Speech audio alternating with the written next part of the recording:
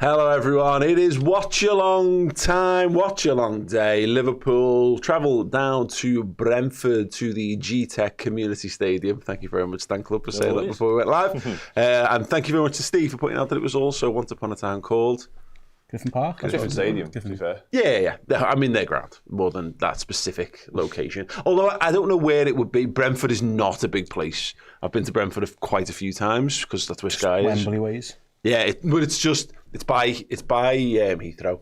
It's like 50 minutes. Don't they call themselves like the bus stop in Hounslow? Is what they self-deprecate themselves? I like that. Is that that word? Yeah, that's good. I was getting confused with self-deprecate and self-defecate, and they are very.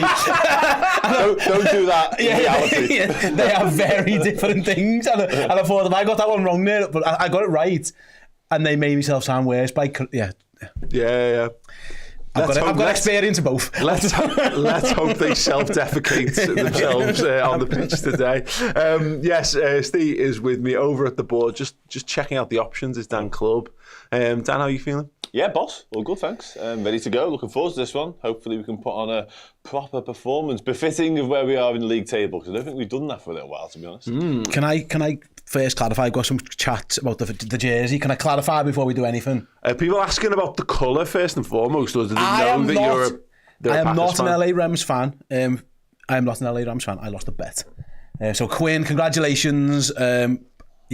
His team went better in the NFL season than mine, so I had to buy a jersey and wear it. I'm not wearing it on the watch along, I'm going to wear it on this part of the show, but yes, that's why I'm wearing this one today. But also, it's poignant because it is LA, so yeah, thoughts with everyone in LA. I've been going through it a little bit, but yeah, I lost a bet. The best thing about this for me is that if you get slaughtered for all eternity now because you've decided to wear a rival team's jersey, it's not my fault, like it is with Chris in the Everton shirt. I don't think well, actually, it wasn't my fault. He had a bet with his brother. I just photographed it for a laugh and put it on Facebook 5 years before this thing existed.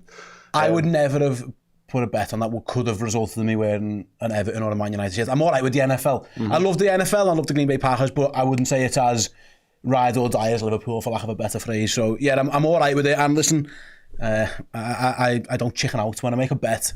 His team were meant to be shit and my team were meant to be good. Yeah. Here we are. Stephen O'Sullivan says little worker. It does look a bit littly. You look a little in that. Right, we are partnered for the season with Dr. Emre Sinek. You can see the QR code in the bottom corner and alongside me right now. So if you are in the market for hair treatments, transplants, the works in terms of cosmetics, then click the link or scan the code and go and have a look. Emre Sinek is the hair transplant specialist to the stars, former Liverpool players, former football players, some of the best in the world have entrusted their hairline to Dr. Emre Sinek, including Rivaldo. And look, as we often say, if you are thrilled by the concept of Rivaldo, then you might well be of an age where you're in the market for a hair transplant. So if you know who Rivaldo is, there's a chance, there's a 1 in 3 chance. Yeah, if you know how good Rivaldo was, and therefore go, ooh, Rivaldo, wow, instead of going, cool. Even Rivaldo at the end, remember he played against for Olympiacos right at the end of his career, and he was still fucking brilliant against us. Scored a free kick. He was still fantastic. So. Yeah. It's a bit like, if you're, whereas like when I hear like people go Garrincha, I go, cool, great Garrincha. Like if you're in an age where you're excited by hearing a particular Brazilian footballer's name, then if it's Rivaldo, then yeah, go and scan the code or click the link and have a little peruse of the website. Package deals, they'll get you over to Turkey and get the whole shebang sorted for you, so you don't have to worry about like where to go and what to do or understanding the lingo when you get over there. Yeah, they're going to look. And you can have a little mooch around Istanbul as well, which is a great city. It's wonderful. There's a song. Yeah, it's the gateway to Asia, all that kind of stuff. So Alex Redo's asking this, and I probably should have asked this off camera, but I'm going to ask it on because gives a shit. You're here now. Alex Redo, isn't someone meant to be getting a transplant in Redmen? Yeah, have we got any updates on that? No updates. No updates. Why is it on the update front? It's all gone quiet on the update front. Okay, well, yeah. That is meant to be happening. But yeah, I don't know where we're up to again. Mate, Liverpool keep playing loads of games of footy, which isn't helping, is it? Teams out. I feel like I was here all the time. Stop collaborate and listen to Dan Club is back with a brand new 11. Hello. Fucking Great work, boys. Good process, lads. Good process, At boys. no point did I know when that camera was on me then, but I'll tell you what it was, when you were on your phone. That's exactly what. I was checking the 11 because I look at it beamed into my head. We've got Alisson Becker in goal, of course, Trent, Alexander-Arnold, Ibu Konate, Virgil van Dijk, Kostas Tsimikas in the 11 over Andy Robertson, which leaves the midfield of Ryan Gravenberch, Alexa McAllister, Dom Szoboszlai, Mo Salah up front, obviously, Louis Diaz leading the line, Cody Gakpo over on the left, and a substitute bench, I think I'm right in saying, of Keith Keller, Andy Robertson, Darwin Nunez, Curtis Jones, Wataru Endo, Conor Bradley, Joel Quansah, Harvey Elliott, and Federico Chiesa. Still a pretty good bench. I mean, obviously the one that we know, no Diogo. It was a suspicion. I mean, I think I saw typically, I saw the fallout from it before I'd even watched or listened to the press conference. I listened to the press conference on my drive in before, and Slot had said at the time it was a doubt and it was going to be checked. Clearly, he's a doubt. Clearly, it's been checked, and clearly, not capable of being involved in this match. We don't seem to take risks with people's fitness under Slot so far, so probably not too surprising once we knew that it was a possibility. Yeah, it's a shame really, isn't it? It's just the Diogo Jota experience. Unfortunately, he's the best striker at the club and he's the most injury-prone striker at the club. And both things are true, and we've lived this life before and we're living it again, unfortunately. So yeah, it's a big blow. Like I say, it's give him today off. You don't have to play him on Tuesday. That's fine. Obviously, in the Champions League, so you can give him a full week. If you want him on the bench, maybe for Ipswich, that might be best case scenario. Again, you'd hope that's a game Liverpool could win without him. Although he did score against them last time. So yeah, mate. Unfortunately, we are used to this. Like Liverpool are used to just not having Diogo Jota, and he's fantastic. And he showed the other day, but he was on the pitch for half an hour and he got injured. Felt an eagle, couldn't train, out again. It's a crying shame, but that's where we are, and we're in this world at the moment where the guy who can score loads of goals, who plays up front, is never available, and then you've got Darwin on the other hand who's struggling for form. But that's the one thing you can never really question with Darwin Nunez. He's like, his fitness record's pretty much impeccable. Yeah. He's had the odd one or two, but it's never been consistent. The problem with this though is the inevitable lead on conversation is that he's not playing. He doesn't clearly, for whatever reason, and Slot was complimentary of Darwin in his press conference. He was talking him up and saying about his involvement, and I think the interviewer was saying he's got no confidence, and he said, "Well, no, that's your perception of it. That's not my reading of Darwin's situation." And that's fine. Slot can think he's got confidence, but I'm looking at it thinking Slot doesn't fancy Darwin. He's got two strikers and one's injured and you're not playing. Like that doesn't bode that the manager's got confidence here at all. So I think the manager says a lot in the press conference, and he's saying the right things. Nunez, he scored against Southampton, he got the assist against Accrington. The manager is trying to pick him up because he is going to need him at some point. Of course he is, and today he'll come off the bench. We know that at some point he'll be on the pitch. But yeah, but the thing you say that. But again, we're back in the situation. We're back having the Federico Chiesa conversation as another sub knock-on of this. I'd like Chiesa to start getting minutes, but if Chiesa at any point then comes on and Darwin doesn't, then yeah, that's another. It feels like another nail in the coffin for Darwin Nunez. Yeah, I'd have started Nunez, and it's not a Diaz or a Gakpo knock. I'd have left one on the bench. I think it constricts your substitution options anyway when you've only got Nunez, because he can only really do one thing. So your two choices are put him up front and put Gakpo, leave Gakpo on the left, or take Gakpo off and do a little rejig there. So I would have played Nunez. I think this is the type of team who do leave space in behind, and listen, we saw his goal against these last year on the counter-attack. Brentford aren't going to park a bus, which I understand that might be when you play a Luis Diaz. But listen, everyone feels like they're wringing the hands of the Diaz up front thing. It wasn't that long ago when Liverpool scored 5 goals with Luis Diaz up front, and he scores 2 goals in that game. Like, it's not the end of the world. I think sometimes you're just so reactionary to like 1 or 2 games. Yeah. But I would have played. I think Nunez would suit this opposition. But that's what I mean. It's not necessarily about Diaz being the number 9. I think he performs it admirably. It's just that some games I think suit having a more direct centre forward on the pitch, and that was one of them. Forest was definitely one of those games, and I'm not sure whether this one is or not, because I think, and Slot talked about it in the press conference, Brentford are a great hybrid between a front foot pressing side and actually a side that can get into a low block as well. So Yeah, where's your thoughts on this, Dan? We'll start with the Darwin stuff because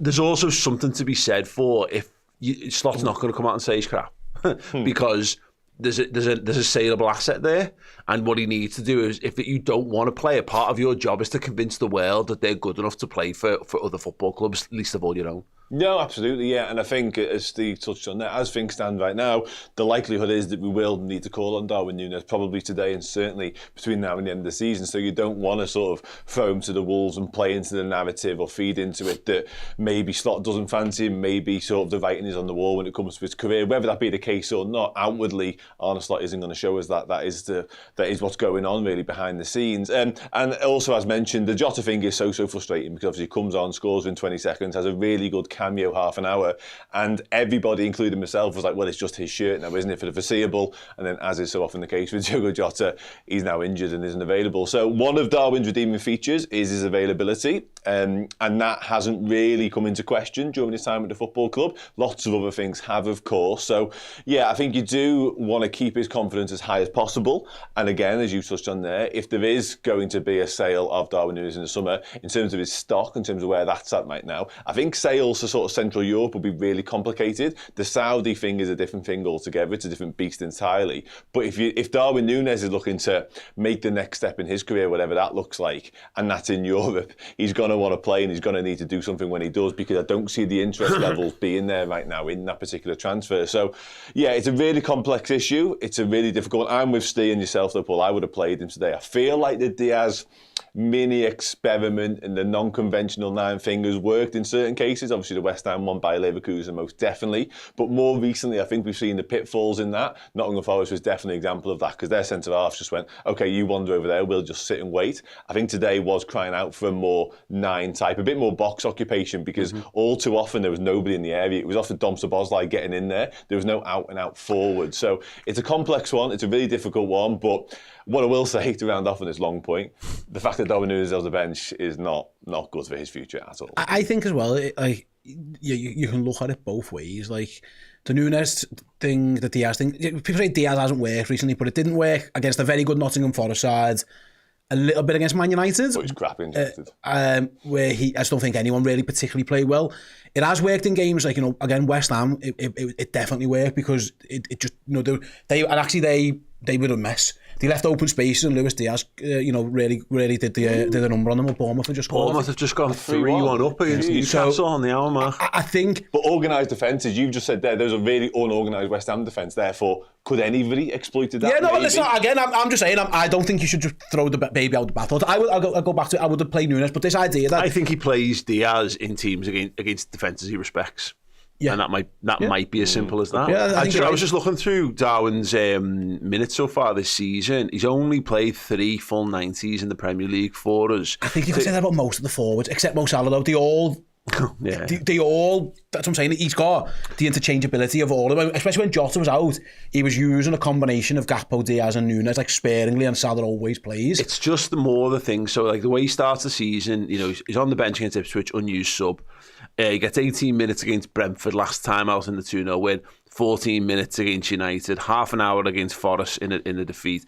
He gets 72 minutes and a goal against Bournemouth in the 3-0 win.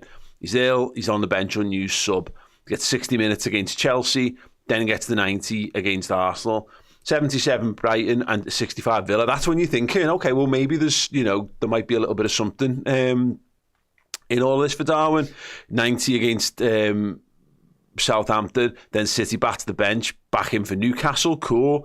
And then, it's just, the goals aren't there, the overall performance are there, the frustrations that have always existed with Darwin Nunez are there. But I think the fact is, if he's, the less he plays, sadly, he's a volume shooter.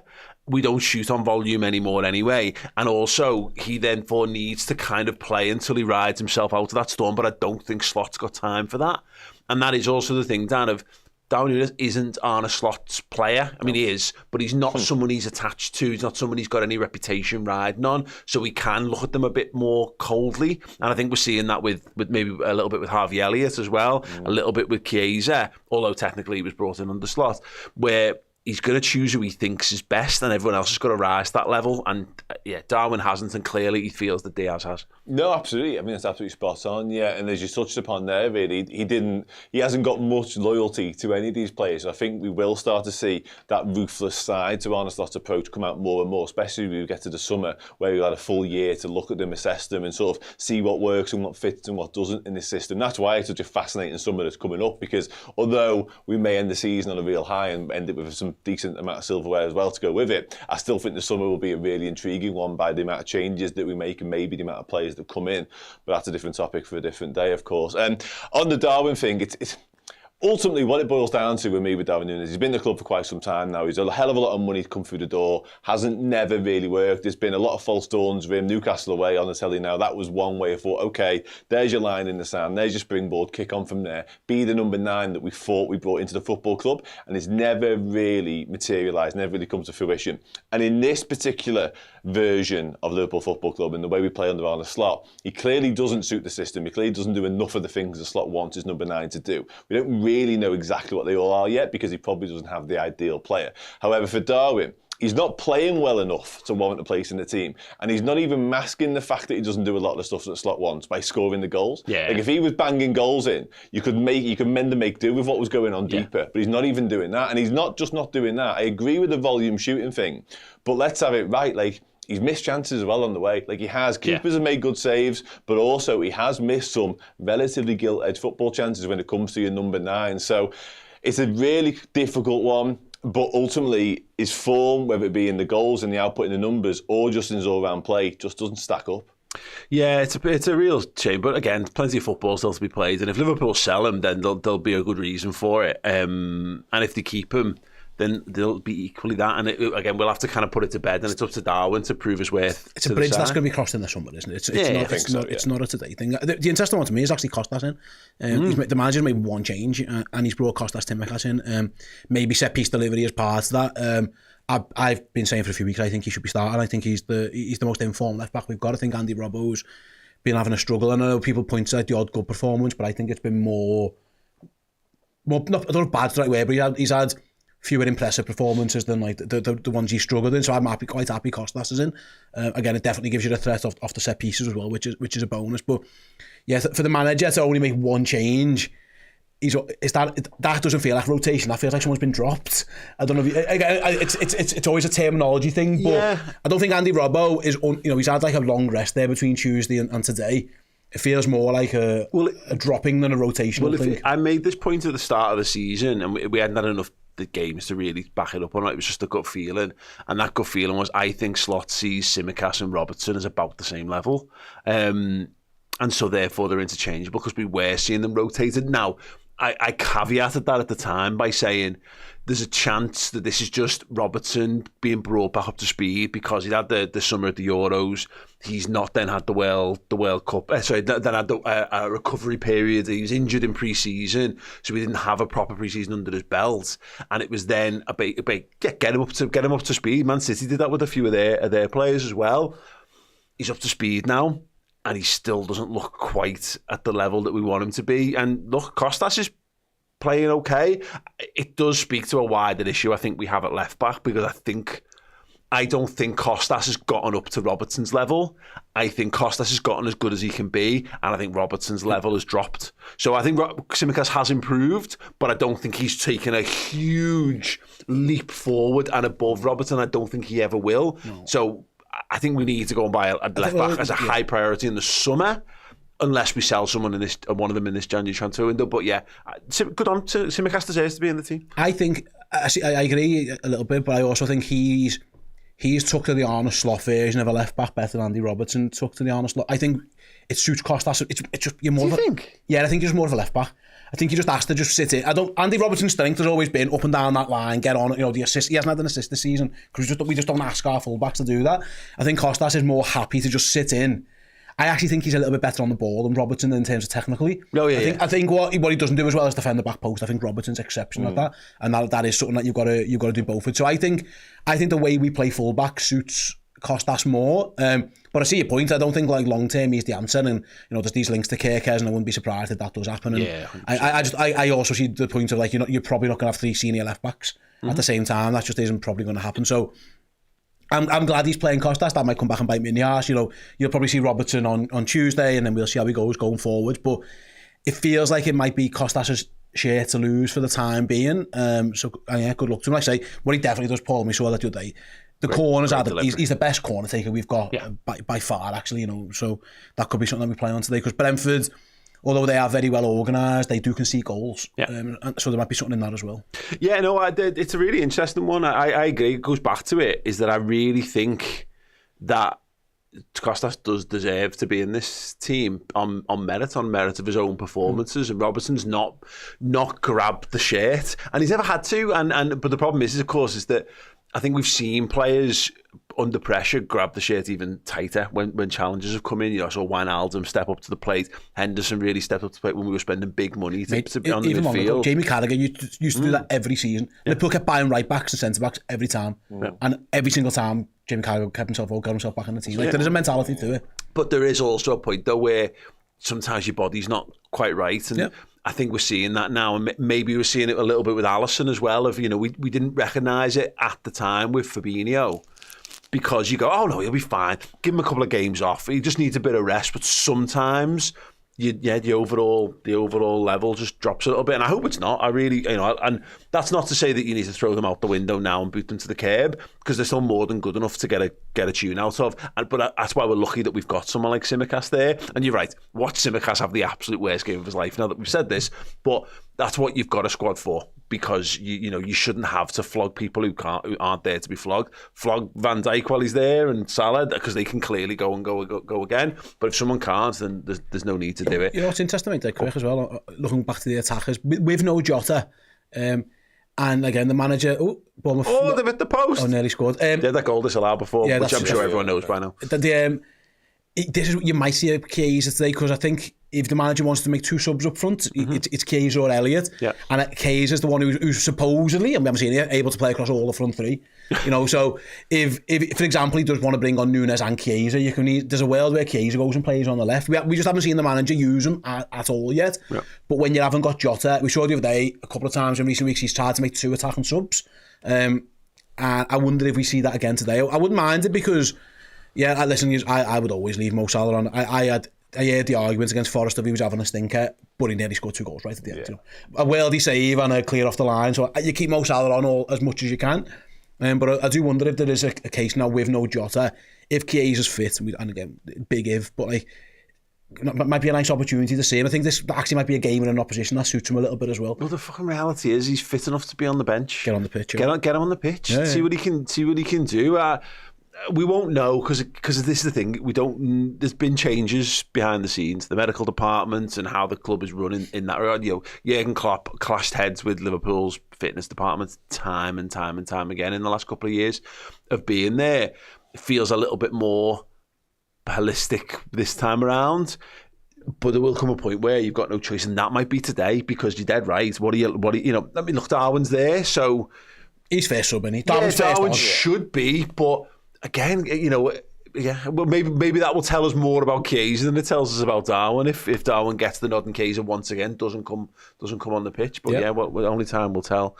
With that one, Dan, anything else that drew your eye in terms of the 11 or the substitutes bench? No, I'm relatively content with it, to be honest with you. Obviously, there might have been some calling for the likes of Ste and Dan to be involved, and the substitutes bench. There's been a lot of outcry and sort of suggestions that he should be nearer to the first team status right now. He's playing under 21s football instead down at the Axis, and there's a lot of talk about him going out on loan, so I'm not sure we're going to see much of him in the not too distant future. But yeah, other than that, I'm quite content, to be honest with you. You could have done something with both full-backs, maybe Bradley for Trent, but all told, I'm really, really happy with the 11. It's going to be a difficult afternoon. Brentford are a proper football team and they can score goals. And what Liverpool will need to do and will need to guard against is conceding early, because Brentford come flying out the traps more often than not. So I think getting a foothold in the game, something we managed to do in midweek against Forest, but then threw it all away in literally one passage of football when they scored. That's something we'll have to sort of, again, be cautious with today. But yeah, the Tsimikas Robertson thing you both mentioned, I think that was a bit of a tap-in, a bit of a no-brainer when it comes to that swap. swap because Robertson's not looked at it at all outside of a few games this season. I think it is more a physical thing than a mental thing, because it was interesting how I think it was pre-Aston Villa he came out and said, I'm going to fight for this shirt, like write me off at your peril a little bit. And he had a couple of good games, a couple of good weeks in around that, but since the new year his form took a dip again, so I think Tsimikas was the play. Midfield's always a vitally important area. No Curtis Jones, I think that's probably just about the right choice. I think on form they are the three right now, so yeah, I'm happy. Although I said it earlier on, I would have been Darwin Nunez over Luis Diaz personally. Yeah, it's some interesting stuff. One thing I want to ask Dan, as somebody I think is quite OCD about things. Go on. I need to talk to you about your layout for your substitutes bench. Why? Why is Jarell Quansah down the bottom? Would you have who's high instead of like that? But if you were laying out like a subs bench on Footy Manager, how would you do it? Well, can I level with you? It wouldn't be like that. But when I come in, they're everywhere. So it's literally just a case of getting him into something that some sort of semblance. Getting the right ones out there. Yeah. So I'm quite happy with that. Could you just, for my sense of happiness, swap Quansah and Darwin? Yeah, absolutely. Yeah. And then probably swap Endo and Jones. No, Jones and Bradley. Can I be really honest with you? While we're doing the Footy Manager substitution. Go on. Bradley and Jones. Yeah, okay.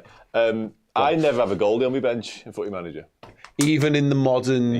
Just go all that attack. Yeah. And how often a season does that come back to bite you? A couple of times, yeah. Lose like 9-0 because, I don't know, Curtis Jones is in net or something. Yeah, it happens a lot. Cool. That's mad. See, I see, when I went in the Premier Manager days, which shows my age, when you could have 3 subs, Premier Manager in 97, let's say, I would have no choice but to not put a goalie on there because boring.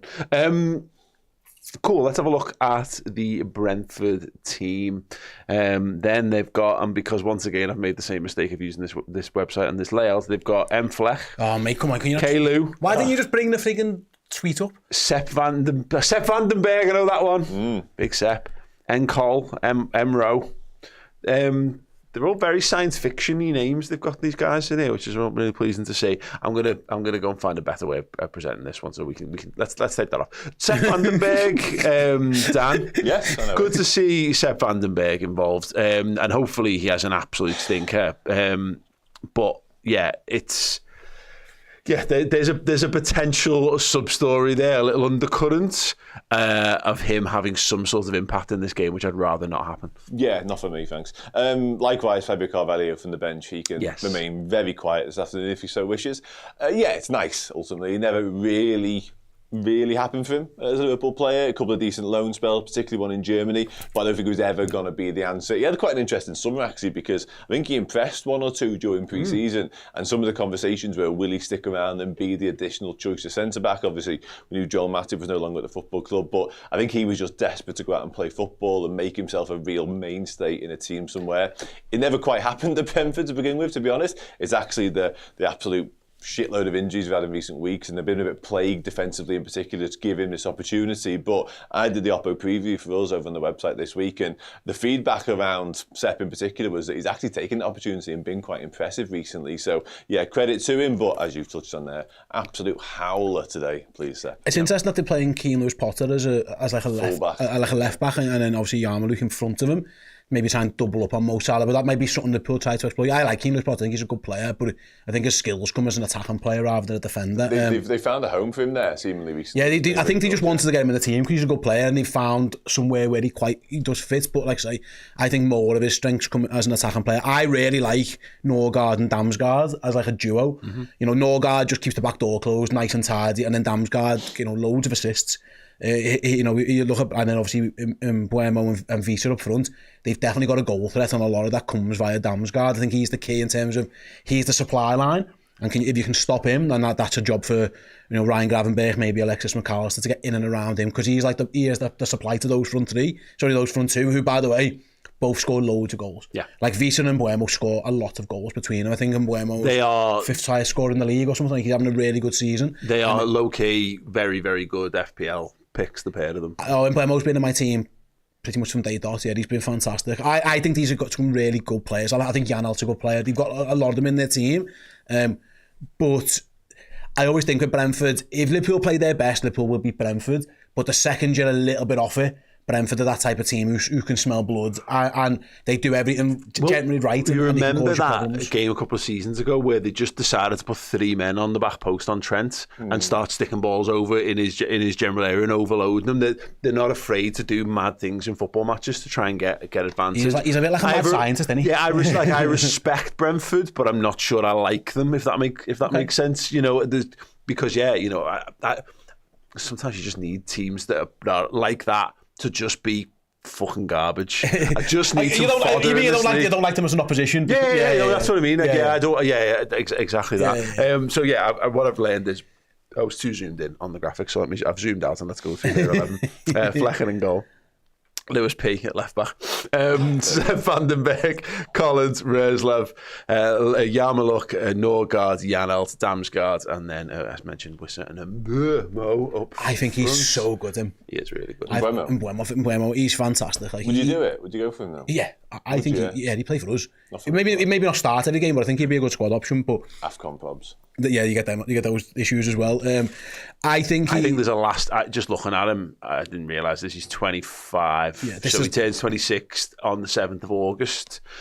So I think this summer is last chance saloon for him to get. I know that sounds mad to say, like I'm not writing someone off at 26 years old, but if you're going to get a big money move to someone like Liverpool, it's this. Man United were interested, and again there was talk about January, and Thomas Frank just come out and said, no chance. Why on earth would we do that now? We don't need the money. Like we're sound. Someone will have to come and blow your socks off. So with an offer, but he's great, and like I say, we're gonna have to be on it because we haven't been watertight at the back. I thought against Nottingham Forest, Liverpool defended for like most of the game pretty well, but they fell asleep for 1 minute and Chris Wood scored. He's in good form.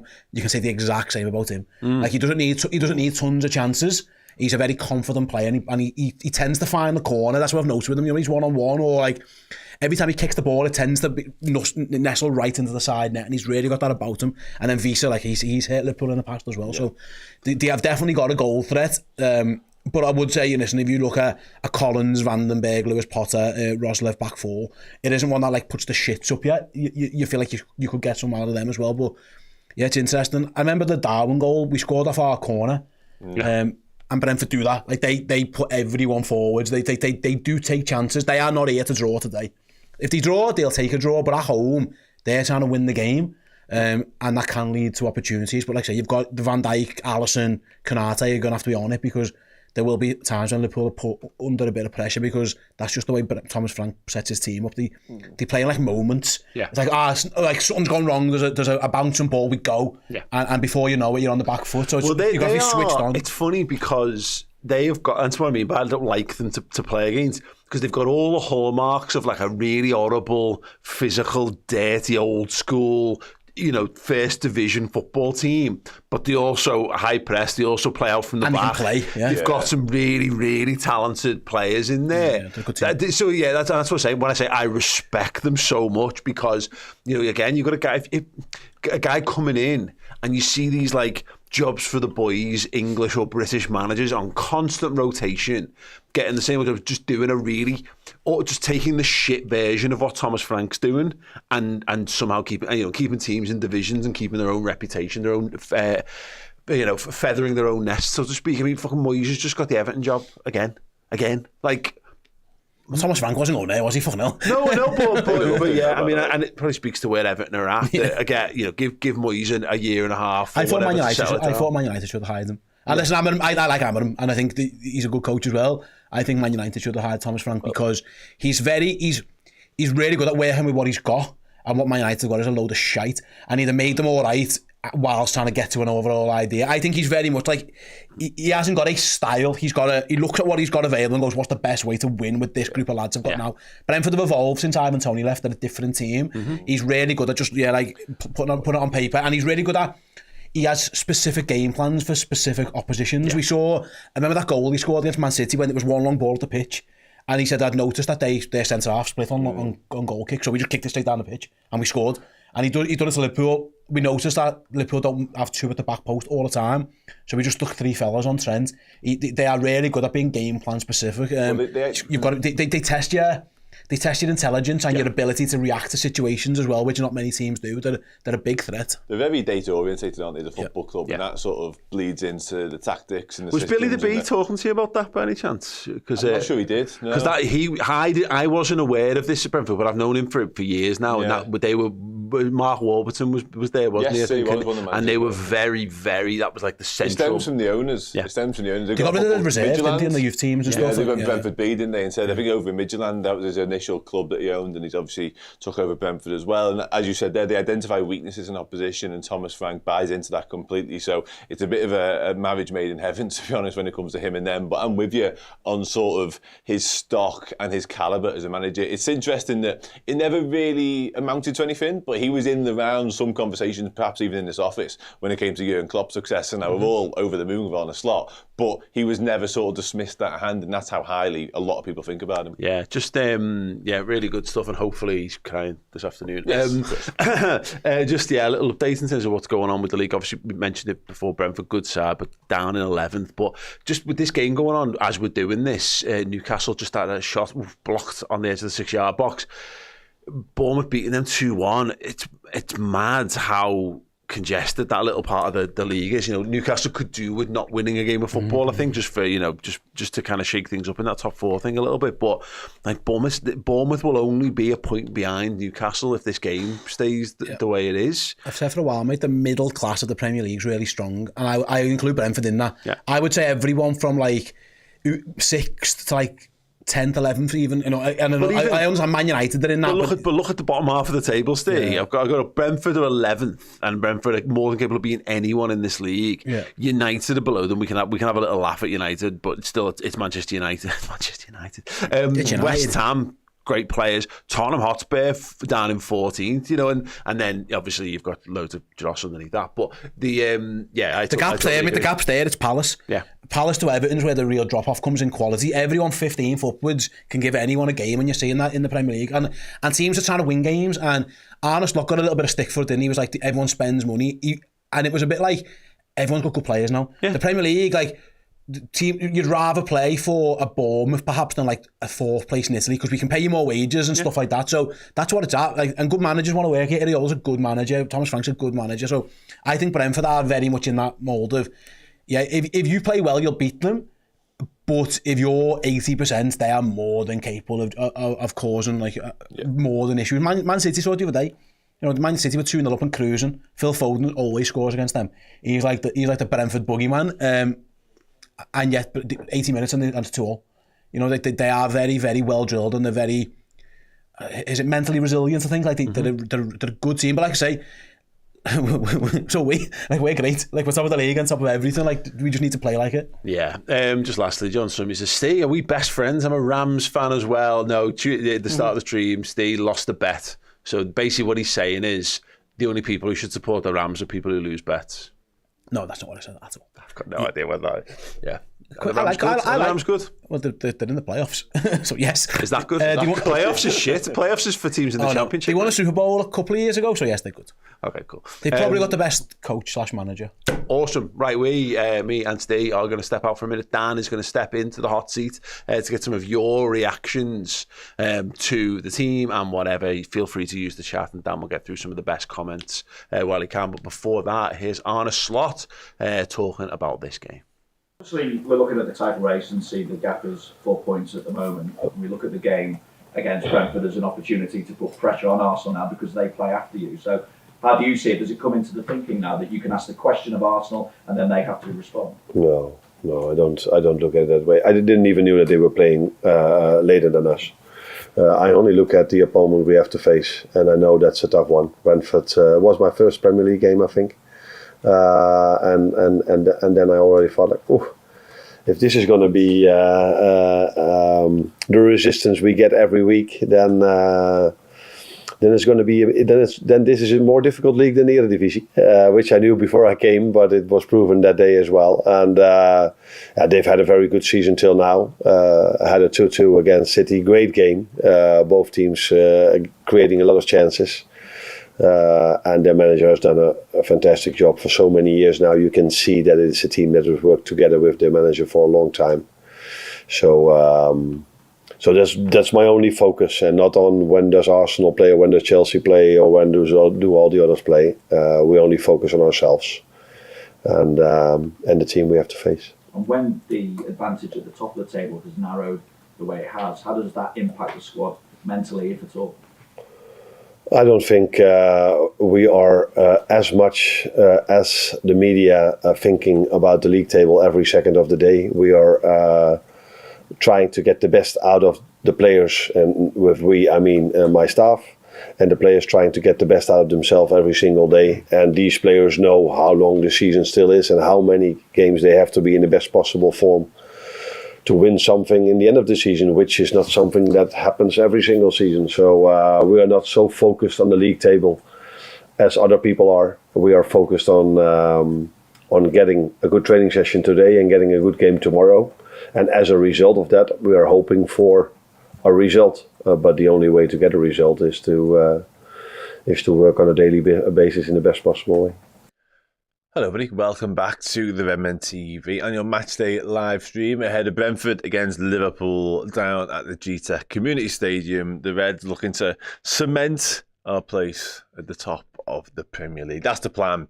Anyway, for the next 20 minutes or so, we can talk about everything, anything you want. Absolutely nothing is off the table. Absolutely bombard the chat with whatever you want to talk about. Opinions, comments, questions, just go for it. This is your open forum, ladies and gentlemen. So let's do it. Some point later on, I will want to get some score predictions from you all, with goal scorers included as well. We don't just do half our score predictions here. What we thinking? How are we feeling? Are we happy? Are we excited? Eric, I make no promises. I don't think I've ever randomly brought up that particular sport. I often get asked shit about it, and then I might. But yeah, I'll do my best for you, my friend. Let's do it then. Baldwin wants a new left back. Well, you're not going to get one today. Anonymous Honey says, Mr. Badger. Hey, Dan, I wish I never wanted to do. How do you feel about Crabber being confirmed for PSG? Yeah, a little bit disappointed.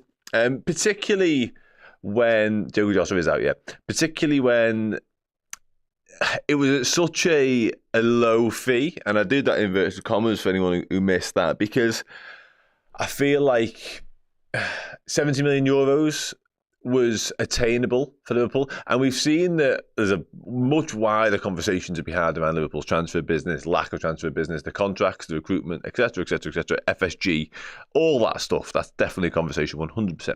However, what they have done is shown a ability to, when there's a player that Liverpool wants and another club might be trying to get, Liverpool have acted upon that. Luis Diaz, Cody Gakpo, and to a certain extent, Moises Caicedo, because Chelsea was Chelsea bound, Chelsea were having conversations, Chelsea were leading the race, and Liverpool still, seemingly, according to all sources and according to Tony Barber himself, put a lot of money down on the table for Brighton and said, we're willing to spend that much money on the footballer. If Kvaratskhelia was somebody we had on our radar as somebody who might not be the ideal time, might not be the ideal option in terms of position, but could vastly improve what we're trying to do and maybe long term be a real, solution to Liverpool Football Club and a real asset to Liverpool Football Club, basically. I think 70 million euros made him very attainable, because that's like 60 million quid. That isn't a huge, enormous amount of money in today's market when it comes to footballers. 23 years of age, proper player. So yeah, I think we might have maybe missed somewhat of a trick there. And it's not just like, we're saying this because I wish Liverpool would have signed him. According to David Ornstein in particular, Liverpool did have a genuine interest in the player, and there was a possibility we might do something on it, but seemingly not. Again, feel free to discuss the reasons as to why, whether it be an FSG-led decision, a Mr. Hughes-led decision, maybe the player had just had his heart set on a move to PSG by this point, maybe we entered the race too late, who knows. Arne Slot might not wanted him. There's lots of different factors in all of this. What a goal that is, by the way. Get in. Cliver's got a hat-trick. Good Lord. What a hit it was as well. A Cliver scoring hat-tricks at St James's Park. Never been known. What a hit. Bournemouth for a proper team, by the way. Anyway, that's my take on Kvaratskhelia. So yeah, let's move on from that, shall we? David asks, which goalkeeper do you think should have played today? A lot of people talking about Kelleher, and maybe he should have been involved, and maybe not just today, but maybe like just generally, he should be made Liverpool's number one choice for a period of time. I said post Nottingham Forest, I still feel like good hit that. I still feel like Alisson's got enough credit in the bank, and what sort of clouds my thinking or makes me so certain that it will be Alisson for the foreseeable unless anything drastic happens and his form really does nosedive is the fact that when Kelleher was playing so well earlier on the season during Alisson's injury absence, Arne Slot, when asked about it, because a lot of the conversation then with journalists and stuff was Kelleher's been superb. Is there a chance he might just carry on in goal? You know, Alisson Becker might have to wait his turn a little bit. And Arne Slot was absolutely adamant. No, Alisson's on number one. Alisson's number one. As soon as he's fit and available, he's straight back in. Kelleher's been boss, but it's Alisson. So I think it would take a hell of a lot for him to flip it the other way around and be like, Alisson's looked a little bit wobbly. Kelleher, you're my man now. I don't see it. And that's all it is for me. Is Alisson has looked a little bit wobbly. He hasn't dropped any clangers. He's not really been culpable for any major mistakes that have led to goals. Nearly was at Spurs. But I don't think his form warrants being dropped yet, especially when you consider what he is and who he's been as a goalkeeper for us. So I think it's one to keep an eye on, basically, is what I'm trying to say, the Kelleher thing. And if it was to go to a point whereby, okay, we do need to make a decision here and peel the Band-Aid off a little bit, the fact we've got somebody as brilliant as Kelleher waiting in the wings fills me with all kinds of confidence. So yeah, is a back of Konate and Van Dijk enough? I would say so, because it's probably the best centre-back partnership in the Premier League. So yeah, I think it probably is good enough. And listen, they're going to be tested today. We spoke about it earlier on. Kelleher does make mistakes. He made a mistake at Newcastle. I absolutely agree with you. Yeah, this is going to be a difficult test for Liverpool today for lots of different reasons. Brentford are a very adaptable, very malleable side in that they can play the game in lots of different ways. They've got good ballers. I like Mikkel Damsgaard a lot. He's really sort of come to his best after a slow start in the Premier League, it feels like. So, oh my God, he's through on goal. It's going to be 4-1. He's going to score again. Oh, no, he's saved. So yeah, Brentford do pose lots of different threats and lots of different challenges to Liverpool. And one of them is set pieces, and one of them is their ability to mix it up, like I say, and to be a bit aerial bombardment if the game calls for that. So I think both Konate and Van Dijk will have to be on their A game in every single capacity defensively today, because they're gonna be tested. Tell you what, Dan, just watch a bit of that Kirkes and see what the fella in a red shirt soon. Yeah, possibly. Unfortunately, that red shirt might be a Man United one. So don't go getting his name on the back of your Liverpool shirt just yet, because I think that deal is far from over. Oh, it's blocked off the line. Good game, this. I don't think we're close to Kirkes. I seen the report earlier on this week saying Liverpool are leading the race. I'm actually going to speak to that journalist at some point this week. But yeah, I don't think we are advanced on a deal for Milos Kirkes yet. As much as I like him, and as much as I think getting a Hungarian mate for Dom Szoboszlai would make a lot of sense, especially one who's as good at footy as he is. So yeah, let's wait and see. And again, I've said it millions of times this season, I think left back is 100% one of the areas we need to address. The fact he's made a change today and now he has scored. Has he got foot? No, that is Kirkes. Wow. What a goal. But I take it all back. Sign him now. Richard Hughes, get back on the phone to his agent. Sign him now. Now, immediately. Wow. That's a great goal as well. Forget the summer. Forget addressing left backs further down the line. Do it now. Oh my, they've absolutely battered Newcastle here. And that he took his shirt off, he's going to get booked. That might knock a few million quid off that value. But he's probably just added about 10 with that goal. Just want to watch it again. Sorry, I apologise if you're not watching, but he takes it in what is a very advanced left wing position. Little step over and a hit across the keeper into the far side netting. Ooh. Milos Kirkes. Oh, yeah. Oh, yes. Anyway, that's a proper hit. That's a proper finish as well. I love Andy Robbo. I love Kostas Tsimikas.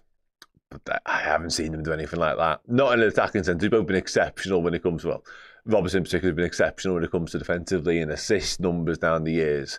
But yeah, that's a finish like a winger, like an out-and-out winger. So Yeah, interesting. Sign him up. Tend to agree. Kirk is such an engine. What are they eating in Hungary? Probably brosh. I've never heard of that. Is that a Hungarian speciality? Because I've not heard of that. Okay. With major losses expected to be published next month for 2024, is affecting our January transfers? I don't think so, personally. Whenever those financial figures do get released, I will speak to Dave Powell of Liverpool Echo. I haven't told him that, but that is something that will happen. He's the finance and business writer there for them. And I'll try and dig deeper into what those numbers mean, and have they affected the business, have they affected the contracts maybe. Because I think it's always good to get a broader and more, expert, sensible opinion on this sort of thing too. But you might be right. You might be right ultimately. But it's beetroot soup. Oh, I cannot stand beetroot. Oh, you've lost me. I'm sorry, you've lost me. Thoughts about Haaland's new 800k contract? Listen. City gonna City, aren't they? And what I do have inbuilt fears about them and this ongoing battle against 130 charges. I do worry that the signs are... There's two ways of looking at what they've done this window. In particular, transfers, less so the wild Haaland 9.5-year deal. I think the transfer thing, you can look at that and go, well, they're getting some players through the door before they're not allowed to, and they're trying to strengthen whilst they can actually sign footballers, and before maybe a transfer ban comes, or I don't know, a huge fine or point reduction, whatever. Whilst they are still a force to be reckoned with in Premier League terms, and they're still allowed to do business, are they just signing as many players as possible in one window?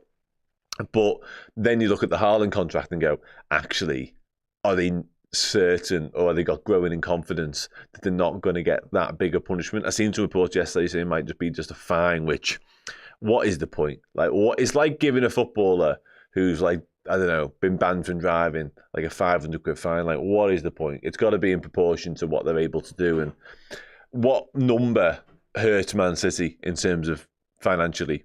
There isn't one. Doesn't exist. So we can just hope. After this Gil Kirkers might cost 60 million, yeah, he might well do. Because it was a stunning goal. Eddie Hardy said, I think we won 2-0, Salah and Gakpo. Okay, I'm up for that. Oh God. Jota the slot. Yeah, no sign of Jota today, unfortunately. Suspended, which is just a shame. We touched on it earlier on. Like, scores his goal midweek, and you think, okay, it's yours now, Joe. Go and get a run in the side. Go and get a run of minutes, run of starts. Be the number 9 that we've been crying out for all season long. Not possible, because injured immediately, misses training, not involved at all today. And I have a concern around Jota, because it feels like every time this happens, he's out for a much larger period of time than was initially stated. It was a doubt for this weekend. Will we see him on Tuesday? Probably not. In the Champions League, I can't imagine we will.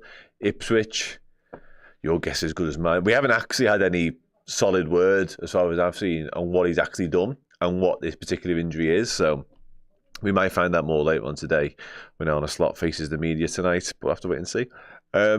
Yeah, possibly. I mean, he saw out the rest of the game, so we can't really put it on the actual goal itself. But yeah. Do you know what's interesting? I'm going to bring this comment up now. I'm not going to address this sort of stuff because it's not the time nor the place. We're literally less than half an hour away from playing a game of footy, which is by far the most important and pivotal matter this afternoon.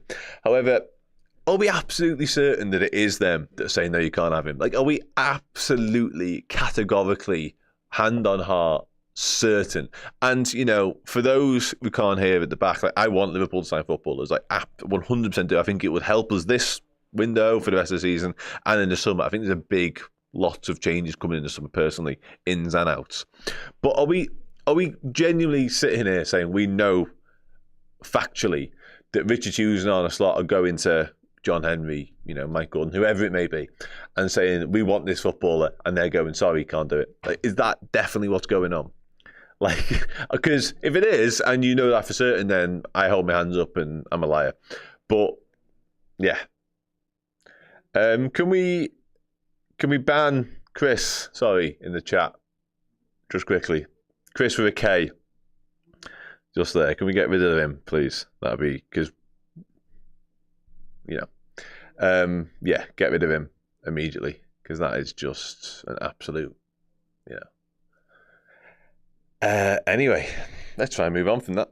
I did see Ian Rush's moustache earlier on, not in real life, in the chat, and I wanted to know what he was talking about because it's just a brilliant name. I'm noticing Jarvis interviews more and more videos of him in general. Do you reckon this means Kelleher is off soon? I think Kelleher will be off soon anyway, personally, and that's not necessarily because of Jarvis. Interestingly enough, I'm 99.9% certain Jarvis is out of contract in the summer. So there's actually, listen, it's not taking anywhere near as many headlines or the concentration when it comes to the contracts, because obviously Salah, Van Dijk and Trent are the hot topics in that particular department. But as far as I'm aware, as far as I know, Jarvis is also out of contract soon. So I don't think they see him as like a long-term understudy to whoever the number one keeper is personally. But I do think Kelleher will leave. I do think Kelleher, and you know, in a weird way, a lot of what's gone on recently in terms of team selections, because there have been calls for Kelleher to come into the team, but he's sticking by his guns. He's sticking by Alisson Becker. He's keeping total faith in Alisson Becker, which I'm on board with, by the way.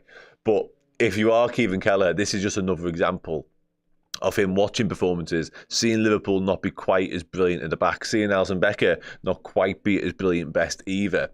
And maybe in his mind thinking, I might get a go here, and not getting a go. So this is almost further nails in the coffin, or more certainty in his mind that, okay, come the summer, I've got to make a move. I can't stick around forever. He's spoken about it publicly himself when he's been away on international duty and all that sort of stuff. So, yeah, I do think the end is nigh for Keith Kelleher at Liverpool Football Club, which is a shame for lots of reasons, mainly because he's boss. But with Mamardashvili coming in, with Alisson Becker unlikely to leave, I think Kelleher will be on his way, personally. Yeah, Kelleher for cup games. I don't know, Thomas. I can't deal with this right now. I hope so. If not, I'll make it happen retrospectively as soon as I can.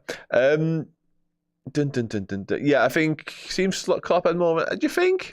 I'm not sure about that, personally. The Exodog asked, do I think Kelleher will leave in January? No, I don't, personally. I don't think we'll be in any rush to let him go whatsoever at this point. Personally, I think we'll be quite happy with our lot right now. I'd like to see business done still. But I don't think outgoings-wise, there might be like a Tyler Morton loan exit. Still really intrigued by what's going to happen with Jayden Danns. There's been talk of Stoke, Preston and Blackburn all sniffing around Jayden recently. He's playing now for the under-21, so who knows what happens there. But yeah, I don't envisage any key pivotal members of the Liverpool first team squad leaving this window personally, including Darwin Nunez. Kirkes is on 30k. Well, yeah, there'll be no issues in terms of upping Kirkes' wages. And not just the wages side of things. The finances are one thing of football, but I think sometimes we underestimate just how much players want to succeed and like have the best possible career.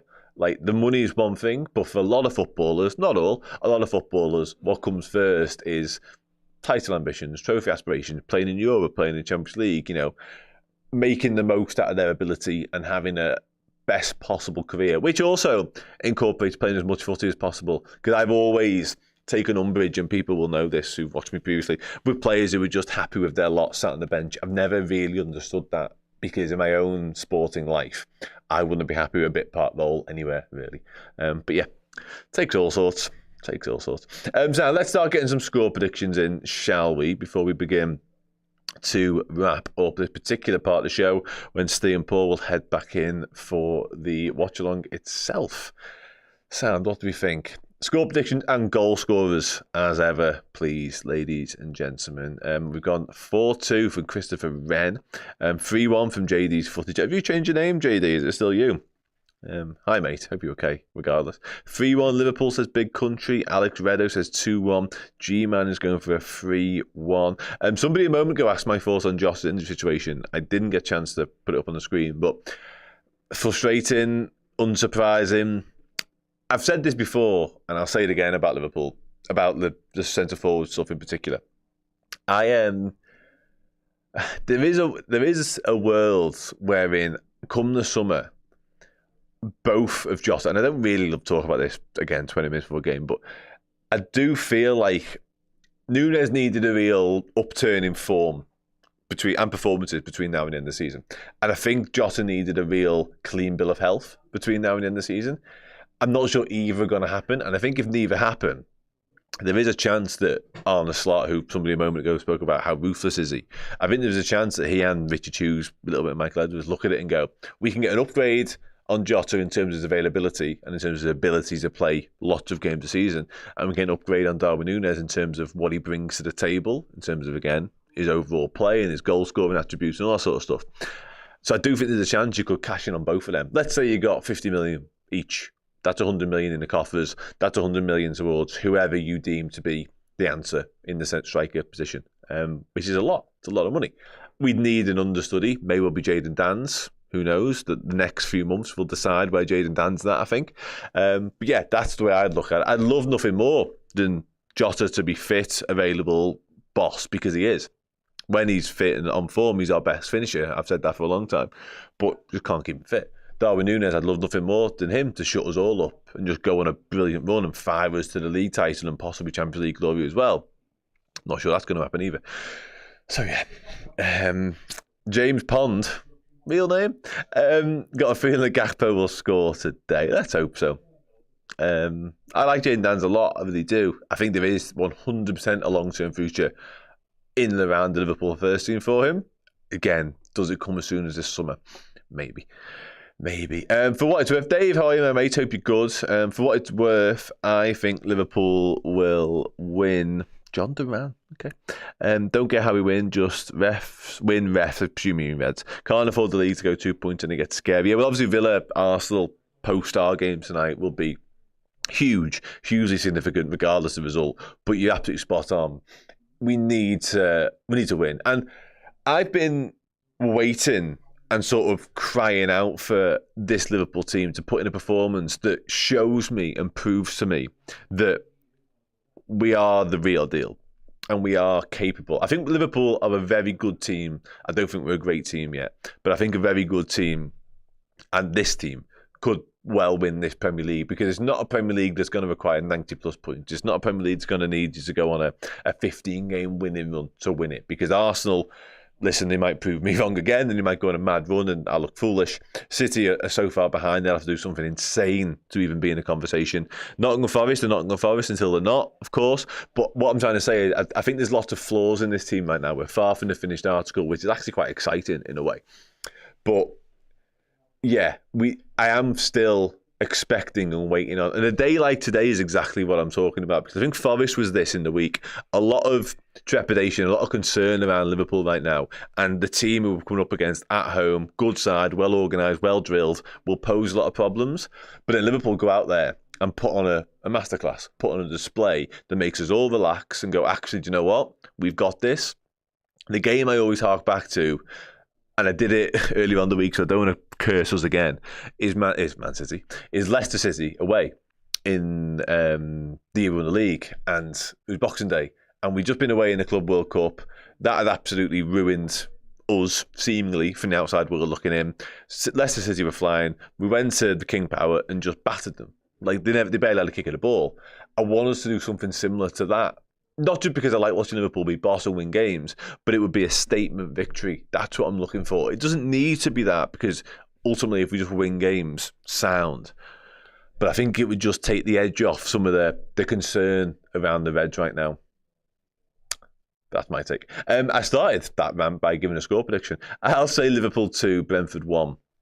And Mo Salah is definitely due a goal, Cat. 100% due a goal. So I'll go Mo Salah. And I'll go one in the midfield. I'm going to go Alexis McAllister. Mo Salah, Alexis McAllister, Liverpool 2-1. But we go 2-0 up, they score, and then it gets a little bit tetchy towards the end, but we hang on in there. Or 1-1. I think I prefer 1-1 us getting a winner. Let's change that. Forget what I've just said for the past minute. Let's go Alexis McAllister first. Then they equalise through like Mbeumo or someone, and then Salah gets the winner. There you go, 2-1.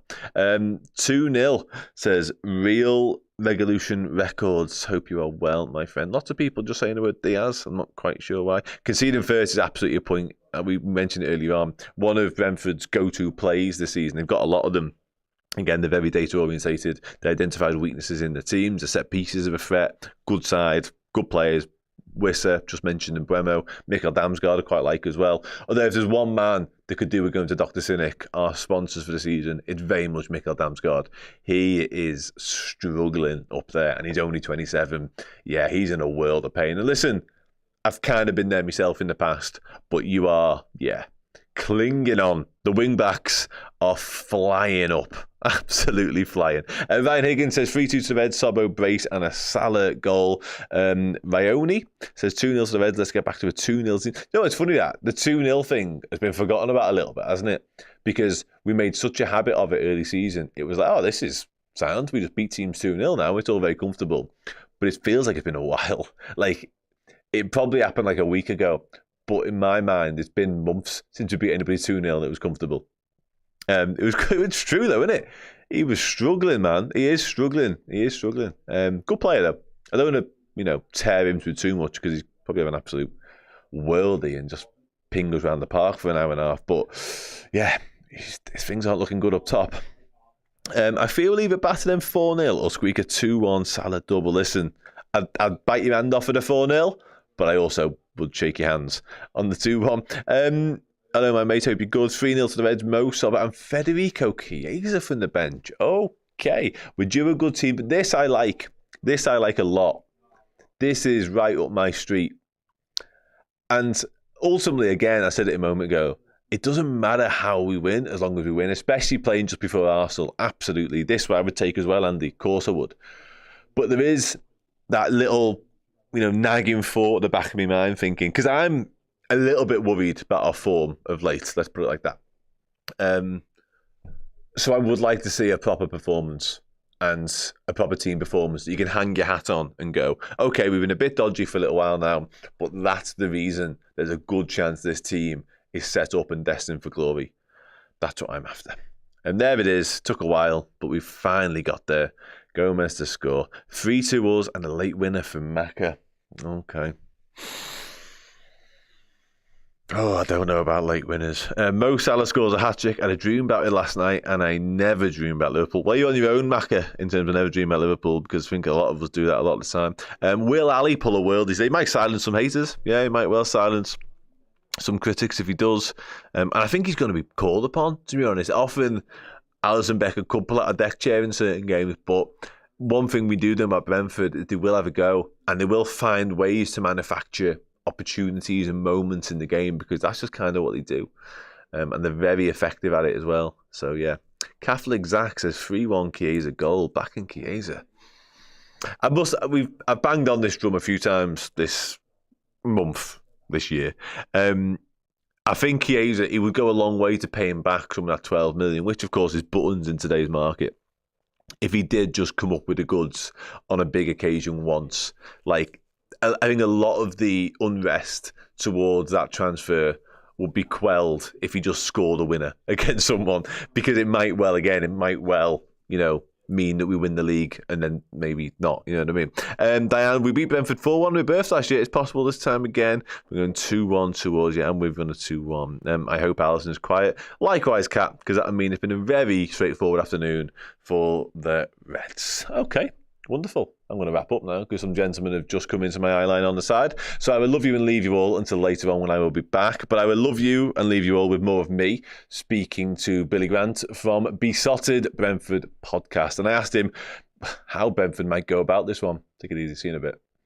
It's got to the stage now, I think, where what players we had available. So when we played Manchester City, he decided to go for four at the back against Man City, and we all went, "Ooh, that's quite interesting," because normally we got five at the back, but he did. And a lot of people go, "Is that tactics? Is that because he believes that the side that you've got can actually go toe to toe with City because they're not quite the side that they were before?"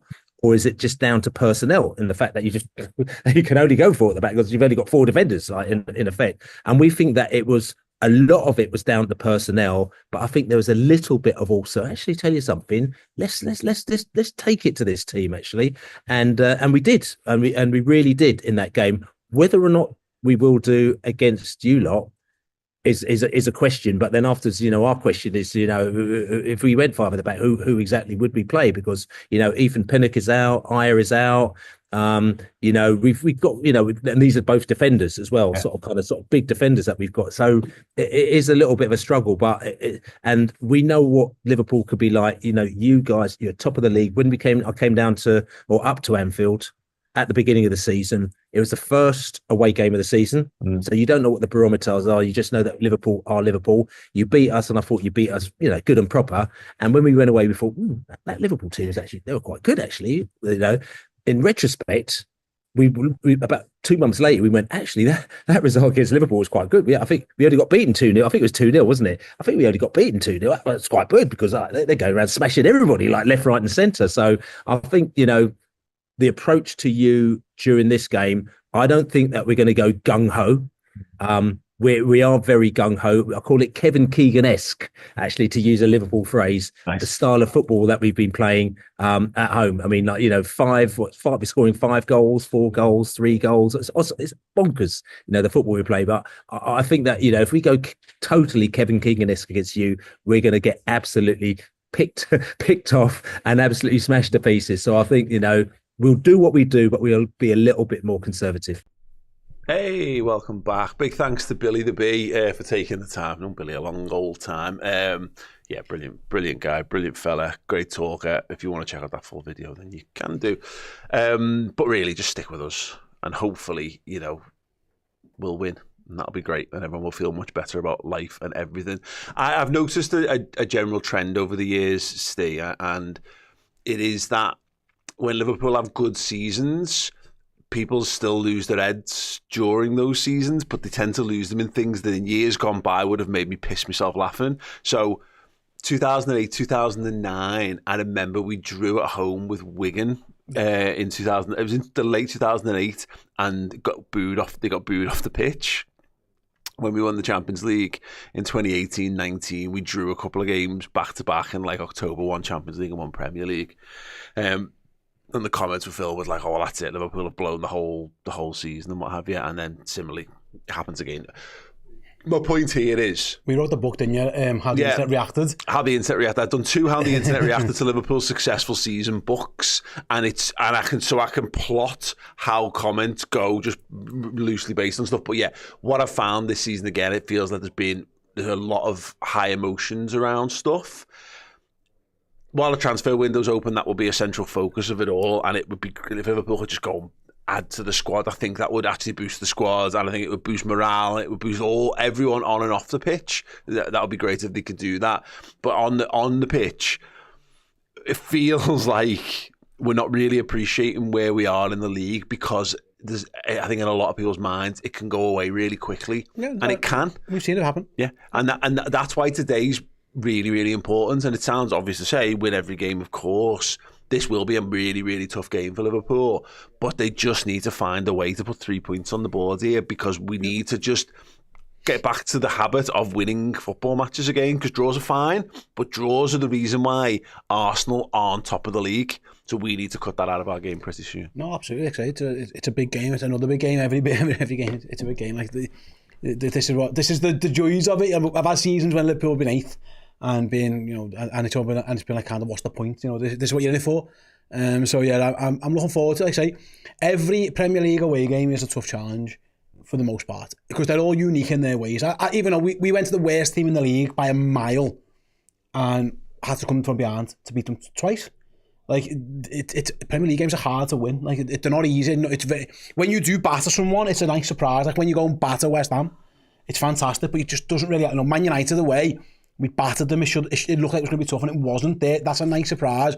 More often than not, you have to really work hard to win points away from home in the Premier League, and that's what we're going to do today. We spoke about it before. We watched Bournemouth just beat Newcastle, ironically, away. The middle class of the Premier League is really strong. Everyone's saying it's going to be a weaker Premier League, whoever wins it. I don't believe that. I think the points total is going to be lower, because I think the Premier League's stronger. Yeah. And I think there are more teams capable of taking points. In 90, when we got 97 points, City get 98 points, no one could stop them. Mm-hmm. There are more teams in this league who can stop, and Brentford are definitely one of them. Absolutely. What I would say is that, Arsenal went there and won quite well. Nottingham Forest beat them. They've done well against teams in and around them, Brentford, but some teams who have shown a little bit more class against them I've done a job on them. Even, Man City were much, we were 2-0 with 80 minutes with 10 minutes to go and should have won. So it isn't like the impossible challenge to go and beat Brentford, but they're a good team. Yeah, their home record was sensational up to a point in the season, but it's not right.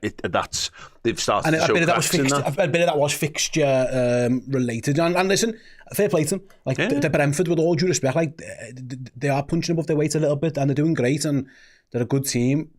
But look, if Liverpool play well, I'd expect Liverpool to win. Here's a fact that I hadn't become aware of. Who beat them in the FA Cup third round? Oh, that's Plymouth. That's why we're playing. Plymouth, Argyle, the team. Yeah. So basically, what we're about to find out is, are we as good? The FA Cup, are we as good as Plymouth or not? And then we'll find that out even more when we play them in the fourth round. But yeah, you're right. The 2-2 draw with Man City. They lost to Plymouth. That was their last 2 games at home. This is their 3rd consecutive home game. Before that, they went to Southampton and beat them 5-0. Before that, Arsenal came here and won 3-1. And look, at the risk of oversimplifying it, that's the one for me, is that you've got to be matching results that your rivals are. Forest went and won 2-0, didn't they? Forest went and won 2-0 as well. Yeah, good shout. Yeah, so like I say, you are right. Like the two closest teams to Liverpool at this moment in time went here and won. Liverpool going to match it. Simple as that. Mm-hmm. Absolutely simple as that. Yeah, completely agree. There's a little bit of Fabio Carvalho. I'd like the ex-Liverpool players who are involved in this to have no positive say in the outcome of this football match, because that will not help anyone at all. Because there's an alternate universe future here where Richard Hughes and the two of the lads that he sold in the summer come back to bite you. Then that like the Liverpool fan base is going to implode more White so socks, than it already has. White socks, yeah, great for showing off your dancing feet. It's Michael Jackson. They are not the usual socks, are they? Aren't the socks for this kit black? Yes. So they got to do a switch. I know they're playing in black, but are they the away kit? What, are they just random pair of socks that they've all got on there? So often you have that where you just have another. They very rarely kind of get you. So I randomly stumbled upon this when I was looking back at the Leverkusen Liverpool game, the first leg from 2005. I'm trying to find a good photo for a video I just put out, and I couldn't. I kept stumbling upon us playing our first Champions League group game, qualifying game in that kit. And anyway, one of them is all yellow and the other one is black shorts. And this is perhaps one of the dullest conversations we've maybe ever had on Redmen. But yeah, there is the regular thing, and then the kit man has an alternative put aside, because they will know that they'll have to play Brentford in that kit at some point. But they were white, they had the black and green trim on, like custom made socks, and I just sort of noticed them. I was thinking that it something looked a little bit different than usual. Mighty Quinn, the man who forced Ste to wear a Rams jersey in the earlier part of the stream, says, to the extreme, he rocks a mic like a vandal, lights up the stage and wax a chump like a candle. The man, the myth, rocking that LA blue and gold, up the reds, up the sexy Ste. Thanks, Quinn. I told you I would never bail on a bet. I'm a man of my word. Ste is a man of honour. Never let I wouldn't say otherwise. That. Okay. But I'll stick to what I say. Okay. It might not always be an honourable thing that I'm doing. Oh, that's yeah. But I'll stick to it. Yeah, man of your word. That's okay, that's fine. Yeah. He's not an honourable man, but he is a man of his word. I've done some reprehensible things. Like, don't. I'm a bad human being, but every now and again, I will, if I make a bet, he'll stick to it. There you go. I'm a gambling man, that's what I am. That's fantastic. Whether another super chat, someone asked about Billy's. There's a lot of people talking about Billy's ears, which I find. To be fair, on that stream show before, it did look like he had no ears. I think it was he put the blade background on, and I think he just blurred his ears. Has anyone who's ever used? I mean, it's gotten the technology behind Photoshop has gotten so much better in the last couple of years. Thank you, our AI overlord. But yeah, cutting things out. And the amount of times you have your hair cropped out or whatever. So yeah, fair. Billy does have ears. I'm pretty certain that is the case, if nothing else. But yeah. Anyway, we are closing in on kickoff. Looks like they're doing a minute silent. I don't know what that's for. We literally have no access to audio whatsoever on our version of the match that we have in front of us. So we'll see. King. I mean, that and then another. Is that another language? You could say anything after that. It could be like Kong or penis or anything. But anyway, today, Nunez Day, mark my comment. Everyone mark his comments. Everyone drop a like on his comment, please. I think we can heart that as well. I'm going to heart it. Ask an instant point, Paul. How do you value the lad sitting next to you who says he prefers Pajak? That's off your blog, isn't it? Yeah, so if you haven't seen it, I've done a brief history of Redmen TV and me and my family and rebooting my personal YouTube channel, which is Mage TV. If you want to, don't do it now, but obviously you can go and check it after the fact. I've put that on then now. I asked it a very simple question, who he preferred, me or Chris, and his instant reaction, like, didn't even miss a beat, just went Chris. And you know what? Fine. Who do you like more, me or Chris? You'd say Chris too. It's fine. Yeah, but I'm supposed to say that. Yeah, but so am I. I've known him well longer than you. I've known you two the exact same amount of time. I've spent more time with him in the last year. I think it was a fair point. Listen, mate, it doesn't mean I don't like you. I like you both. It's fine. It's all good. Don't take it to heart. I love you equally. Just like Chris Whitmore. Wow. It's fine. Okay, if I asked you, like, no, it's fine. You know what? Anyway, if you haven't and you're not aware of this, I think it was in Amber. Is it you or is it Aaron? It's Aaron. Aaron, can you just put that on screen for me?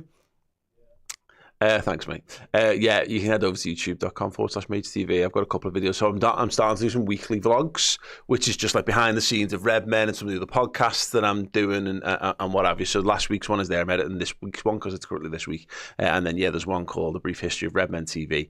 And me, which has got... Yeah, me having a good old chat with some of the people who make Redmen what it is. Aaron, can you come and make this thing stop flickering on my screen as well? Yeah, once you've kicked off, Aaron, can you come and fix this before I have a fit? Our screen is very flashy at the moment. Dom Szoboszlai to take the kick-off for Liverpool at the GTEC Stadium. We are underway. We understand we're watching on a bit of a delay because we're obviously the game isn't allowed to be played on TV in England, so we're actually in Timbuktu. We're actually listening. No, we're listening to this on the radio. That's how we know what's happening. So sync up there above Paul's head, and we can away we can go. Oh, you say that? The ball is definitely still in play. The radio coverage has just gone off for a moment on presumably Radio City 96.7 City FM. Yep. Fantastic start to the. We are flying here. The ball is in the box. Mohamed Salah dribbling to the byline, gets dispossessed at the vital moment. And we're back. We've got our coverage back. And we have got our coverage back. Ibu Kanate. Good start. I like the white socks. Yeah. Quirky. Yeah, definitely. Again, it shows off foot speed. Alexis McAllister has in midfield a number of Brentford men, all of the Brentford men between him. Salah's peeled out. Oh, in fact, it's Dom Szoboszlai's peeled out wide, which I'm not against. I don't want to see another 60 minutes of Mo Salah hugging the touchline. Getting close to the Szoboszlai needs to do more, mate. Is Gakpo now on the left? A little overlapping run from Kostas, blams the cross off the legs of Collins, and it is a corner to Liverpool. Kostas Tsimikas territory, I think you might say there. Yeah, I'm going to turn my finger. I think I'm behind, aren't I? So I'm going to turn that down. So, no spoilers. Match up to us. It's above Paul's head. The clock is synced. We don't want people spoiling for everyone. We understand. People are watching on delays. Corner to the Reds. Well, in this case, we've got a super chat from David LFC. I'll come to in a second. Corner ball. Kostas one hand in the air. Kanate makes a near post run to him. He flicks the header forward. Salah at the back post, knocks it down. Oh, just couldn't get on the end of it there. Good corner. Yeah, it really was. Cody Gakpo gives away the free kick, trying to keep them penned in. David LFC says, hi Paul and Steve, going for a 3-1 win today, but I'll take any sort of win, just a good solid team performance. YNWA. Yeah, definitely. I'd like a clean sheet, but I agree, at this point in my life I'm not picky. Just win some football matches, but like I wouldn't be against it. You know what I want? A good solid 2-0 victory. That'd be nice. Yeah, that'd be perfect. We'll see. It was a good ball by Tsimikas. To be fair, Vandenberg done all right against Kanate, and that's why the header kind of looked a little bit away. But I think Salah did keep it in. I don't think it went out. Yeah, but like it was interesting because I don't know if you noticed as you're reading the super chat, as Salah knocked it back in, Visa's arm was up here, almost to say, look, I'm leaving it. Yeah. I wonder if Salah could have knocked it onto his hand. I think it might have been a penalty, but it kind of skimmed past him. But it was weird from Visa. He kind of does the, I'm letting it go out. Salah keeps it in, and it wasn't miles away from being a handball. Yeah. Yeah, that's an interesting one. But yeah, Brentford anyway rode the storm out, so they've got the ball, they just booted it long back towards the defence. That's definitely going to spoil your game for you. Oh god, yeah. He's hitting that off. No, it's 30 seconds, it's fine. You're going to ruin it for me. No, you're right on me. Bad vibes for me. I don't want to do that. At least we're not that far. We know now that live we're about 20 seconds. I just don't do many of these. I don't do many 3 o'clock kickoffs. Yeah. Okay, Hawks. The legend. Let's get back in the groove. Just win Reds. PS, I thoroughly enjoyed your collaboration with James Walcott. Well, thank you so much. Yeah, a couple of videos up on James Walcott's second channel, which I did with him, ranking the 10 most expensive Liverpool signings of all time, is the most recent one. Really good fun. Switched it behind Trent's the wall. Yeah. I like good defender. Well, one of the good guys. Really genuinely. Good step over. It looked like they were about to be tackled by a pigeon there, but hey, go, don't stop. Cody Gakpo turns towards goal, cuts back on himself, and then the chance just broke down. And the last thing you want is give Brentford the chance to get everyone back. They really did, yeah. They really was. They get back into such a good shape, don't they? Yeah, Tsimikas, good movement from Diaz, peeling out to the left-hand side. He's going to knock it back to McAllister, opens his body up, going to curl one towards the penalty spot, headed away for now, but good run from Szoboszlai there. That's what you want to see again from him. Gravenberch lobs it back into the box and headed down. I don't think you want. I'm not sure about. I mean, I might be wrong, but the crossing straight into the heart of Brentford's defence, I'm not sure about that. I think the thing is, big guys, man. Yeah, but if you get, as we've seen, I agree. If you just play aimless balls, but if Alexis McAllister is trying to pick out a runner, I think that's different. Here's Mbeumo, overlapping run, cross. That should have been 1-0 to Brentford. It flashed across the face of goal. They just couldn't get a solid touch on it. Oh, it was so close. Was that Damsgaard? It was Damsgaard, yeah. I mean, that should have been 1-0, 4 minutes in. Liverpool got away with one there, but the attack isn't over. But yeah, flashed across goal, just couldn't get a boot on it, really. Good defending there from Van Dijk. And McAllister. Then Gravenberch carries it forward. He's going to send Salah chasing down the right wing. Just about manages to get control. Can you find Szoboszlai's chased? Salah chases Szoboszlai into the corner with the ball. Deflected. Corner ball. Yeah, Nathan Collins. That was such a massive opportunity for Brentford. I think it was Mbeumo who squared it. Let's have a look. Oh, we got away with one there, Paul. Oh yeah, hugely so. He did really well on the right wing. Up against Costas, he's onside. It's close. I think that's offside. I'm not sure what it was. I think Hebrews played it. Actually, does their guy at the near post take a deflection on? It gets a touch off Kanate. I think Kanate might have got a little nick on it that saved it from. I think he was onside. I think we got the lines out, but it was close. Okay. A tiny little nick off. Corner then far side this time. Outswinger Trent Alexander-Arnold over this one. Come on, Kanate. Second one there. He won the first. Kanate, Gakpo, all hovering with intent. It's over all of them. Headed back in the direction of Trent. Lefty. Puts it onto his left. Now back onto his right. It's under hit. First man. And now here comes Gravenberch to push it forward. Szoboszlai doesn't trust himself, so goes back to Gravenberch. And then turns back to Kostas Tsimikas. He'd want better from Trent with that second ball. That's when Alexander-Arnold with time and space to hit the first man. So disappointing. He's much better than that. Diaz. Yeah, get a chance to redeem himself now, maybe. Yeah, Diaz is making that forward run after letting it go. Good run, great ball from Trent. Now what can you do? Stands it up for Gakpo with the header. Ooh, good solid header. Good solid save by Flecken. It looked like there was nothing doing there at all. I mean, great run from Diaz to go and to get him behind, but he had one option, and actually, to be fair, great run from Gakpo. Yeah, he found him, but that's going to be difficult to go from there, isn't it? That's the problem. If Diaz drifts out wide, someone's got to get in the box, and Gakpo was trying his best to, but he was a bit late to it, so he was quite far out. But it was good play. There's an opportunity to put some power on that, of course. He did all right. It was fine, but it's going to be difficult to score from there. I mean, the goalie gets a full sight of it for days. I think Costas got away with one there. Mbeumo and gets pulled back. Is he going to get a yellow for that? He might do, you know. You don't want him. Oh, he is as well. He's getting a booking 7 minutes in. I mean, it's excessive from the referee so early in the game. It's not. I don't think it's as clear cut as, like he's clearly running away from him. I think that they're there in the court. Okay, maybe it is. He fully pulls the shirt off his back. Yeah, I'm not sure I'm not sure you book him in 7 minutes. It's poor defending, actually. He got rolled. It's the right decision to take. You've got to take the yellow there because, again, he's going to run clear, but he's on a tightrope now, Costas, 7 minutes in on a yellow. But that's what I mean, and this is where you end up, you stripping the humanity out of the game, because I know there's a fair argument that if it's a yellow card offence, it's a yellow card offence, whether it's 5 minutes in or in the 95th minute. but they don't referee like that, do they? No, well, sometimes they do, though. That's my problem. Is that I've seen that happen a lot recently, where referees have not gone to the cards early doors because you make a rod for your back. Costas is now at handball. Someone's offside. Offside as well. Pull off a free kick. Costas is now one slightly mistimed tackle away from a red card. Yeah. Because the referee's gone that early. Anyway. Yeah. What I would say, Paul, is Virgil just under a little pressure at the back, plays it out, it's intercepted by Mbermo, and heaves the ball away. A couple of times Liverpool had the long aerial ball, and Van Dijk and Canate actually on that one have done well, which is a positive sign. I remember a couple of years ago at Brentford when Liverpool just couldn't get their head on anything, and it was chaos. I felt like every time they got a corner, they were going to score. I think they scored 3, had a couple disallowed off them. It was hard graft, so nice commanding header. It always settles you down a little bit. Yeah, Diaz heads it down to Gakpo, moved to Salah. There's the run. Oh, come on, Cody. You've got to play a percentage there. Szoboszlai made the run. So Salah over them. Anyway, Liverpool go back to build up. Diaz had the penalty area left hand side. He's got Tsimikas there, plays it to him, plays it back. They love that ball back, don't they? Yeah. The full back loves that little ball to access the whole player. Yeah. It's obviously a pattern of play. Canate on the edge. Salah's pulled wide. He's got 2 men in front of him. Trent through. Oh, it was a nice idea. Just bisected every single Liverpool player there. And Burmo's done Van Dijk, but he's on the halfway line. They've got numbers getting forward. Now Van Dijk gets back, gets a vital touch and shoulder. Virgil. That is exceptional defending from Virgil van Dijk. He made a mess of the first one and then thought, shit, I'm going to make up for that.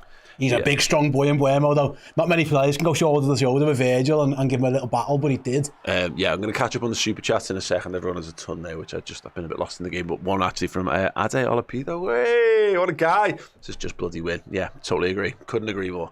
Everyone just listen to Ade. I listen to Ade about his boxing stuff as well. Yeah. He knows the importance of just winning. It is Salah. Just lost control of that one, and it runs back to Flecken. Liam Bento's been a member for 47 months here on YouTube. Says, can we get an audiobook version of The Man Who Stole the World Cup with all the Redmen staff doing voices of the characters asking for me? You know what, maybe. But I mean, I'm not sure that anyone but you would be interested in that. But I'm totally not against that idea. Right, they've got some defending to do now. They've come forward again, crossfield ball, and Burmo. Sticky situation this. Going for the left-footed shot, and Alisson will claim that comfortably into his midriff. That's very unlike him. He's usually very, very selfless, and he should have passed it. What's Roosevelt, I think it is? What's the overlap? He just doesn't play him in at all. Theodore Roosevelt. Alexis McAllister. Diaz is into the box, cuts inside, shot deflected, cleared away, and another corner to Liverpool. I think that might have been going wide, but it's Seth Vandenberg, I think it is. He just basically sticks a foot out and kicks it out. Well, to be fair, he's tried to prevent the corner, but then didn't. But end to end, and Buemo should have passed there. Diaz did everything right. He hadn't actually not too many options. We are getting at their back four again, Paul. Like, they give you chances. Like they're not sitting there. They don't sit back. They will attack you. It's another. I think we put in a couple of decent corners so far. The first 2 were decent. Yeah. Costas again, then near side, he found Ibu before. Come on, big fellas. One of you big fellas, another in. They've got big fellas. Our big fellas just need to be better. Go! No. Come on again. That was a bad ball again. No, it was right into the heart. It was, but I'm not sure it was in a truly attackable position. Yeah. It faded a little bit too soon, a little bit too far I think out. They were looking for the near post flick on, just didn't quite get it. Oh, yeah, definitely. Gravenberch knocks it back to Alisson. Liverpool having to drop men back in now, and they're happy to let Liverpool recover their shape a little bit. The goalie just taking his time under no intense pressure, picks a ball out to Szoboszlai, to Canate, and back to Alisson. Goalkeeper's mad these days, man. He's playing centre back here. I know. Like, footy's changed so much, hasn't it? Knocky Knock says, I'm feeling a Costas assist or 2 today. Well, early signs of that from that first corner, but less so. And these pigeons, lad. I know. Get off the pitch. Like on a flight path. Louis J says, YNWA, where should we strengthen in January? Yeah, go on. I mean, whether we will or not, but one position, name me one position. First team left back. I think if you can get a defensive midfielder who's better than Endo, who wants to come and sit on your bench, maybe. But I think I think you could get a left back who could get in the 11. I think it's really hard to find anyone else to get in Liverpool's 11 because that's how good the players are. But I think you could probably find a left back. Yeah, it's tough because I can't. I struggle to detach myself from the humanity of it, but lots of mine will be predicated on someone else has to go. So I think we need a left back. I think we need a DM, and I think we need another right winger. If he's not going to trust Chiesa, I mean. If he's not going to trust Chiesa, so you've got to let go one of Robertson, Tsimikas, or Endo / Morton, probably both, and then Chiesa. I see the argument for centre back, and I get it because with the injury, but I don't really know how long Joe Gomez is out for, but they're going to go long throw. That throw came actually because Costas played the twat of a ball back to Alisson. And he sliced it out, and then you've got to deal with a long throw. And just little things in a footy game that just lead to, look at this, like there's a scramble in the box. Yeah, that didn't need to happen if Costas just took a bit more care with his pass back. But yeah, there you are. It's always the problem with Costas. I think technically he's a good player, and I think he's having a good season. But I always feel like he needs to play a couple of back-to-back games to really get up to speed. Again, mate, that was a couple more long balls into Liverpool's box. Liverpool got first headers on the throw-in, kind of scrambled around it, but the cross coming in, it was a big header from Van Dijk. Mm-hmm. It's Costas again, then crossing the halfway line. He's got Cody Gakpo ahead of him, gives it to him. Gakpo cuts inside. McAllister now picking up in that sort of half space on the left-hand side. And then McAllister moves on, handing it back to Gakpo. Canate now. He floats on, looking for Diaz! Flick on! He just got it all wrong. What was he doing? He just got himself in such a strange body position. But it's a good ball by Ibu, to be fair. Picks him out, little dink. Luis Diaz twists himself into... Do you think he anticipated someone coming in and clobbering him or something? I think he's trying to head it into the goal. Yeah, he's trying to look, I'm going to do it.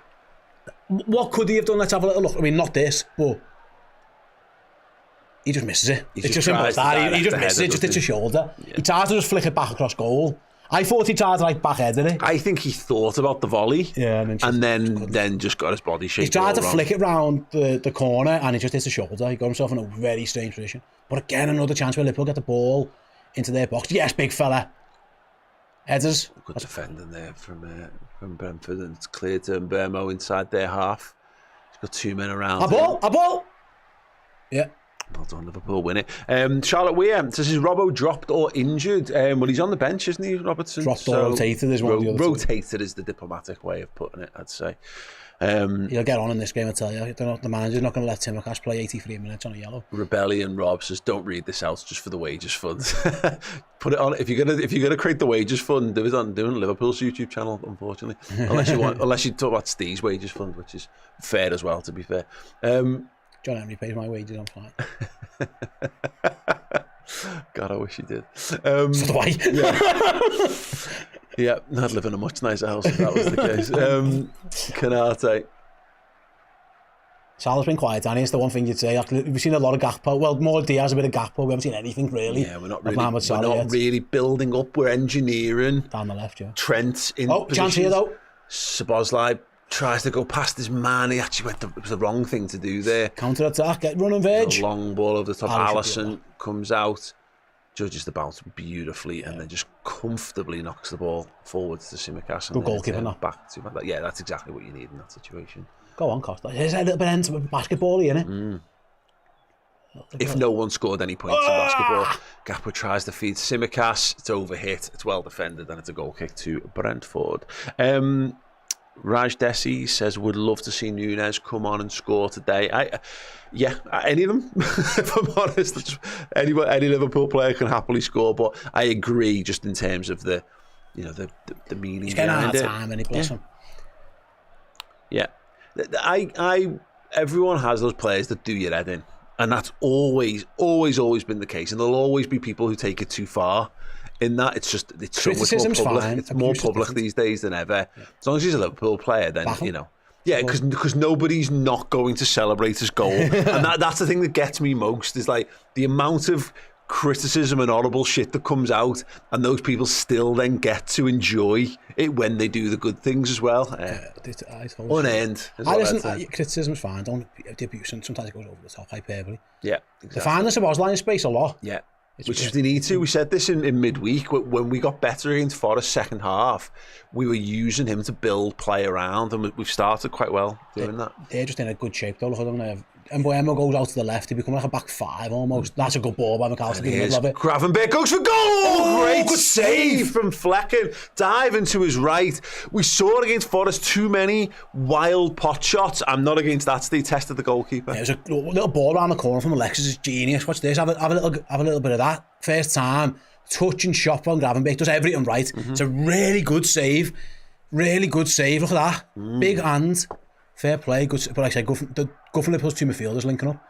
You know, see, Gravenberch scored too many goals. He didn't do a lot wrong. That ball from Alexis is genius. Against the low block side, don't let them set. Just yeah. Here we go. Another. It's an in-swinger this time, right? Is it Trent taking this one? Yeah. Van Dijk bumps it up and down. Oh, they managed to win the header at the near post. Van Dijk did. Oh yeah, but not enough to direct it towards goal, and it is a goal kick. It's Crossbow. Says, I'm tired of our first half performances this season. Well, it's actually been quite good so far, hasn't it? We played all right here. They had one big chance. Yeah. I suppose technically... But is it nice for them to have a big chance and not score it, which helps. is what's happened almost consistently for the last 2 months? It helps. And also, it helps, in a way, Konate's touch, I guess, maybe save Liverpool goals. Yeah, well, you could argue that's good defending in that regard, but obviously a little bit of a slice of luck. Big bit of luck. Brentford trying to play out. Yeah, Brentford playing out Liverpool, trying to keep the pressure on. They've managed to get themselves out of their third. Oh. Because Salah went pressing, Liverpool didn't have a left winger to then go over there. And now they've engineered that space for a double up down the right-hand side, and Mbeumo to the corner of the penalty area. He's going to cut inside, he's going to shoot. It's going to be well blocked by Liverpool's defence, and Alisson will claim it. A little P-roller down. That's their out ball, isn't it? Big switch over to him and see what he can do with it. Well, cool, but again, that's clearly a big weapon for them. So you've got it. Make sure you're switched on when it does happen. Yeah. You're right, it's happened a couple of times now. If they catch you cold doing that, then that's down on us, because you've seen them do it. You know what they're going to do. Which I must admit, I do like the fact that we're being quite varied in how we do things. As Diaz dropping deep to the middle of the park, getting away from two Brentford men. Probably could have had a free kick. I think he was played on. Alexis McAllister just telling Costas to get out the way. Get out the way. I want to pass the Cosy. Get out the way, Costas. McAllister playmaking from that sort of left inside channel. Konate now.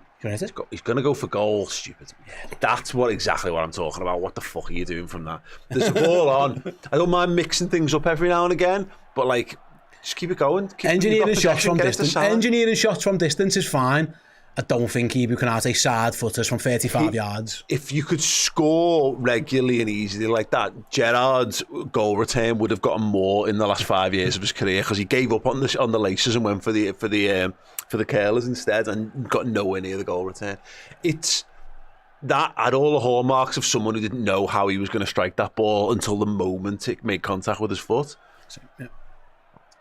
Because we all do that. We all think, I'm gonna put my laces through this, and when you finally approach it, you go, no, I'm just gonna make contact. And Gravenberch and Brentford Liverpool need to get men back in now. Brentford on the edge of the box. Good. They've driven another shot, and once again, it's well charged down Gravenberch this time. He's only lost out up to Visa, and then to be fair, he got back into the right position. Right, the Elder Lord. No Nunez starting. Has Slot lost confidence in him? I mean, I'm not sure he's ever had confidence in him. Agree? When did he get it?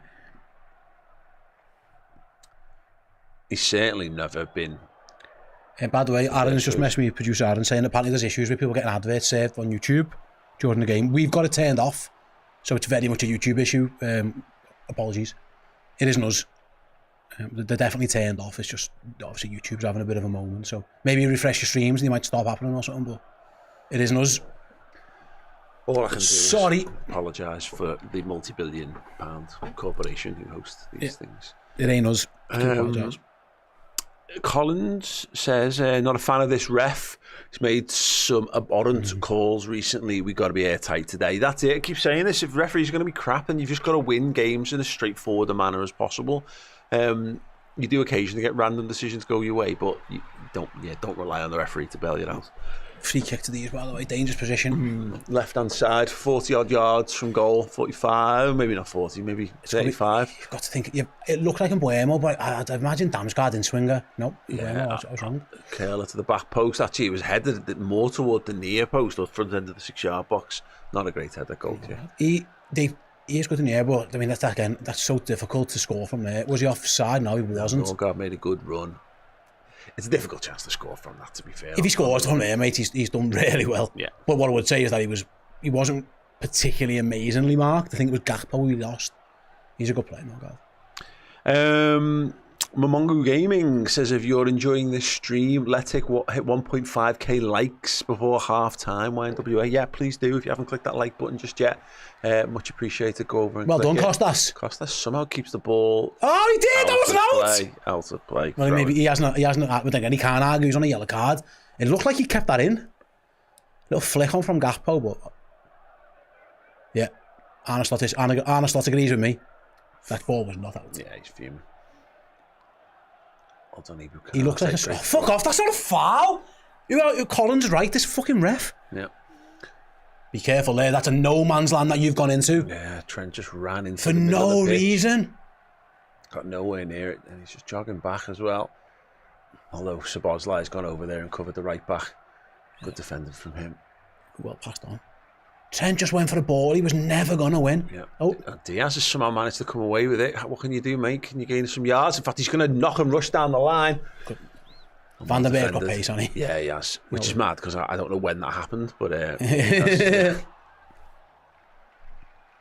Brentford just trying to play it out to the back. They've gone back to Flecken. It was a little overhit there. The keeper had to scramble to keep it from going in. And now they can build up down the left-hand side. A little floated ball into the midfield. Canate does well there to put his man. Gravenberch gathers Trent. Gravenberch, right-hand side, the infield to McAllister, switch sides. Crossfield ball to Costa Simicas. Great first touch. Finds Diaz running in beyond. He's well marshalled. He needs to. Now ball gives it back to Simicas. There's a crossing position. Doesn't use it. It's 3 men in there. Goes to McAllister. Diaz. Liverpool maintaining possession, but perhaps guilty of overworking it. 3 men between Diaz and the goal, and he goes back to start again. Van Dijk, and Liverpool start again. Not again, Nebu. Thank you. That's a lovely little ball into the box. Trent Szoboszlai deflected. Corner ball. Nice one, Liverpool. But that patient. Well, no, exactly. And there was a point there when we played it into Diaz, and there was 3 men between him and the goal, so we came back out again. Which is fine. And yeah, another couple of touches and you're in. As long as somebody takes decisive action, and that is play a ball into feet inside the 18-yard box, put the shits up them, create a little bit of dissension, tension, unease in their back line, and it wasn't necessarily a clear-cut chance there, but fine. Szoboszlai then gets a shot off from inside the 18-yard box, and we've got a corner. Come on, lads. Costas needs a better delivery than the last one. Good ball. That is a better delivery. Oh, no one got on the end of it. Trent will arrive. Backstick shot, blocked, challenged. Corner to Liverpool. Far side this time. What a ball by Simicas. Yeah, much better. Fantastic corner. That just bounces and causes a little bit of chaos. But you're right, no one could just get a touch on it. His corners have been on point so far. One of the reasons he's probably in the team, but yeah, just Liverpool couldn't capitalise. Like I say, Trent got there, but to be fair, Visa chased it well. Yeah, he got Sixth there. corner, I'll make it count, lads. Made a bit of a fluffed his lines a bit in clearing it, but hopefully that's something that Brentford can rue as Trent whips in the corner. Van Dijk couldn't get the solid connections. A lot of Brentford players here, and they're going to break a pace. Szoboszlai and Burmos burst past him. Gravenberch is the deepest man, and he will gather that. Well done. Canate did well there on the front foot. Now, this is the time to attack with pace. This is the time where you've got to be decisive, because they've got a few men out. McAllister. Oh, yeah. Look, they've crowded the box, and we didn't get any width down the left-hand side. Canate did really well there, late, yeah. on the chase back. I was half panicked there. And again, Liverpool back to the formula of all the Brighton men back in shape, and Liverpool have a go at him, Mo. Side to side. Mo, that's it. Yeah, you got to go to the byline there. Trent. Nice little wall ball from McAllister. Whipped cross. No one attacked it. To be fair, mate, was there to attack it. That's not... How are you going to attack that? That's a difficult one to attack. I mean, it's one of those, though, if you can get an appendage on it of some description, it's the pace on it. There's nowhere to go with that. Yeah, we're a little too close to the goalie. It looks more like a shot than a cross. It's into a bit of a no man's land. About 2 yards deeper, for that, I don't know if that's the right word, then maybe the defender's got to do something with that. In the end, he was just able to let it go. Good whippage. That's a difficult one. No one's going to be, unless someone's like at the back post, but that's such a tough one, because Gakpo's in the box, rightly waiting for the header. Yeah. Skips past him. DJ Phoenix, been in for 3 months. Oh, Christ, Flecken drops the shoulder. Diaz nearly gets on top of him. It says, hi, Paul and Steve. Redmen TV, Reds and Invader EPL fans. I don't know what that means, but hi. Oh, yeah. I'm guessing that just means people who are watching because they love EPL. Wrestled. And McAllister to the floor. The referee says nothing doing, and Burmo cuts in, passes it inside. And Brentford retreat to their own half for the moment. Press! Ooh, press! Ooh! Substitution nearly won that. To be fair, they're confident on the ball and now they're out. They're away down that left-hand side. They take gambles, but when it works, they end up in good positions like this. So fair play to Brentford. They're brave on the ball. Like that guy had Substitution was up his arse and he still played it into him when he laid it off. Gives you that little, definitely give me a hope that he won it back and actually he hadn't. Yeah, definitely. Brentford have it inside their half once again. Sepp Vandenberg. A little bit of pressure from Substitution goes back to Flecken. I was thinking in a situation like this, right? Can you not just man mark? I know you try and block out passing lanes, but if you just man marked everyone, what's you going to do with it? Yeah. Have you tried man marking before? Listen, I'm not an athlete. No, true enough. It's hard, Yeah. But there's a lot of space for them to knock around, isn't there? That's a bit easy, isn't it? Yeah. Very easy. They're away now. Get back. Yeah. Liverpool got to get back in. Canate. And he's offside. Oh, we got lucky there. Well, is it luck if you're playing someone offside? It's fucking crap wing play. But yeah, fair play, yeah. That's unforgivable to be offside there, isn't it? He probably isn't. That's very strange for a linesman to put that flag up that early. Yeah. You don't usually do that because you let that play on. Must have been convinced. It looked close. Yeah. Anyway, it's taken quickly. Alisson now to Van Dijk, and Van Dijk will go back to Alisson Becker then. Don't take it, don't get me wrong, but I'd be gutted if an official put that flag up on us. I mean, it's hard because nothing materialises. No, I know. It's done, so you let it go, don't you? Yeah, Alisson just dwelling on the ball there. Forces Van Dijk to... And they really looped one over to Canate. Good touch there from Ibu. Nice. Diaz does well, and Liverpool are out. And it's a huge ball from Trent over the top. Good ball as well. Gakpo's going to gather it. He's got one man between him and the 18-yard box, goes round him. Sends it into Tsimikas, to Trent. Trent goes for goal, blocked. Diaz has gathered it right inside of the penalty area. Could be lucky with the block there, didn't we? Yeah. Oh, it's a lovely little flick. And there's Salah. It was actually set up for Costas to shoot, and he just didn't. It's on his right foot. Yeah, exactly, yeah. Oh, good ball. Lovely ball. Salah's to the byline, tries to cut it back, blocked. Another corner to Liverpool. It was perfect. You want that the other way around. You want Costas giving it to Gakpo. Yeah. When Gakpo gets... he's just got no... He's not going to shoot with his right foot there. Yeah, definitely. Just don't wonder whether maybe Gakpo could have tried to take his man on or something, because this is the fine margins, isn't it, of they get so many men back, so that if ever there's a chance when they're not... Oh, you mean so spin the other way? Oh yeah, run at him. Just do a little, do a little drop of the shoulder, go more directly towards the goal. They send Costas over that side now, by the way. Yeah, Costas go for the in-swinger now. I love a bit of this. I'm glad that we're mixing it up. I think we get a little bit wedded sometimes to Van Dijk on the goalie type. Yeah, there was an in-swinger against Forest, wasn't it? That Jota nodded in. Yeah, exactly. Yeah, let's see what we can do now. Van Dijk going to try and upset Flecken. Good ball Canate's up, doesn't get on the end of it. Was a good ball, and the referee gives a free kick to Brentford for a foul on one of their guys inside the 6-yard box. What was that for? A foul on him. Oh, Arne's not having it, and Thomas Frank saying maybe it is, maybe it isn't. Philosophical like that. And Arne goes, yeah, very funny, you fucking prick. It didn't look like a foul. But he's got a bit of a Cal McLaughlin look about him, Thomas Frank. I'm trying to think of it. Did you ever watch Sex and the City? Yeah. And How I Met the captain in How I Met Your Mother. Yeah. Sex and the City actually got me there first, which is... I was like, what reference are you going to get? Hang on, you're married, you've almost definitely seen Sex and the City, and you're of an age. I watched every episode. Very, very good series. It's fantastic. The first film's good, everything after that has been absolutely dog shit. McAllister, lovely play from Liverpool now. Oh, and then Gravenberch just couldn't get out. I prefer Desperate Housewives, though. Another great show. Yeah, that was me. Yeah, I mean, I growing up as a huge Terry Hatcher fan.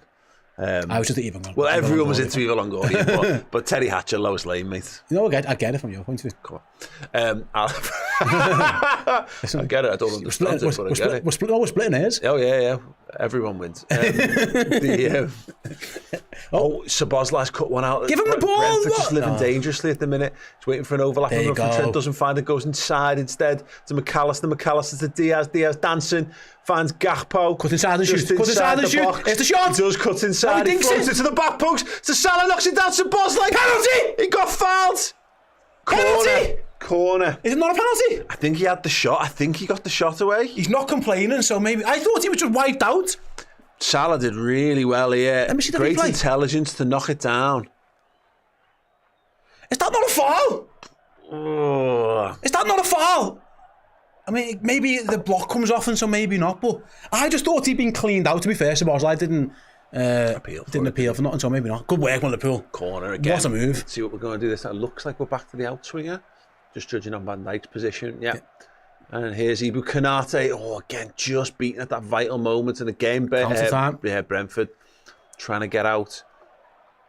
Well played, Szoboszlai just slows it down. And Gakpo, fantastic to dispossess his man. Oh, see you later! From Alexis McAllister. Oh, He's trying to play something, deserved the goal just for the turn. Oh, sent in for the echo. Thiago Alcantara is pointing at his telly right now, going, ooh, that was me. Still in. Szoboszlai, still Szoboszlai, left-footed shot. He had no pace on it. He'd done so well to work the shooting chance, but just couldn't generate the power. Been a great couple of minutes, this. Yeah, absolutely. Good feed by Szoboszlai. See you later, Tara, see you later, and just, couldn't quite get it. That's one way, if you want a mega player, you do that, but it's not going anywhere once you've got it off your boot.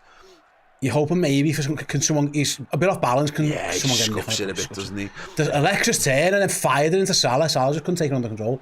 He sent that lad for a spin. Liverpool won it back again. Yeah, Brentford are giving it away endlessly here. Liverpool cutting McAllister it out. again. There's the ball to McAllister from Szoboszlai. Sorry, got a little carried away there. Szoboszlai gets it back. Nice. Is he going to go for goal? He is, you know. Oh, it's a boom! Oh! Finally, Szoboszlai kicks a ball towards the goal with power. That's the bar. And he hits the crossbar. It was what you would expect to be an archetypal Szoboszlai goal. Except... Oh, so close. The goalie hasn't even smelled it. No. Oh, he's nowhere near it. Oh, it's so close. Goes across the keeper. It just clips the top of the bar, left-hand side. Oh, my God. It was, 2 inches from being unbelievable goal. Goalie, honestly, wasn't even in the same frame as it by the time he hit the crossbar. He was nowhere near it.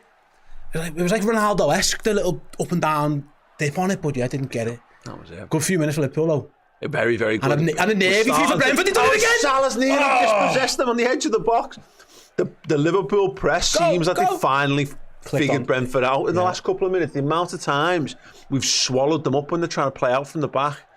They've gotten out here, and Liverpool need to make sure they don't overcommit.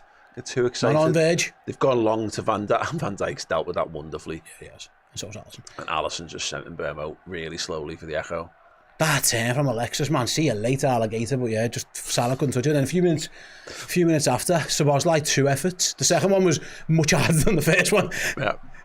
But it opened up for him. Yeah, it was he's had so many decision-making issues of when to shoot, when to pass. That couldn't have been more red carpet rolled out. Dom, go on, fill your boots. And Liverpool won it back again, mate. Yeah, the bar. Nice. Diaz has come alive. We're getting Salah a bit more involved as well. They're playing well. Very, very well. Liverpool playing well.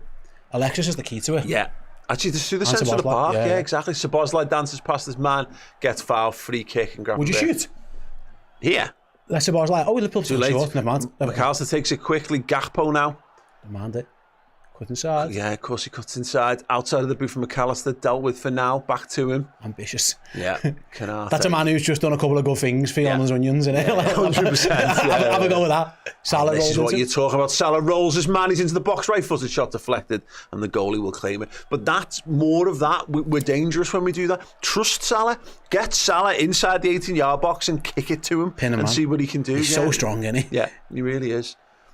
This has been absolutely fair play. I think Brentford there, that's clever. They've learned the lesson of we're under pressure, go long, and this hasn't worked for them. But it's coming back the other way, and Trent. Oh, what a ball! Great ball. Pass. Yeah, great ball to Salah. He's overlapping Trent now. Can he pick out Diaz? Tries to cut back inside his man. It wasn't maybe the right idea, or certainly didn't quite come off. That. Yeah. Saying that though, I think Diaz ran offside. I'm not sure it was necessarily it was on for him. So tried to just meg his man and cut inside, didn't quite work. Anyway, Brentford can't get out at the moment, left hand side. Trent just doesn't have the pace for that. Yeah. Brentford. Good few minutes on the back line. It has been great. I've got the momentum chart up here. It's all us. Tells you what you've known. If you're watching this game, it is all Liverpool. A little Brentford flurry about 2/3 into what we've played so far. But other than that, and it's getting bigger. The momentum is swinging even further to Liverpool. I said that they come, so be wary. Yeah. He's the best player. Driving through the middle of the pitch. It's a good ball. Yeah, it's big fella. With that. You'd expect Canate to have that all day long. Foot race, strength race, one-on-one, running through. Diaz has done well as well. Jinxed him to fuck there, didn't I? Sorry. People need to defend here. McAllister's running back and Burma cuts it back. Simicast does well. Liverpool can't quite clear the lines. And in the end, Diaz does well. Picks it up. He does really well. And so does Gakpo, actually. So grabbing bit too. Gakpo. Oh, good ball. This is great from Liverpool. Szoboszlai driving forward. Gakpo's on the left. Salah. Can you see Cody Gakpo? He can do. Cody Gakpo. Oh, keeper. I think the keeper just got a vital touch. He didn't touch it. Did he just put it wide? He just put it wide. Oh, man. Oh, Cody. Brilliant football. I don't know what he's tried to do. It hasn't worked. Salah puts it on a plate. Goalie out. Oh, no, the keeper saves it. He doesn't. It's a fucking goal kick. He just misses it. He tried to go back across him. He doesn't. Oh, you're right. Yeah, God, he misses it. He's just tried to go back across the goal and he's put it very, very wide. If you dink him again, easy to said than done. Or you take a touch and he's probably going to wipe you out. But Gakpo tried to go back across goal and don't do what you did because we know that didn't work. It wasn't even close. Go back in time and do something different, Cody. That didn't work. It wasn't even close. What a move for Liverpool again. We're playing really well. We need to make it count. Yeah. Because there's definitely a sting in the tail for these though. There's a couple more super chats which I apologise take me ages to get around to. This has been nice game. Really exciting. Oh, go on! You jabbing little fucker! Again. It's not our foul! Is he saying we fouled him? Collins goes down. I think Diaz maybe just caught him, but again, who's he giving the free kick to? Half a dozen of the other. It should be our free kick. Okay, I'll take that. If the ball goes that way, Diaz must have won it. No, I'm all in on your logic. Let's see it again. No, Diaz just stands on his toe. Not a good one, that actually. Rakeen. It's fine. Challenges for it. Next time he stands on his toe. Rakeen says, feels like when teams prep for Liverpool, they do the Bruce Lee thing, practice the same kick 10,000 times. It's easy when we have a standout weakness. Where's that today? What's you on about? I guess, I don't know. Actually, Rakeen, what do you think it is? Liverpool won it again. I could guess, but I wouldn't. Oh, Szoboszlai again. Cody isn't there. Cody isn't. He's probably the one of them who's just not quite that at it at the moment. Gakpo. Yeah. A few things seem to be breaking down. There might be a tad of recency bias there because he's just missed the best chance of the game. I was thinking, general, mate. It feels like it's broke down a little bit getting to him. DJ Phoenix back again also said, my prediction: Brentford 0, Liverpool 3. Well, it certainly felt like that game, but they need to keep the door shut, and their guy's just falling over his own feet. And Liverpool. That'll help. Be careful there. McAllister.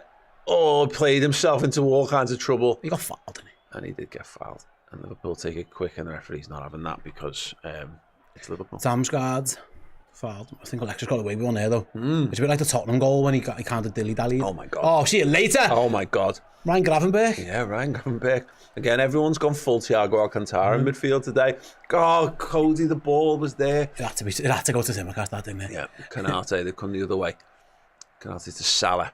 Salah now, he's actually got a 1v1 with his man, goes inside to Szoboszlai's shot. It was a cross shot there from I think it was a cross. Trent wins it back. Brentford just can't get out at this point. So unlucky, yeah. Disappointed.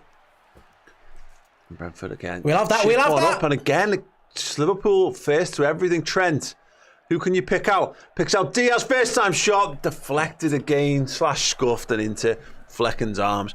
Well, we've made a case too many times in recent weeks about first halves, but we've not tested their goalie enough. It could have been good, yeah. I don't think we've stretched Flecken as such, but there's one goalie who is muddy, and it's their goalie. Liverpool play well. Yeah, they've got a real hand. There's that pigeon flight path once again. We'll have that. You should think that. We should Flecken just floats that up. They're the ones we should be having all day. They're doing that. They're playing stupid, like made up on the spot if I was Brentford fan, I'd be quite frustrated with some of this. It's not even percentages. It's just poor. They've run out of ideas. Is the point? Is that I think you them out. I was going to say, I think you've nailed it. I think Liverpool have figured out what they're trying to do and have tried to cut those lanes out. Suppose like Trent cuts inside. Still Trent tries to just try the outside of the boot. He tries some mad things, Alexander Arnold. That just was never on. Like, I know, but also, unlucky. If you're going to pick a player to try a pass that you didn't think was on, true, it's him, absolutely. Szoboszlai gives away a free kick just inside the half, and then there's the yellow card. Fuck off. It's not a yellow card, that. It's just two fellas battling for the ball. It's not a yellow card. It's a 50-50 challenge and he just gets in front of him. It's not a yellow card. He's trying to win the ball. He's not getting away from anywhere. It's not like he's the last man and he's stopping a big counter attack. He's not delaying an attack. He's about to run into Konate. Yeah. It's a bollocks decision, that. Really poor. That's just a free kick. Just give a foul. Yeah. You didn't need to book him. But yeah, Liverpool's midfield are look how high our line is here, tearing today. Watch when it pans out now. Liverpool are high. The goalie's taking the free kick. Look at that. It's going to go.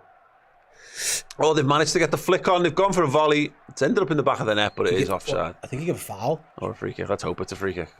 Well, the whistle had gone, so Liverpool stopped, so there's no VAR check because the whistle had already gone. Alisson stopped. It must have been a foul. It wasn't an offside check.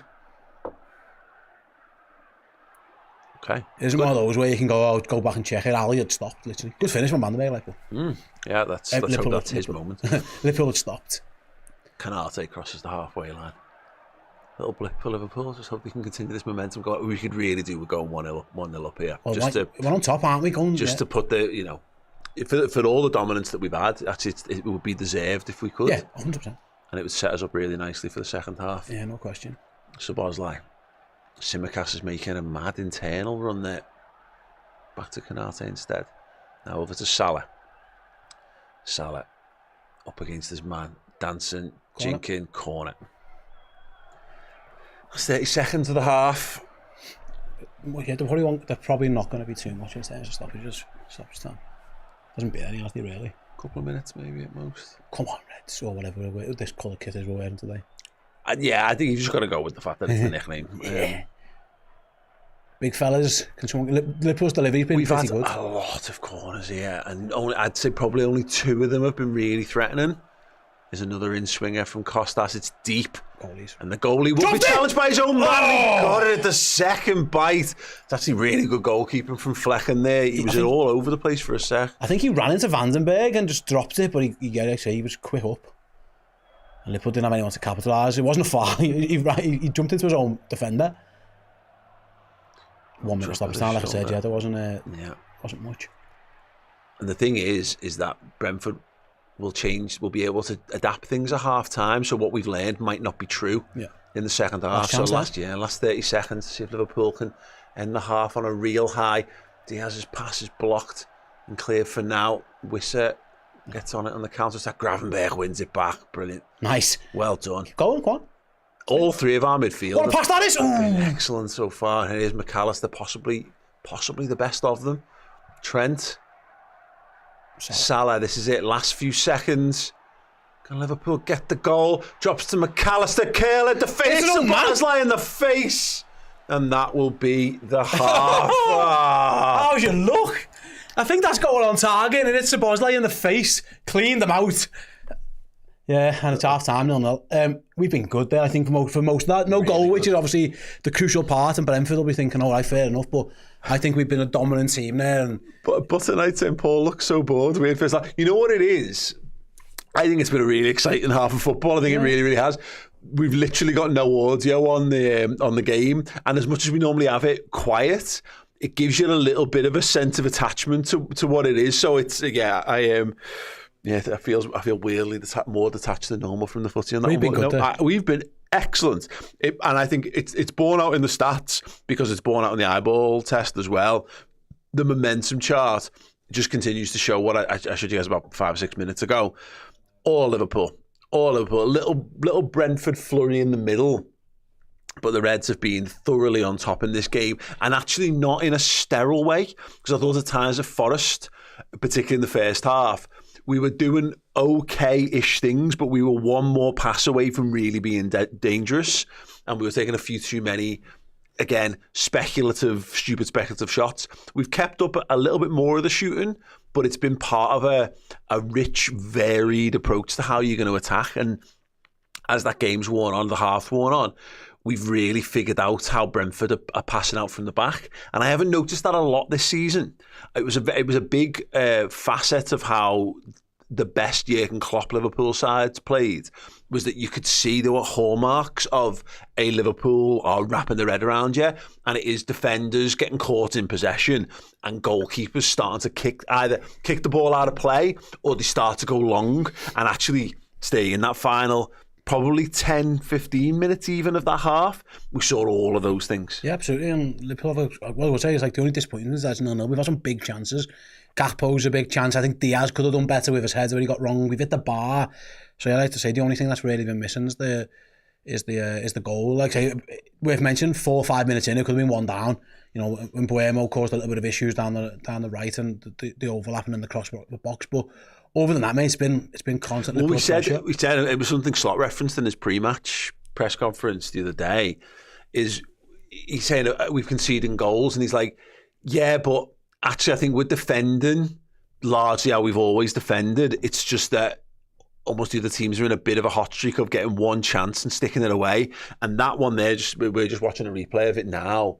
That's the chance that Forest effectively score from in midweek. Man United score from chances like that.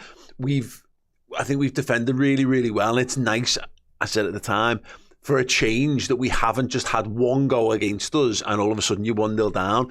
This is what happens when that doesn't go against you. Our confidence has actually just gone from strength to strength to strength. And to that point, you know, by the time we get past the midway point of the half, it's all Liverpool. They can't breathe. We're battling, like I say, just haven't got the final part right. And that's the disappointing thing is, mate, this looks like a game with me. If like a Diogo Jota, you haven't got him available. But like Liverpool have made some really good opportunities, some good chances. Brentford have kind of played into their own downfall a bit. But you know, the goalie's made a couple of good saves. We've hit the crossbar. I say the Gakpo one's the most disappointing. That should have been a goal. Diaz probably could have done better. But if Liverpool continue like that, you'd back them to figure it out in the second half. But yeah, while it's 0-0, like you said, Brentford are clever. They're gonna do probably gonna be a couple of tweaks at half time. That's just the disappointment that one of those doesn't go in, because Liverpool have played quite well. It's been actually one of the better halves of footy we've played for a while. Just haven't quite got the end of it. Like I say, it was a bit like Forest. Forest post Jota goal, Liverpool were really good and couldn't quite get the goal. So that's the only slight concern really. That's what 75 maybe minutes of footy now where Liverpool have been really good and look in very good attacking areas, and we're seeing a replay of the Gakpo chance here. This is the best one by far. Like, he just gets that wrong, and that's the only disappointment, is that it's still that 0 against it, because we've been much the better team. It's funny because I'm trying to find where that Gakpo chance is. That is nearly a 0.2 XG chance, but because you've not even hit the target, it doesn't really properly register. But we've peppered. I've got the shot chart up, and you can see it's where we're taking the shots from. There's lots of blocks in there, so Brentford defending really well at times. But I don't hate it. It's all part of building up a sense of we're on top here. We're going to do yous in eventually. So you've really got to be living on it. Their defence looks knackered because they've had so much defending to do. So you want to ideally create the perfect chance. And we've had a couple where we've created really well. The Gakpo one you mentioned there, Szoboszlai's one that hits the crossbar is a situation that develops really nicely for us. But actually what we're doing is we're getting the ball into the box, into feet, and we're shooting from inside the box. I'm fine with that. Absolutely fine with that. You're bruising Brentford by having those kind of moments. Now, I've been really, really encouraged by what I've seen so far. In terms of, who would you say has been Liverpool's best player so far? McAllister, Gravenberch, Szoboszlai, probably one of those three. The midfield's been excellent, I'd say. It's all coming through there. Winning the ball back, playing good passes. Szoboszlai, I say, very unlucky when he hit the bar. So I'd say them. I think the midfield are having a really strong time of it. Now, Szoboszlai gets a needless yellow. The refs has a bit of a stinker there. And I think, actually, if you look back at the replay on it, I don't think Trent does Szoboszlai any favours, kind of making him get over there. But Yeah, I think Liverpool dominated the ball in the middle of the park. Szoboszlai is, you see, this is the game I think where I've really seen his importance. A lot of people have said it's what he does off the ball, and actually, yeah, that, but also obviously the on the ball stuff needed to improve for me, because that's the stuff that's quite easy to track. He is integral to Diaz's performance as a false nine. He's integral to Salah's performance as a right-hand side player. He's integral to Trent's performance as a right-back, because his job is go and go wide on the right sometimes and let Salah tuck inside. His job is go and stretch things by pushing into the nine position. And then if Trent pushes forward, his job is to get back and cover at right-back as well. I think Szoboszlai has been outstanding. And again, in the pure eyeball testing, is because he's getting in and around the 18-yard box and he's getting shots. He's dribbling into the box. He's passing. But I agree. The midfield, the way the midfield functions, I think this might be the best I've seen our midfield three function in a long while. They're all having excellent games. We've seen the best of Gravenberch. He's doing some really good front foot stuff as well. McAllister's pulling the strings, and yes, Szoboszlai's just being this tower of energy and strength all over the pitch. So yeah, I can't really disagree with that. It's just been a nice old half. Like I say, first five, Liverpool had the shit to put up them, get away with this, perhaps, and a bit of luck. And then since then, the defender Liverpool have dealt with pretty much a long ball well, balls into the box, defended everything away. They keep taking the ball off Brentford. They're constantly on the edge of the box, in the box. Like you say, we were just sat here at 0-0, and that's the only frustration, because it could and should have been better. Like I say, it's worth mentioning, we have created some big chances, and if you're looking to be, the critical side of it would be, Gakpo has to do better, Diaz has to do better. More so the Gakpo one. It's a strange chance, isn't it? Because ideally for him and his type of player, he'd want to open his body up onto his right foot and put it into that corner. So he's chosen to kind of, go for that left-footed shot, which is not the wrong thing to do, but it didn't feel like I was prepared. I mean, Cody Gakpo, if there's certain types of footballer for whom that is a goal all day long, and I'm not sure Cody Gakpo is that. I think Flecken does well, because he makes him have to do something different rather than just put a walk at home. But yeah, just maybe a little bit of a lack, which you don't associate with Cody Gakpo, like a little bit of lack of composure. Like if he really wanted, he probably could have took a touch, and the goalie probably goes flying off the screen. But it's just, I think he's signed Dinkum, because I don't think he's got no other way of doing anything else with it. But yeah, that's a shame. And like I say, Diaz is in the Canate chip to Diaz. 2 yards out, and he just fluffs his lines with header, but then. Szoboszlai's really unlucky when he hits the bar. Flecken pulls off a really good save from Ryan Gravenberch as well. So there's been enough for us in there, like I say. It's not like we're sat here at 0-0 thinking, Liverpool haven't created a chance. This looks hard graft. Liverpool have definitely created chances. Yeah, definitely. Rachel Todd, with the Super Chat, says, who is on the bench? So I'll go through the substitutes. Kelleher, Andrew Robertson, Jarell Quansah, Conor Bradley, Wataru Endo, Curtis Jones, Harvey Elliott, Darwin Nunez, and Federico Chiesa. And we often have this, would you make any changes at half-time? It's a bit of a redundant question at this point. I think what Liverpool are hoping is that they can just do a bit more of the same in the second half, see if you can catch Brentford cold off from the off. Is there anyone here who, in performance-wise, who you think might have one eye over the shoulder? No, I don't think so. But I think, like I say, maybe Darwin, again, it's not really his game, because it looks like, but you need someone in the box who can score a goal. But I feel like Liverpool look like a team who are playing without a striker, and there's pros and cons to that. Yeah. And the pros are, look at the space, and they've stretched around. There's been times when they've got into good positions, but there's been times when there's been no one in there as well. There's a fine balance for McAllister and for Szoboszlai.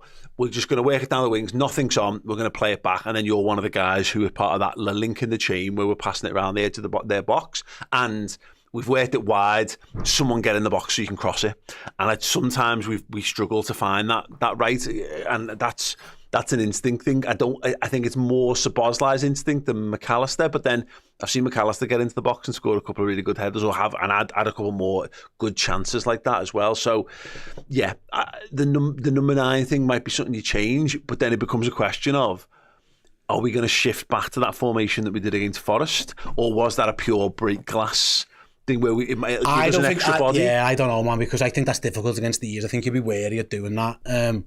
But listen, I'm sure Liverpool had 19 shots. You know what I mean? Like 5 on target. Some of them have been a little bit, I don't know what you'd say, P-rollers, like the goalie will comfortably save. But you can't listen. If you get 19 shots away and a half of them, you're doing all right. Something's going okay.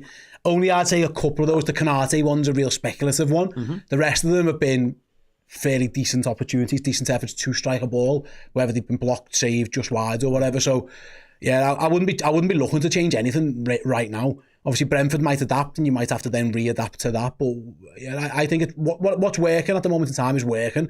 You just need somebody to put the ball in the back of the net. Absolutely. Okay, cool. Keep your thoughts coming. Well, we take a very, very short break to get a drink and possibly have a wee. And then when we return, it will be the second half where hopefully Liverpool can continue to go up another gear and get that breakthrough goal. Hello everybody, I just want to tell you what you could win if you were in our Club Legend prize draw for January. This is a biggie. We're starting the new year off with a bang. It's this, a signed Liverpool shirt signed by Ian Callaghan, proper Liverpool royalty, the record appearance maker for the Reds, 857 appearances he made. Not all in this shirt, you'll be glad to know, but if you want to get yourself a chance of winning this, head to redmenplus.com, sign up as a Club Legend or upgrade your existing subscription and you might just be the lucky winner. Hey, I'm absolutely delighted to say that The Man Who Stole the World Cup, the book written by my dad, published by myself this year, is available now to buy. You can get the limited edition signed version exclusively on redmenmerch.com. When they are sold out forever. There was a simple way of getting it as well. You can get it on Amazon in a hardback print to order version, or the Kindle edition is available on there as well. The Man Who Stole the World Cup is a fun, adventure-packed time travel story about kids from Liverpool pulled from Liverpool's double winning season in 85-86 into the plot to steal the Jules Rimet World Cup trophy in 1966 that would ruin football for all time, and three adventurers set about making sure that they can save football in their time and in all future times as well. Something to be enjoyed by children, by young adults, and actually anyone who's got a little bit of love for football and geeky culture in their lives. Yes, get it. It's a perfect stocking filler for someone you love in your life this Christmas. The Man Who Stole the World Cup. You'll love it. Welcome back, everybody. I'm Steve Horde, joined by the Invisible Man for this one. I don't know what we're doing here. So, what have you thought of the half, mate? Yeah, I agree. Let us know in the chat then your thoughts on all of that one, any changes, all that kind of stuff. For a couple of moments, well, about a minute or two away from the start of the second half. My personal take, and again, everyone is entitled to their opinions. I think Liverpool played quite well. They made some big opportunities. They got a bit of luck when Brentford didn't obviously score that very early chance. Since then, it's been all Liverpool dominance on all the stats, and have made some pretty good chances and haven't taken a bit of bad forward play, a bit of luck for Brentford, Liverpool have hit the bar, a bit of goalkeeping, so a couple of good saves, in particular the one from Ryan Gravenberch. But it feels to me like Liverpool, they can continue playing like that. You definitely fancy the chances to go on and score goals and win the game, but yeah, they've got to prove the ability to do that. And Brentford, like I say, there's a very good chance they improve. They probably can't be much worse. They've been pretty poor, to be honest, and I'm sure Thomas Frank will let them know that. Like I said, they had a very good chance early on, and since then they haven't been quite at the races either, so it'll be interesting to see what Liverpool do there. Gakpo and Diaz are not clinical at all, says Douglas. I mean, Gakpo's got a lot of goals this season. He's missed one big chance here. I don't know if I'd agree with that one, if I'm honest with you. Kies and Harvey could come on at some point, says Bora. Okay, yeah, don't disagree with that one. It says we have to win this, don't care how. Be a huge boost to Arsenal coming up against Villa. Absolutely. Listen, Liverpool do need to go on and win this game. There's no doubt about that one. A draw is not a good result. Make no bones about that one. No one's suggesting that at all. But yeah, we'll find out. We'll find out in due course. Like I say, I think Liverpool will play well. I don't think there's any need to panic, any need to change anything just yet. There are options on the bench as well. But like I say, it is still 0-0, and Liverpool have to go out and win. And I think if they do the exact same in terms of play, with the intensity and the ability they played in that first half, I'm pretty confident they will go on and win the game. But, like I say, Brentford, there's certainly a lot of room for improvement from them. And they do have goals in their team. They haven't really shown much of a goal threat here. But we know for a fact that they have got goals in their team. So we'll wait and see how it all pans out in due course. Simon says the killer instinct is missing at present. Yeah, maybe. like I say, Liverpool at the bar, the goalie makes a good save. Liverpool had 19 shots there. That is the thing. So I see your point on that one. Maybe a bit more clinical, but I think they've been all right. There's a temptation, I don't know whether I only caught half of that point, of Liverpool aren't winning, so therefore that wasn't a good half. I think could be, and Liverpool haven't been great in first halves of football. It's also worth remembering that we have largely been much better in second halves, and at least we don't start this one a goal down or having expended energy to get it back to 1-1 or whatever. I'm feeling very, very good about how Liverpool are playing, but got to continue to maintain and go beyond this level as we get underway for the second half. Flecken sends it long into the channel. Konate heads it down. Salah's there, little ball inside. Good touch from Szoboszlai. Back to Mo. And instead of going back, Liverpool go forward. McAllister, nice little... Diaz, with the flick on. Great turn by Gakpo. Salah's wide. Szoboszlai's ahead of him. Szoboszlai with the flick. Oh, it's a great move. Diaz has kept that alive. Tsimikas can't get to that, and he's on a yellow, so he probably for the best. Brentford to counter. Yeah, Brentford could come away. That was a good start. Yeah, brilliant little spell of football. Brentford are away, they'll be careful here. End to end again. Yeah, Trent gets back in to do some defending. Brentford streaming forward in numbers in this near side. Little cut inside. Ball floated to Mbeumo. And he crosses. Trent defends well. Yeah, gets a header. Corner. Well, wow. I haven't stopped to talk about our chance. Inside a minute, Liverpool created one of their best chances of the game. Great little build-up play. Salah actually could have gone back and just done what we've done all game long, but instead he played it forward to Diaz and the flick on. It was great build-up. Yeah, good chance. And like I say, Szoboszlai, his shot goes wide. To be fair, in the end, Diaz keeps it in and it nearly leads to Brentford getting a big chance. And Trent defended well at the back post, but there's Brentford's chance from a corner, their first one. So I'm sure they've been working on some stuff that are a very good, moments team. They'll definitely have some type of set piece plan. So Liverpool are going to have to switch on. Yeah. In it comes. Near post, nice. Headed away. Got to get the second ball down. Mbeumo tries. Let's go. Is that Tsimikas? Yeah. To Trent. Back to Tsimikas. Liverpool just trying to get out. There's no urgency because they just couldn't find a clear clearance on it there. But Liverpool managed to get out through Gravenberch. Could switch a play over to him.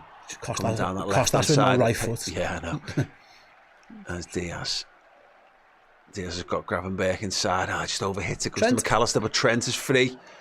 A little behind him as well. With the near folks ball. Salah controls, twists, turn, crosses himself, headed up and away. Blocked by Szoboszlai.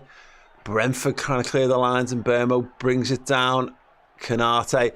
If Konate that's not a foul. It's not. If Konate kept his feet there, Steve, I think, and he come away with the ball. But the fact that Mbeumo goes down and Konate goes down, it looks like he's thrown himself all in on and not won the ball. Mbeumo was just con the ref, basically. Fair play to him. Like it wasn't a foul. Mbeumo went good. So Liverpool have had 2 attacks there, and they've moved the ball well, which is a positive. Again, relatively strong start to the half, just as the first half ended, really. Arne Slot's asking the official, why is that a foul? And he's going, because you're Liverpool, lad. Possibly not, but maybe like an ironic lad at the end, like people do on Twitter. Long ball forward from Flecken, headed away. People need to get on the second ball because Brentford have got one ball over the top and no one's near that, and Alisson will claim it. Quickly balls it out to Szoboszlai. The thing is, it's worth pointing out, though, I think our midfield's burning through a lot of energy to deliver this performance. Yeah. So again, we've probably got 10 to 15 minutes, I would say, to get this breakthrough goal before you'd have to think about just fresh legs. Konate, Van Dijk now inside their half, just outside the centre circle. You're probably looking at Jones and Elliott, aren't you, as the 2 midfield changes. Trent moves in. Definitely Jones. I'm talking midfield changes. We just haven't seen anything of Elliott in midfield, really, have we? No, sure. Salah now needs runners. Found Szoboszlai. He megged Gravenberch. Yeah. And Brentford on the counter, get back, boys. Yeah. Costas can't take a yellow, so you're going, we got lucky there. McAllister comes off his heels, and here comes Diaz. Gakpo accelerating away beyond him. Gets it to the byline. Can he get there? Deflected. What's he give? Corner to Liverpool. Again. Goalkeeper saved that, I think. Yeah, quite possibly. Again, we had a little sticky mode. We got a little bit of luck. They kicked it off McAllister's heels, but we were so quickly on it Nice little ball. Great ball to Gakpo. Oh, no, you're right. It beats the goalie. It's the defender. Yeah, he got there you first, were spot stabbed on. it outside of the boot, and just hits the defender. I mean, he was trying to put it back to somebody, wasn't he? I think the corner is the best we were getting from that. Yeah, corner or no goal was all we were really going to get. Okay, here we go then. Corner again. Another in-swinger. This time it's Trent, far side. Gakpo this time is on the toes of the goalie. Van Dijk hovering with menace against the young lad. They've gone short instead. Trent on the second attempt goes back post. Salah brings it down in the box. Knocks it back. Szoboszlai takes a second. It was that might have been arcing towards the top corner. I think Szoboszlai thought it was. Yeah, it was Vandenberg. I think either he got his head on it, hit him in the head. It's very red anyway. Mm-hmm. I think Szoboszlai thinks that's going in, or finding Cody Gakpo at the back post and good defending by Vandenberg, a big red mark on his forehead where he heads that one away. Absolutely. Another corner then, and again another in swinger. I think they feel like they're having some joy with these. Costas near side. A few laughs shared between Van Dijk and Wissert at the back post. Loses his man. Oh, again, we just can't get a solid connection on one. Trent knocks it to Szoboszlai. Tsimikas. Nice ball inside to McAllister. Back to Szoboszlai. Liverpool still got all those men queuing up. It's one for Szoboszlai to chase. Come on, mate, switch on. Just manages to win it. Good whip, great whip. Diaz gets up, can't head it towards the goal. Salah knocks it down. Oh, he went for the pass there. He did. And it was an interesting idea. I think. Brentford on the counter. Be careful now. It's in Buemo. Yeah. We've got 4 men back. He's fell over. Oh, Liverpool have defended that brilliantly as well. Trent got back, Canate got back, and they've dealt with Buemo fantastically there. Diaz now getting towards the penalty area. Cross, and Flecken will claim that. Poor ball. It was a poor ball. Flecken just daintily bowls it out, and Brentford come forward. They're not. I tell you what. One thing. This is what Brentford are not resting on anything here. Oh yeah, sorry. Brentford are not. They're not just happy to knock the ball around. They want to get the ball up the pitch as well. They're looking to counter. That's why it's open. I don't know if that changes at any point for them, or I don't know. They feel like a team that go for 3 points. I mean, they tend not to want to sit on a draw. Yeah. Even against City the other day, they got to 2-2 and went for it. You know what I mean? They were trying to win the game at the end. Oh, come on, that's a yellow card for Gravenberch. That's a yellow card. If he doesn't get a yellow card for that one after ones that have gone before, he did. It was great anticipation, and we've been anticipating so much of this stuff. The man gets past him, he just sticks a leg out and brings him down. I think he should have, if he didn't. That's mad. If he's not got a yellow card there. No graphics come up for a yellow, so he's got away with that one. I mean, of the bookings that Liverpool have had, that was the most booking. Absolutely, yeah. So it goes. Brentford trying to build deep here. Wissert driving towards Liverpool's defence. Back post, be careful. Wide. And Burmo got an really careful. Run. Trent does well there, but he actually had to go and defend centrally. It meant that we were a little thin at right back. Got to defend this one as well. It's another whip ball, and again Trent meets it. Lovely little knock off to Szoboszlai, and Liverpool attacking with pace now. Szoboszlai sends one into the channel. Has it got enough legs? It has. Gakpo, Diaz is going to overlap him. Is he going to use him? No, he's going to come inside and feed it to Salah. Salah shot deflected, headed up and away. Corner to Liverpool again. I think he should have passed it to Diaz. Oh, he should have done, you know. I think he should have passed it to Diaz, Gakpo. It's a lovely ball by Szoboszlai again. As Gakpo cuts inside, I think he has to give that to Diaz. He's given it to Salah, which fair enough. I'll be honest, I think he's using Diaz as a dummy runner, and I think it's because he's anticipating them falling for it, and it opens the shot up for him. The second the shot doesn't open up, you've then got to pass it to Salah. So one of those. What's interesting actually is if Diaz followed the shot in, he might have had a chance there as it looped up, but it didn't. But I think you've got to give that to Diaz. I think that's a much easier decision. I agree. Corner, in swinger. Oh, Liverpool again. Incoming from Trent over the far side. They've had about 20 of these. Let's make one count. Yep, really should. Or at least the second. Oh, it's right on the keeper's neck, and the keeper claims that goes down to the floor to take a second to breathe. Mega stink. Remember, for 55 months. Is it possible to be on minus XG for corners? I said Liverpool have had a lot of them. Yeah, Raj Desi says Nunez goal incoming, if he comes on, that is, lol. Well, again, it's going well for Liverpool so far, but it's one of them, actually, with a couple of those chances where Darwin Nunez just smacking it towards the goal might not have been the worst decision in those kind of places. Listen, he done well on the counter attack against Accrington. Different team, like. Oh, yeah. Yeah, I mean, Brentford aren't famous because when Milk had that's true. They're on their attack. Yeah, they come. Win it again. And again, Gravenberch. What's happening here? Oh, Alexis, nice. And McAllister come away with it. Fabulous stuff. 5 here. Yeah, 4 on 3. 5 on 3 now. Gakpo's got to make the right decision. Passes to Diaz. Good It's defender. great defending. It comes off Diaz's hand. Play on. Knocks it back towards goal. And it's a goal kick. He just got a little ahead of himself there, Diaz, on that follow-up one. Seb Vandenberg did so well because it was a lovely move from Liverpool. Start of Alexis just being too aggressive in the middle for them. Again, Gakpo role reversal this time. He plays in Diaz. He does nothing wrong. It's a good shot and it's just good defending by Vandenberg. And then there, pass it. That shot's not on. I don't know if there was anyone to pass it to. That's the difference. I didn't see anyone. Didn't take an extra touch and find someone. He's tried to keep it alive, hasn't he? And maybe catch the goal. A little bit of a rush of blood, I think, from Diaz, which is forgivable, I guess. But yeah, Brentford are, I wouldn't say maybe not last ditch as such, but they've had to do some real defending here to keep us out. Is he offside there? There's a possible offside job at Liverpool. I've got to defend this one. There's 3 men around him. Well marshalled, and he is offside as well. Thank you. Well done. The mad that he let that one play, the other guy didn't before, but he looked offside, didn't he? Yeah. Yeah, it was Alexander-Arnold stepped up really well. But you still got to get back. And to be fair to Liverpool, 3 men fucking sprinted after him. Like there was no dawdling to try and get back, just in case the flag didn't go up.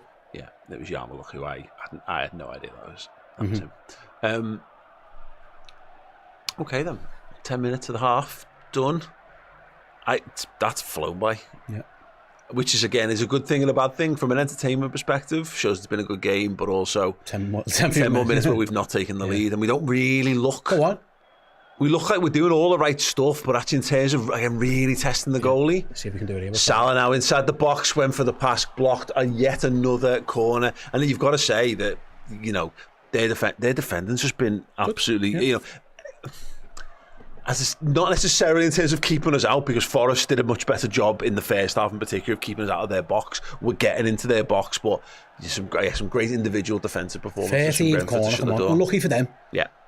13 corners. You've got to think off 13 corners, you get one chance, like a big chance, surely. Alexis is standing in the Jota spot. Maybe they could just do that again. I'm waiting for... The delivery's been fine. We just haven't done much on the end of it. They've gone short this time. Again to Trent. Trent goes to the corner. Gravenberch whips that in. It's a flat ball. It's headed away for now, and Liverpool have to go scampering back to claim it. Shite. Yeah, it was a bit shy, wasn't it? Was it Salah who had to run back and get that? Yeah. God, he doesn't want to be there, does he? Gravenberch. 40 yards from goal, looking for somewhere to pass it, gives it to Trent. Trent with a left-footed ball. That was wild and speculative and a bit silly, if we're being perfectly honest. And Liverpool all of a sudden are looking to be undone, and Bermo is in behind, cuts inside, and Trent does really well. So this is Bosley. Yeah, so Bosley made sure he had a man with him the whole way, and the second he cut inside, Trent was there and dispossessed him with the minimum of fuss. Liverpool were up the pitch, countered again. It was a silly pass from Trent that put us into trouble. Yeah, to be fair, he made up for it this time, but yeah, him and Bosley's energy. Gakpo coming inside the pitch. Look how you got fouled there, referee. I mean, again, it's get scrappy now. We just need to chill out. One thing I can say though is that look at the way we're taking to the challenge. When that does come undone, Diaz back there defending, Szoboszlai back before, Trent raced after length of the pitch before that one as well. There's a real sense of purpose from this Liverpool team that they're aware that they need to get men forward, but if it does break down, Brentford can hurt you, so make sure you don't switch off to the challenge. And this is in Buemo, he's sprinting through and you think, I was half panicking, but Szoboszlai holds him up and then Alexander-Arnold does the rest. It was good defending. And he didn't panic, he just gave it to Alisson. Yeah. Got a little 1-2. It was well marshalled. So it's a free kick, I think. Yeah, free kick then to Brentford. Very high Liverpool line again. Midway inside the Liverpool half. This side, to camera side of the 18-yard box. It's Liverpool's right, their left. They're all lined up there. A little elbow in the ribs from McAllister to Sepp Vandenberg. Van Dijk just giving some instructions as to where he wants his team to be. That's it. They're all going to try and make that burst and run. Forward, near post, well judged and cleared away. Seconds, thirds, be careful. It's going to drop Canate, needs to be switched on. They want mate, you've just kicked it at Canate from fucking 6 inches away, shoot your face. Salah, miscontrol from him, and Brentford throwing inside their half. They're asking for that ball. I'm sure they'll check it, but it's been checked. Yeah, it's one of the shots. Bullshit. I see. It's that ball. His hand's not by his side. What can you do? He was a yard away from you. They're not asking for a ball off this. No way. What's he going to do from that? His arm's down by his side and it was a yard out. Yeah. Just no chance of on ball for that. If it his other hand, he might have been in problem because that was above his head, but that one's down by his side. Yeah. That's not a ball. And Canate wins the headers, they go long. How would they played an hour already? This game was flying. It's not doing any good for me nerves. Yep. It does. I don't know what this is, what you do with this, because no one's having, I don't think anyone's having a bad game. I think we're actually functionally performing really well. And this is where Slot earns the big bucks here, because change for change sake, you know, just leave it. Exactly. You know, Darwin Nunez, is he the clinical finisher that we're looking to change this game a little bit? Yeah. Look, no is the obvious answer, but he can be. You know, you can give Darwin Nunez and he can stick the ball in the back of the net. He is the only striker that Liverpool have brought with them today. Be careful. Oh, and Bermo in behind. Brilliant. Canate does really well and gives it to Alisson. They are a threat with that ball into Wermo. You've got to be alive to it 99 minutes or, you know what I mean? It's constant. They try and play him in all the time. It's no surprise he scores goals. They try and find him every chance they get. There you go again. Liverpool just starting Costas has done well to get that one this time. Yeah. He was offside, no? Yeah. Free kick to Liverpool, offside. Like Liverpool defended it pretty well in the end. It looks a bit last ditch at times, but they are doing okay with it. But it only takes one, away. They're not getting away from us, I think, is the good thing. Yeah, Alisson doesn't have to make a save, has he? That's the difference. But yeah, like I say, Thomas Frank's looking at something on his little tactic board. Yeah, they're going to make some sort of change. And it does feel like the last couple of minutes, Brentford had a little bit more of it. He's telling someone. I don't know. He's telling someone. Is he? Get back. Is it get back or push or is it press? I don't know. You know. He isn't happy with something. I think Liverpool trying to draw them in and he's telling them don't fall for it. I think it was the... Brentford have had the possession in the last 5 minutes. Gakpo looks for a flick on Szoboszlai, picks up the loose ball. Needs to keep it alive. Finds Trent. Trent with a great ball into Gakpo. Wonderful touch to bring it down. Does he go for playing Salah? No, the shot. He just couldn't decide what was best to do. Feeds Trent instead. Trent cuts inside on his left foot, tries to push it through the gap, doesn't. Comes back out to McAllister, yeah. Gakpo was caught in 7 minds and did not. Yeah. Tsimikas, Diaz. Diaz has done some really good work drifting over to that side. I still think I'd like to see more of him there. Canate. Don't mind that. Yeah. Trent's drifted very, very central for this one. Gives it back to Canate. The only problem with that is that it's going to have to be left now, isn't it? There's no right hand side to Liverpool's attack at all. Gakpo, McAllister back out again to Van Dijk. Just be patient. Yeah. This is again. You find you wear them out, but someone needs to play that one little testing pass soon. That one. That is the one. Gravenberch. Diaz! Oh, what's a save! Flecking down. Oh, he's lost it! He's lost it! Penalty! Referee! Are we sure? Are we sure? Are we sure? I think he was half down. Are we sure? Going to check it. I'm not sure, Steve. I think it's but I think in slow motion this is going to look like a penalty. Let's see. Good save. Spills it. Tries to keep it in. Misses it. Well, I don't think he does. I think Diaz dives. Yeah, it's not a foul, I don't think. I don't think he touches him in the end. If he touches him, he'll have to give a pen. Touch, keeps it in. Diaz. Is there a touch? I don't think there's enough for a penalty. Anyway, the game's on. Yeah. The game's playing on. It looked worse than that, didn't he? If he caught him, it was slight. I think Diaz looked like he was like horizontal by the time they made the Gravenberch between the lines. Diaz will keep it alive. We're playing on. McAllister now. Space on that left wing. Sustaining attacks, that's the key. Yeah, exactly. This is what it's got to be now. Not end to end. Not letting them get out. Trent. Good ball. Yeah, good ball to Szoboszlai. Salah out wide. Trent's the ball. Yeah, back to Trent. Gets it. Left foot. Canate. I think Liverpool could do with that not being able to. Yeah. But that's how that. Yeah, I know. It's just so many footballers. That's what it's about. That change of formation is that if you change formation, that could be Gravenberch. I just think Szoboszlai near post flick header. I think it's not cleared. It's going to drop between the goalie and Szoboszlai. The goalie punches it. It's not cleared. Brentford are panicking. Come and get a touch. Give it back to them now. Yeah, no. Brentford on the counter. We've got to watch out for Trent tearing to get back there. As is Alexis McAllister. Be careful. Just get your shape. Get your shape. Done well. Done well. They just couldn't clear their lines at all. Oh, they've run into trouble as well. Throw into them. Yeah. I think they're looking to make a change. They're going to bring Kevin Schade on, so are they going to change his shape or just Liverpool going to bring Andy Robertson on? Coming on for Costas. He is on a yellow, but and Darwin's on as well. And Darwin as well. Wow. Gakpo or Diaz? I would say probably Diaz. Diaz, yeah. Diaz is the one. So yeah, Robertson on for Tsimikas. Just some fresh legs. Without, I mean, that's the thing about like for Robertson, where they're at, is that maybe the corner delivery won't be better, but also I think it's always nice to have someone who isn't on a yellow, because someone might have to take on for the team here. And there's been a couple of occasions where Costas wasn't able to do that, so yeah. And they're going to bring a striker on. I wonder if it's Visa who goes off, or they're going to stay with 2 up front. No, actually, to be fair, that's quite an attacking move. It's a big change of shape for them. They might go 4-3-3. Well, Brentford clearly feel there's something to be had from this game, and the thing that's worth pointing out is that you're right. They've got out a couple of times, but it's not really led to much. So they might be thinking, actually, the best form of defence will be attack here. As if we can get another body up the pitch, it might cause Liverpool just to think twice, and it maybe even affects Slot's thinking if he wants to change to that 3 at the back. I think they might be doing that. I think they might be going 3 at the back. We'll see how it all pans out. It's hard with the balls with the goalie, but yeah, it's played to left back for them and looking to get out.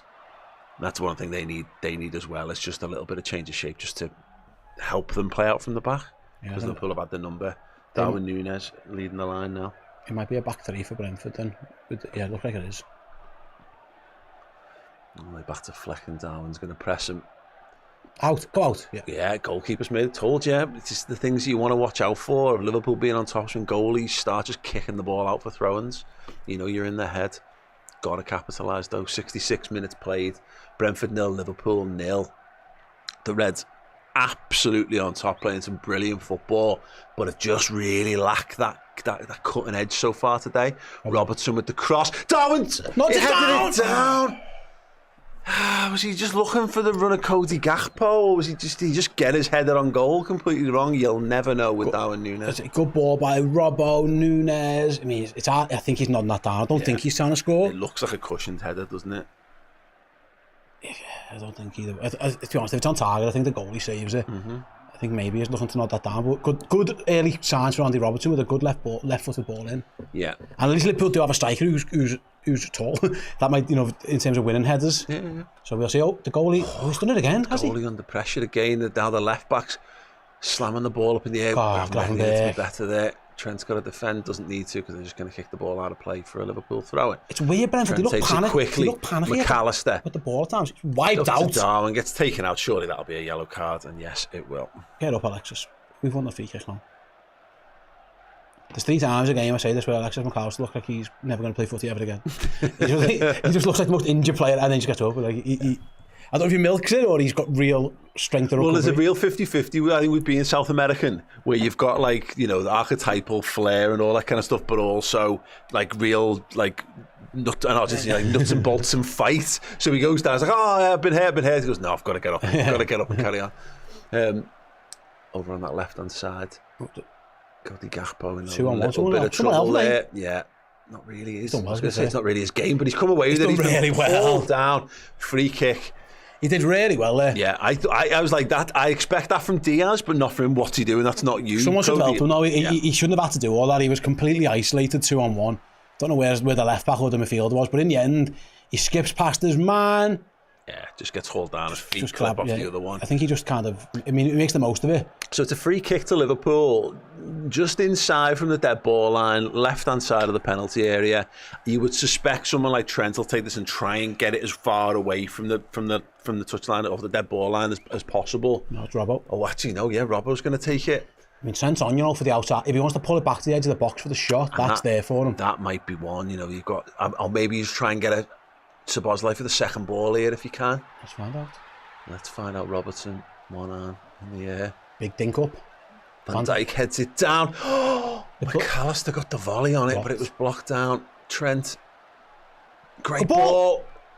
Oh, corner. McAllister shot. McAllister's everywhere, isn't he? Good defending again, though. They're in the way of everything. Some good play though.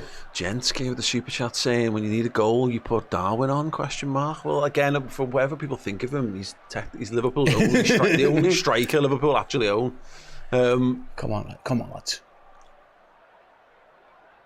McAllister! I thought it was in. Side net and outside of the left-hand post. He got there finally. We got a decent header from a set piece. I saw the net ripple. I just thought we'd scored. Yeah, he was totally unmarked. Downward header. That could have been a goal. A yard the other side. It's so difficult. I think the keeper's beaten. Oh, it's unlucky. I thought it was in. Better. Yeah. I saw the net go when I was up. Well, that's that whole one half of the ground thought that was in kind of moment. That Flecken takes a deep breath, catches himself, and then sends the goal kick long down the pitch. Brentford have abandoned their idea of playing out from the back again. Another positive sign, but we have to do the defending here. Wissa. Don't foul him. Canate just caught his ankle there and pushed him to the floor. Just don't foul him.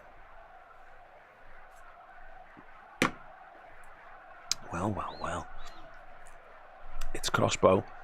Says Darwizzy winner. I can feel it. I don't know why. Just like to see him have a shot. Just need to push them over. Yeah.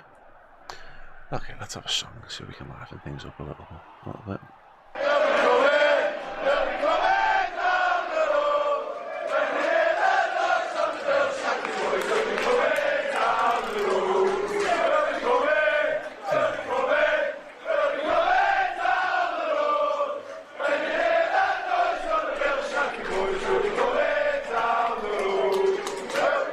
Didn't need an extra verse, that was fine. Right, okay, free kick to Brentford. Left hand side, and Burmo's over it. I think he's gonna walk away from this one, is he? Brentford got a lot of men inside Liverpool's 18-yard box looking for that moment. Little bit of a pushing and shoving match between Vandenberg and Van Dijk, and Burmo does whip it in near post. Alisson's forced to react and does well. Get out. Yeah, Liverpool got to come on, get on their toes now. Robertson nearly cut it out, but it will go for a throw in. How's that their ball? Ali was switched on there. That bounced in a really awkward position. He just kind of pushed it away. It was a really good front post run from them. Now they're going to bring a long throw on. So it's Mbuemo curls it in. It bounces in front of Ali. It's nearly an own goal, but Alisson kind of just palms it away. Just reacts. That's one of those, any touch causes absolute chaos, and I don't think they got the touch they were looking for. No one got one. Yeah, it was a good ball by Mbuemo. Right. Are they going backwards? Be careful. Build this one. Cross is going to come in now. In it comes. Bombs away. Who can win an header? They can. Can Liverpool win seconds? Yes. Oh, Robbo's header's poor though. Be careful. And Mbuemo shot. Deflected. Save. Alisson. Wow. Yeah, Robertson got there and cleared it straight to them, and Mbuemo gets the shot away. But Liverpool now can come away down the left-hand side. Andy Robertson, fresh introduction to this game, plays the ball, tries to feed in Gakpo, and it's cut out. Go on, Reds. Can you stay on top of this one? Whistle plays off the heels of the goalie. Usually if it's the ref, you have to... Yeah. Usually they stop the game, don't they? He's worked a good ball out to the left-hand side. Sure. Yeah. That's a weak shot to Alisson. Oh, I think Canate might have pulled up there. I might be wrong. Let's keep an eye on that. Okay, yeah. McAllister carrying it forward. Szoboszlai's ahead of him. Give me back. He's going to keep going himself. Come on, Mo. Big moment. Into the box. Salah left-footed cross. Oh my God, wonderful ball. Just couldn't quite get on the end of it, Darwin Nunez. But that's what Darwin's there for, because he's going to make that run all day long. That's one thing we haven't had enough of this game, and Salah's more than capable of picking him out. Unlucky. Yeah, it was such a game, man. Just needs a toe from Darwin there. Just couldn't quite get to it. Seeing the chance at the other end. Robertson's header's a poor one. It falls to Mbuemo. His shot is... I think Van Dijk does well, to be honest, to close him down. And yeah, oh God, this is getting tense. This really is, isn't it? It's really starting to ramp up the tension here. Yeah, you're dead right.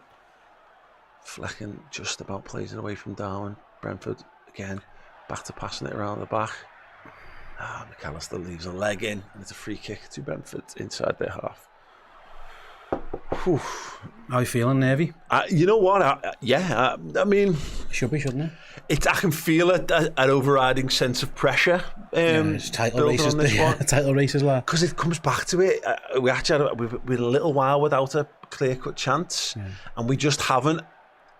And they're still dangerous, that's the problem. Yeah. They're not just sitting back going, right, come at us for 15 minutes. Which is, in its own way, is probably actually a good thing, because they're not sticking every man behind the ball. They think they can go win this game as well, which certainly will help us if we're trying to chase a win here. But you're right. All 3 results are possible. Yeah, exactly. That's where the nerves come from.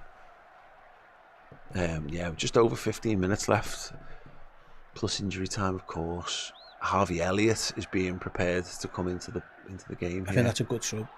Yeah, I must admit, I think it feels like Szoboszlai's maybe just tiring a little bit. Konate loses out. Konate needs to defend. He's done well. He got back. Konate, excellent. One more. Trent's under pressure, drops the shoulder, cuts inside and plays it outside to Gravenberch.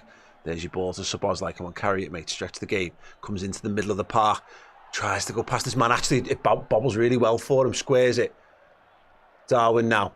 Darwin tries to go past this man. Just holds on. He's still got possession though, Darwin Nunez. Goes for goal. That's fucking stupid. Come on, lad. If I'm Szoboszlai there, I'm thinking, I've just ran fucking 50 yards. Help us out, will you? Yeah, stick. Oh, look, he's not the only one who's come inside and taken wide, speculative efforts there, but you are just never scoring. It was so much less on with every moment that passed there. Jones as well, he's got double sub. Wow, okay, well, yeah, I mean, unless there's a mad change of shape coming. Well, he might take Konate off again and put Gravenberch. I mean, he's going for broke if he is. Yeah, I mean, a win could be huge for us in terms of the title here. Again, comes back to this is why Slot earns the money. It's his call to make, and it's either McAllister and Szoboszlai coming off, or Konate and I would. I don't know who I take. I don't know honestly how I'd take off. Probably Szoboszlai. Probably Szoboszlai. We'll find out. Liverpool just have it in the 18-yard box now with Alisson Becker under no pressure. He's just trying to direct a runner ahead of him. Sends it long, looking for Gakpo. Good baller. Darwin Nunez, will pick it up on the rebound. Drive towards the edge of the pitch. Cuts inside. Well done, Darwin. Gakpo. Robertson with the cross deflected. Not clear properly from Brentford. It's going to drop. Konate keeps it alive. Nice. Well done. Great turn from Gravenberch. Outside. Trent towards the back post. Oh, it's going to run all the way through. Robertson brings it down. Fires it into Gakpo. He missed it. It was a great ball from Robertson. It was begging to be hit. He just couldn't deflect it towards goal. Brentford can send it long and away. It hasn't been cold these days so far, has it? Konate, Szoboszlai. Chance now for them Liverpool on the counter. Got a race back now. Yeah, really unlucky there for Liverpool. We're trying to capitalise. He's one-on-one with Konate. Stuck it to the back post. Robertson's underneath it. God. Birmingham got the header, but not firm enough to beat Alisson. And again, it's going to go all the way down. You can see the players taking big, deep lungfuls of breath, trying to dig deep. The energy reserves here. Szoboszlai scanning left and right inside their half. Plays it wide to Trent. Trent takes it onto his left. Well, it's on his left foot, but he's going to continue using his right. Plays it square. Come on. To McAllister. Come on, Liverpool. Liverpool subs incoming. Come on, Liverpool. One last moment for someone on this pitch to have an impact before they go off. Gakpo to the byline. Cross, blocked, corner. Fucking 14, 15 corners. Let's go. Come on. My word. How are we feeling, chat? How puckered are you right now? Tense. It does not describe it, man. Rate your puckeredness out of 10 in the comments 12, section. Jeez, I'm as puckered as Liverpool have had corners, whatever that number is. It's a high puckered rate. Yeah. Okay. Come on, someone be a hero. Last set piece. Seth, just nod one in own goal for us, mate. Before the substitutions, McAllister's near post. Darwin's got near post. It's headed away. Robertson will pick it back up. Liverpool players need to get back on side here. Robertson with the cross. It's nodded down. Not away. Salah, can he stick one up to the back post? He can't again. It's headed clear. Gravenberch brings it down. Back to Robertson. Liverpool will keep men up the field. I feel sick. Football makes me feel sick. McAllister. Szoboszlai. McAllister makes that forward run. He's got to play it in. Szoboszlai just held on too long. It's silly. Just obviously didn't see it and he fancied it. Collins is clinched but confident, ladies and gentlemen. I do feel a bit the same, if I'm honest. Shot from distance, deflected. Van Dijk got the header. Brentford have kept it in play. I think it was going to be a corner, to be fair, that's why. I think Sharda realised he's going to try and launch a counter. Take it off him, there we go. Well done, Mo Salah wins it back. Virgil plays it back to Salah. Come on, Mo, do something. Where's your assist or goal? throw into Liverpool. Is he Now will he make come the change now, or does he leave come it? the changes, surely. Yeah. Alexis McAllister off for Jones. Now, who is Elliott coming on for? This is the big one. This is a huge, potentially huge roll of the dice for the manager. Just over 10 minutes of normal time. Szoboszlai's off. Okay, so he's keeping shape. He's just going with fresh legs. And fair play in that we've created opportunities. They're offering too much of a threat on the break to put Gravenberch as centre back. Yeah, I agree. That is a change for them as well. Damn, this guy going off. I haven't seen much of him in terms of the creative stuff. Oh, Paul, this is it can't be more drop points at this point.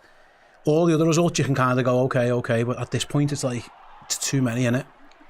I mean, ultimately we'll find out. I'll be honest, I've got no idea. Yeah, I get what you're saying. It's definitely feels definitely easy. It's definitely not wrong to say that, and it might be absolutely right. It doesn't feel good, does it? Yeah. When you're trying to make the positives, it's harder to make the positives than it is to make the negatives. Absolutely. I'd say. Jones, come on, well done. Go on, and the next one, well done. Plays it left to Cody Gakpo. Darwin Nunez is inside him, but he goes outside to Curtis Jones.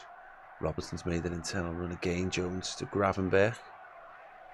Canate. Elliott is there. Go on, Harvey. That's good. We've got a left footed in there. He's just right foot to pass it to Trent. Trent flat ball looking for Mo Salah. Didn't pick him out. This is where Harvey Elliott's going to have to do some defending. Actually, no, they're just going to kick it into the channel for a Liverpool throw. He did well there, Elliott. Yeah. Trent was going for... it was... Fred of a knee. It's like... Do you try and just put it in the mixer, or do you try and be precise? And he tried to be precise, and I get it, but... Well, yeah, but... No, again, he's tried to kick it to Mo Salah. I mean, yeah, pros and cons, both sides. Curtis Jones, left midfield. Gakpo wide on the left. Jones now makes the forward run. Gakpo comes inside, puts the cross in, and again, headed clear. These Brentford lads are going to have some sore necks by the end of this game. Trent out wide to Salah, takes the touch. Elliott in behind. Elliott, a little air ball from Harvey there. He tried to make the cross and missed it, and the ball runs out for a Brentford goal kick. We always say in title races, there's always one where you have to win it 1-0, and can someone just do that? It's been such a finally poised few weeks of Liverpool, and they've never quite just got that one. Well, Mo Stewart asked the question in the press conference about we haven't got a great goal. I think we're like 12th for goals off the bench, and Slot said, "Yeah, but we haven't had many game states where we've needed goals off the bench, so that skews that. It's not as a cut and dry as all of that. This is it now. You know, we've made 4 substitutions, so we've got lads on the pitch now who are going to be tasked with winning this. Curtis, Harvey, Darwin Nunez. Be careful, don't lose it though. Be careful. Here's Visa. He's offside. Oh, thank God for that. Good. I was 20 puckered there. Yeah, we've brought 3 lads on the pitch who are more than capable of winning a game of football for us. That was tight. Honest to goodness, these lines when they're putting the flag, I mean, they're doing us favours, like, but I'm not sure. Yeah, I'm Brentford, I'm half complaining there about that. Come on. Alisson doesn't seem in a rush, to be fair, does he? No. Who's he on long to, though? Darwin. Feel that was the right hand side. Yeah, well done. Gravenberch under pressure. Sends one over the top for Darwin Nunez. The header from the Brentford defender cuts it out. Liverpool just got to keep them there. Feels a little bit, a bit more ragged for our position at the moment. Miss it. Come on, fuck it. There you go! Come on, you jammy little fucker. Well done, Gravenberch. And come on, you got to do it again, mate. Brentford again, kicking it to channel. This time it actually makes it to a red and white striped shirt. Wisser up against Virgil van Dijk. He's gone for shot, gone for goal, and Alisson makes the save. It's there, mate. That's right. You can't relax because that can happen. Feels like that could happen at any moment. The counter there, honestly, it's terrifying. I'm absolutely nervous as a wreck. Swept chaos is still confident we win the league with no signing stake. Give it a rest, mate. Oh my God, that deflected effort there. I didn't even... my breath went. Trent just hit it from miles away. I don't know how close it was, but it was fucking close. I am still confident. Yeah. I back my team. What are we doing? I keep going back to it. Oh, it didn't even deflect, it just missed. The I'm confident in them. Having said that, just stop it. Yeah. Stop it. There's a game on. I think yes. Stop blaming other human beings for having opinions on things that actually has no impact on whether Liverpool win in the league or not. Just my thoughts, yes. Oh my giddy aunt, love that. Says, I'm so puckered, I may need medical assistance. Yeah. And David LFC says, the stress of this, come on the Reds. Yeah, no question. I feel it. I'm feeling it, Dave. I'm with you. Oh, dear. It just feels like it's just petering. 34 attempts, last 6 on target. They've had 6 as well on target. It's been how it's 0-0, I don't know. It's been the most entertaining 0-0 I've seen in a very, very long time, this, but means counts for fuck all, means nothing. Counts for a point for each team if it stays like this, which obviously Brentford will probably shrug and carry on with their lives. It would feel like a defeat to us if we can't get this 1-1. Flecken again receives the ball. Pressure from Darwin again. They stick to the principles of playing it short, and of late miss-kicking the ball. Liverpool keep it alive. Well done, Curtis. Salah. No, it's not there, Mo. Ball. Hit the fucking shot, Mo. Just tried to feed Darwin Nunez in. It was never on. It wasn't there. It would have required something beyond perfection. And there they come out. It is a basketball game. Yeah. Across the box, Van Dijk defends, and it's a corner to Brentford. Nearly on goal. Oh my God, I'm terrified. Jesus, come on, Liverpool, keep your heads up. I thought Virgil scored on goal. So he sliced that one. Oh my God, this is awful. Not blaming. Simply curious, fingers crossed, 100% mate. I don't do well. We're into the final 5 minutes of normal time. Van Dijk has one of them every couple of games where he just gets something and he's just so pissed off with himself. I mean, one of them was when he kicked it towards Jordan Pickford in the Merseyside derby one, so hopefully we have a bit more of that. But let's see, we've got a corner to defend first. Brentford near side of the pitch, yeah. In swinger. Come on, Darwin. Switch on. Near post. Volleyed, but not clear, and then volleyed back in and over the bar. Goal kick to Liverpool. Alisson will race over to go and get one of the balls to take this goal kick as quick as he can. One more sub. Here we come. Cody Gakpo off. Federico Chiesa is on. Is he going to go and play left, do you think? He'd have to, mate, unless they're putting Darwin over there. Big moment. That is a huge one. This is it. This is the last swing, the last dig. Federico Chiesa. Make yourself the a hero, story son. of his season is he does nothing here. Make yourself a hero, son. But there's a world where he could do something here. Could Federico Chiesa change the narrative of this game and maybe the season? As he loses out. First header, Curtis Jones nods it down. Well recovered by Robertson. Sends one long for Darwin to chase. Chiesa gets on the second ball. His first two. It's a big ask to get, Oh, be careful. In Shit. behind. Oh, shit. He was done really well. Defends really, really, really well there. And Van Dijk will tidy that up. I feel like that was offside there as well from on this point. Wasn't given, so we're playing on. That Robertson ball at the line was just completely aimless. Yep. Chance at the back post for them. They've nodded it. Oh, Canate defends again. Come on, Liverpool, get on this ball. And it's someone was offside somewhere. Yeah, free kick to Liverpool. Oh, I feel sick. Time is ticking away. Here's Harvey Elliott. Ball inside to Salah. Salah carries it into the middle of the pitch. Goes past Wissa and plays it out to the left-hand side to Chiesa. Chiesa now got two in front of him. What have you got, Federico? Tries to pass it, doesn't get it through anyone and falls on the floor. Brilliant. I'm starting to lose hope and faith. As long as there's moments I know, game, I just don't feel. I'm not feeling it. As long as there's time, I hope I'm wrong. There's an opportunity to win it. Trent. Jones just got dispossessed. Someone managed to win it back. Harvey Elliott. Salah curls it. He's put it wide. Oh. That was the chance. That was a chance. Wow. Dear God Almighty. Oh, it's not far wide. That's better though. Take the shot, Mo. Oh my good Lord. Butternight says this is extremely poor from us. Doesn't feel like it. What does that mean? I thought first half was good. I think second half. It's the second half. The goalie hasn't really had to make a save. That's the problem. So yeah. The last few results, like I say, Liverpool just haven't won freaking Premier League games. It's as simple as that. Okay. Brentford looking to stick one over the top. Canate again goes to defend against Wissa. Does really well. And does exceptionally there. And it's a goal kick to Liverpool. Alisson will want to take this quickly and does. Trent picks it up. Oh my God, does it feel nervy? Come on, Liverpool, have you got the ability to grab this title race firmly in both of your hands again?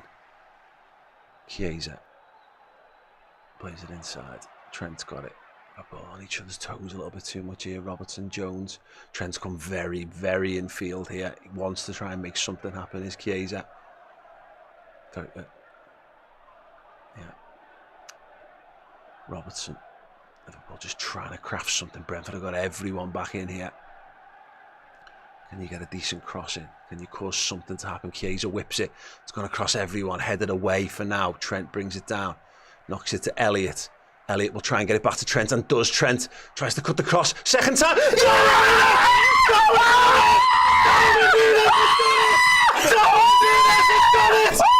my God! Get the humble pie out! Get a big slice! Shove it down your fucking throats! Because Darwin Nunez has come off the bench and scored the winner for Liverpool! Oh my God! Liverpool won! We're all living in Darwin Nunez's world! Bow down to him! Oh my God! Come on! I don't believe it! Oh my God, what a moment! Could someone come and fix this? Make the telly play, Aaron! Oh my God. Oh, I'm exhausted. And Darwin Nunez, the much maligned, has scored a massive goal for Liverpool. Trent Alexander-Arnold, man, my voice is gone. Trent Alexander-Arnold, he never gave it up. First time cross, second time, and Darwin, he said it, he's a centre forward, he gets in centre forward position. I know he misses stuff, I know he does. He's frustrating us all hell, but he's the only player right now fit and available who wants to get in those positions, who wants to make that stuff happen. Fair play to you, Darwin Nunez, tip of my imaginary hat. Have we broke our setup here? As it stands, we've lost all Good Lord. We've lost our stream. I'm going to sit back and catch my breath a minute. My God. Everyone at home, take a breath. Where are we up to, Aaron? Do we know? Soak it up. Jesus Christ. Might have to go secondary. Right. I'm going to go through the super chats while we're waiting for hopefully for our stream to return. This isn't doing my nerves any good. Knocky Knock had said... Richard Hughes, Sporting Direct, they couldn't direct traffic down a one-way street, unlucky. Super Chaos said I was wrong. Marine's Malevolent says one humble pie for me, please, Steve. It's Crossbow said, I told you, boys. God Lord. Knocky Knock has asked for a refund on a super chat. No, you may not. David Thomas says, up the ear, destroying Reds. Up the ear, he scored again! He's done it again! Oh, Darwin Nunez has scored again! Oh! Darwin Nunez makes it 2-0! Just as our thing comes back on! Oh my God. And Darwin Nunez scores again! Right, we're just going to sit here and we're just going to look at the Darwin Nunez haters a second, Steve. I mean, Chiesa might have been offside. We'll come back to it in a moment. Chiesa to Elliott to Nunez to 2-0. Arne Slot substitutions work a treat. Let's see. Can you believe it? I hope it counts for Darwin. What a finish. What a great... I mean, talk about confidence. To take that first touch, to make it work for you, and then to blam it home. My God. And all you Arsenal fans who tuned in to see the misery, good luck against Aston Villa. Yeah. Pressure back on yous. Liverpool responding. You've said it for ages. At some point, you're going to have to win one late. And Darwin Nunez last year against Nottingham Forest did it. This year, he's the man of the moment against Brentford. And everyone who's been giving him fucking stick called him shite, fucking DMing him. That's not what you do. He's a fucking Liverpool player. Back him all the way. Support your own until the moment they're not your football player anymore. Because what was that? Who's the super chat? What was it? Looking for a goal and you bring Darwin Nunez on. He's got 2 for years. And Liverpool, in the most dramatic of fashion, are going to take all 3 points from the G-Tech. Absolutely fantastic. Oh, it's been incredible. Yeah, what a moment in the season. Can we just highlight, I'm sorry I'm going to do this to you, gents, but he said when you need a goal, you put Darwin Nunez on. It's not a question mark. Put an exclamation point on that. When you need a goal, put Darwin on. I'm going to give you the benefit of the doubt and say it was an explanation rather than a question. Anti-jinxing. He was anti-jinxing. He was hoping that by saying that it was going to help to reverse manifest. I'll be honest. I believe in manifestation. I instead. never ever lose hope. I said it 2 minutes before. I don't see where the goal's coming from. 88 minutes, you said. I don't fancy it. I just wasn't seeing it, Paul. We hadn't created for quite a while. Oh, Liverpool coming forward again here. Can we put a third exclamation point on it? Darwin Nunez is into the box. If he gets at it, I'll get my top off. Honestly, I promise you. If he goes at it, I'll get my top off. He's just swayed into someone there. 2 goals and a smash someone. So many super chats here. Thank you so much, everyone. I need to catch up with this. Raj Desi says, call me Mystic Raj Nunez.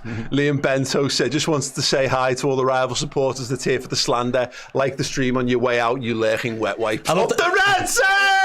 All their fans were singing you're a shite Andy Carroll at him as well. Stop doing that, lads. He loves that. Makes him score goals. King told you before the game, mark my word, Nunez Day. The King was right. Listen to the King, everyone. Christ almighty. My voice was goosed at half time. This is going to be interesting. God, and the full-time whistle's gone. Yeah! Have a bit of that. Oh my God. What a moment in the season that could turn out to be. All 8, nearly 9,000 of you who were watching along with us. I hope you enjoyed that. I hope you've got better nerves than me, because I was puckered up. I really was. I want to say this, right? Liverpool are where they are in the league because they deserve to be where they are in the league. We're struggling with it. The anxiety that comes with being in a title race is unfamiliar to us, and I've been supporting Liverpool a long time. The 30-year wait was ended by Liverpool pissing it. This is not that. It'd be wild if that happens again, but it's clearly not going to go that way. But the lads aren't here because they're competition winners. They're not here by accident. They're not just here because other teams are crap. They're top of the league on merit. We've got a fucking brilliant squad, and you can make the case, could we go out and strengthen and get more and better? You always can. You'd always want one more, but Liverpool have got the deepest squad in the league, and we've seen it off the bench there. Darwin Nunez, the most maligned of Liverpool's attackers, has just come on, scored 2 goals, and made sure Liverpool have got a healthy buffer. All the pressure back over to Arsenal, and Arsenal, right, have now got to go and play 90 minutes of football, right? They've got to exert every egg of energy in their little bodies, and the best they can hope for is being exactly where they were when the day started. All the best for Arsenal. It is no way to live, and God knows we know, because a lot of times we've chased Man City down. It is exhausting. So Liverpool they've done it. We said, if you're going to win a league title, you've got to find lots of different ways of winning it. And we said at some point, we're going to have to win one late. We're going to have to win one late. Well, you know what? Fuck off everyone who has doubted Liverpool. And, Darwin Nunez, I get it. The guy is frustrating to all hell, but he's box office and he doesn't half come up clutch sometimes. Mate, 2 big centre forward. We said before, is he the man to bring on when you need a goal in and around the penalty area? Yeah, it clearly is, because he's just done it again. Right. Absolutely outrageous. Let me fly through these super chats before we hand over to Dan to carry on. What I'll do, mate, I will nip out. I'll let Dan come and sit in, and then we can go seamlessly. Yeah, we'll go straight into Dan in 2 seconds. So, yes, anyway, Marine Malevolent said two. Sorry, put me forward. Fuck it. Yeah. David LFC said he's got 2. I nearly jumped through my window. Talks says, Da for the win. Yes. Give yourself a massive round of applause for that. In fact, I'm gonna have to do something for that one. Yeah, Dan, do you want to just come in and take over, mate? That's more. Okay. Andrew Robert just retracted a comment. I don't know why. Wilfred Webster, what a guy. Says, come on the boys. Louis J says, all right, it's subs are baldy. Yeah, okay, cool, man.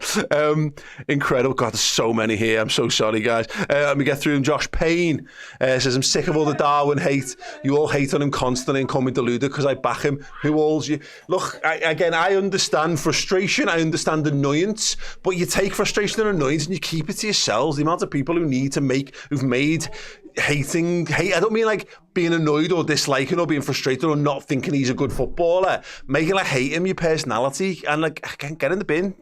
Support your football team, enjoy your football team, because while they're Liverpool players, they've got the ability to do things like that. Anyone who's currently on the books at Liverpool has got the potential to give that moment, bottle that. You know, we just felt there, that extreme explosion of happiness, yeah?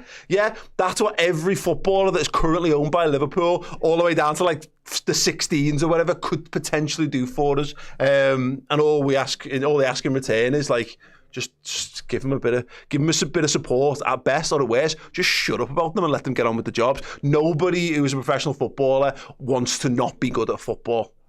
Remember that. Right.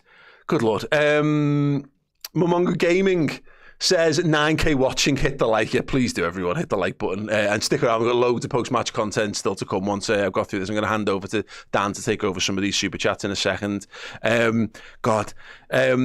Rakeen Dharma, Tank Ibu and 2-0 Reds are back. I said during the game, just want a 2-0 win. Wasn't quite how I expected the 2-0 win to go, but we got it. Jens says, I know my jinxing. Well done, mate. Yeah, countering it, love it. Jake Bowler Theatre, supporters support. GTFO with all the whining, lads. Look, I know anxieties are a terrible, terrible thing. It can be crippling at times, but separating your anxieties with the reality of what's in front of us. If Liverpool's blip is drawing a couple of games, man, we've got it good. We've got it so good. Lion in winter. After all the frustration, how good was that? The best of the best. There's nothing better than a late winner, and Darwin's got a few of them in his time at Liverpool, hasn't he? Original nickname says, let's start calling him Carroll to unlock him. Yeah, let's just start singing he's just a shit Andy Carroll and see if he scores more goals. Sverrir Fredriksson, Liverpool intentionally leaving it late just to drive the dagger into the Arsenal hopes. Dan, come on! Masterful gambit. I love a bit of that. As Steve mentioned it, there's something great to there will definitely have been Arsenal fans watching this and finding streams to watch Liverpool going, oh, this is it, this is our chance to capitalise. Arsenal players, right, will be warming up whatever the hell they're playing, who cares, and they'll be going, oh, this could be it, this could be our chance, and then, oh no, they scored. Oh, they haven't just scored. They've got a second half. Turn that off. Anyway, back to what we were meant to be focusing on. I fucking love that because Man City have done that to us for so many years, and it is the worst. I love doing it to other football teams. Will says just 170 thanks to those Nunez goals. Yeah, mate, come and sit in. Take over here.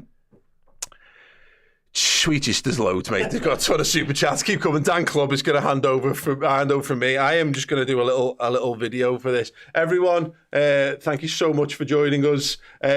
We are so good at football. So good at football. Dan, love you. Love everyone watching at home. Love you at home. Yes.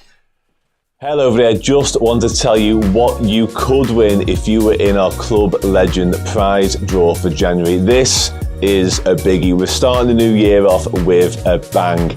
It's this, a signed Liverpool shirt signed by Ian Callaghan, proper Liverpool royalty, the record appearance maker for the Reds. 857 appearances he made. Not all in this shirt, you'll be glad to know, but if you want to get yourself a chance of winning this, head to redmenplus.com, sign up as a Club Legend or upgrade your existing subscription and you might just be the lucky winner.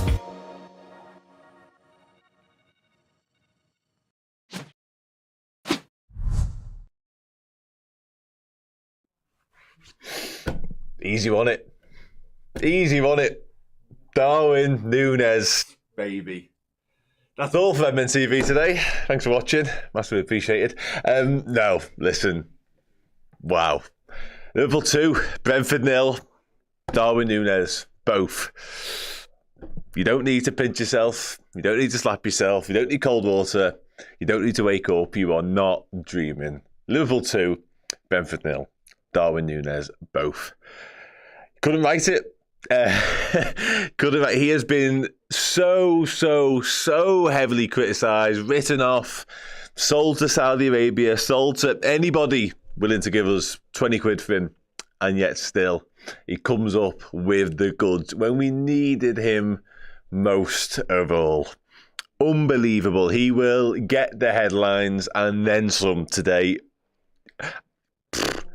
Lost for words. But I'll try and find some as we go along. This is the show. This is the bit where you have your say. So come at me. Come at me. Do you want to apologise to Darwin? I can do that for you. I can be the means with which you do that. Oh, we needed that. We needed that badly. Okay, let's do it. I don't know where Paul got up to with the super chats, but I'm going to pick up from where, if I miss a couple, I apologise. I'm going to pick up from where I see fit. I think he's seen a couple of the other ones. I'll try and bring them up on screen as well as we go. Unbelievable finale from the Reds, and in particular that man Darwin. Ryan Connolly says he's fully backing on Nunez, rightly or wrongly wants it. We all want him to succeed, like all of us do. You know, in spite of our sort of underlying thoughts on whether he may or not have a future at Liverpool Football Club. I still think that's a conversation, you know what I mean? You know, all is not forgiven long term, but in the here and now, in terms of what it means, all is most definitely forgiven. 7 points clear with a game in hand. Darwin, show stealer, writes the script. Yeah, the script was most defo written for Darwin. And just as sort of the dissenting voices are at their loudest around him, and whether or not he will have a role to play. And I said it earlier on, like the fact that he was on the bench today spoke volumes of where he was at and where Arne Slot's thoughts were at, because I think the Diaz thing hasn't really been clicking of late, and there was lots of that today. I think Liverpool lacked a lot of conviction, lacked a little bit of composure in the final third, to be honest. The non-conventional nine and not having the box occupier in terms of centre forward it doesn't always work, and it definitely wasn't for large parts of today. Get Darwin on the pitch, proper centre forward, gets in centre forward areas. Look what happens.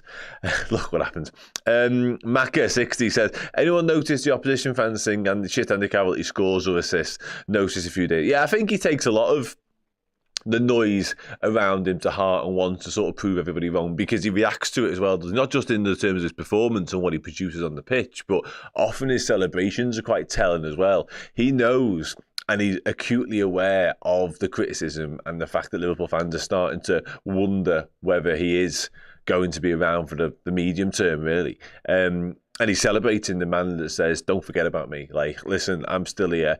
I still want to make an impact. And whilst that is the case, it's a good old chance he will, because, yeah, he's got something, hasn't he? And he's got that knack. You never walk alone as well, my mate. Darwin, baby. Big win. We deserve that. Darwin deserved that. Let's go, Reds. Also, where did you get that? It does look good, doesn't it? Yeah. Just club shop, mate. Just club shop, but it's heavy, isn't it? I agree. Cute passes from Elliot Chiesa involved. And yeah, do you know what? The subs absolutely flipped that game on its head. Like, Elliot was at the heart of us getting back into that, involved in both goals. Chiesa as well, likewise, getting involved in the goals as well. Just, yeah, and obviously Darwin being the man on the end of both of them. And the second goal, actually, is a proper finish, like to show the wherewithal and the composure and the nous, really. Proper sort of like intelligent centre-forward play to be in that position in the first place, but to actually take a touch and to just leave the defender, because I think the defender thinks he's hitting it first time, so he takes his touch and finishes. Like, Liam was screaming for Chiesa after 75th, did well. We needed something. We needed an injection of fresh legs, some new ideas, some different guile, and he brought it, to be fair. Elliot, Chiesa, and obviously again, most defo, Darwin. I can't quite compose my thoughts enough, to be honest with you, to work out what I've just witnessed there. Yeah, exactly this, mate. Exactly did. And it was much needed, because I think we looked like we ran out of ideas a little bit in the second half. Like, I don't know. Yeah, we just looked...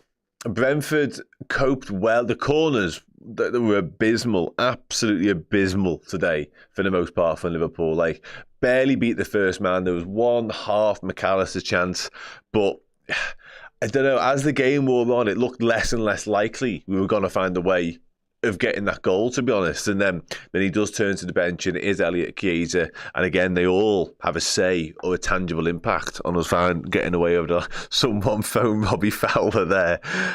Listen, I love Robbie Fowler. He's one of my childhood heroes. But yeah, I'm sure he'll be eating a little bit of humble pie. And his words are touch after last weekend. And again, I think, not wanting to pour any cold water on the situation, I think like there is... there will still be dissenting voices around Darwin Nunez post today, but for today we can just bask in the glory and just live in what we've just seen, which was just heavenly. A lot of people turning their attention to Aston Villa at Arsenal as well, and rightfully so, because I think the guys touched on it before I came in. Like they all would have been tuning into this and the match itself and what have you, just absolutely loving the fact that we were dropping points to Brentford, and they all would have turned off in their droves when it went 1-0, and every single one of them, man, woman and child, would have switched off completely when it went to 2-0.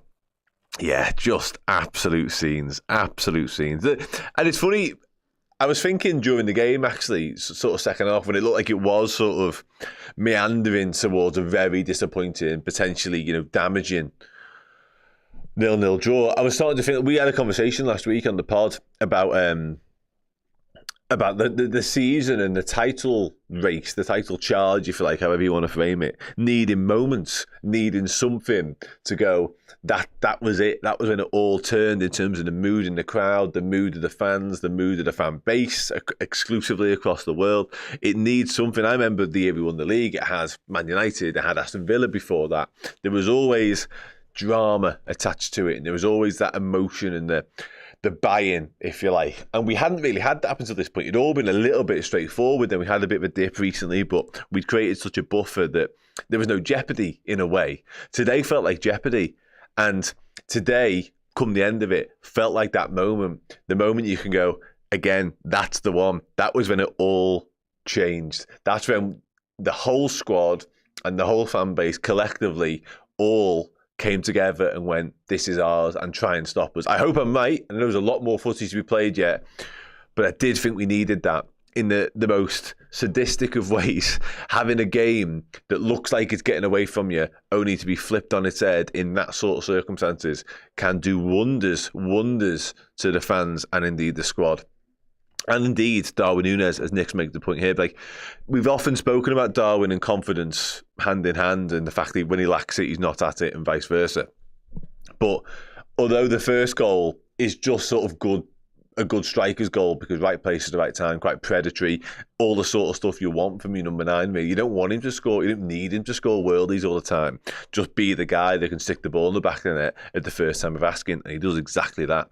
The second goal is actually a goal of a man who's just scored, because again, he takes that touch to take the defence out of the equation and then fires it home, doesn't even think twice about it. So yeah, I agree. Having a confident back at it, wanting to make an impact, Darwin Nunez could actually be, didn't think I'd be sat here saying this early on today, could actually be a massive fire under his arse in terms of what's to come for this season. Yeah, remarkable, absolutely remarkable. Whew. Oh. Yeah, I'm not entertaining that. Sound, I'll dive into some more chats.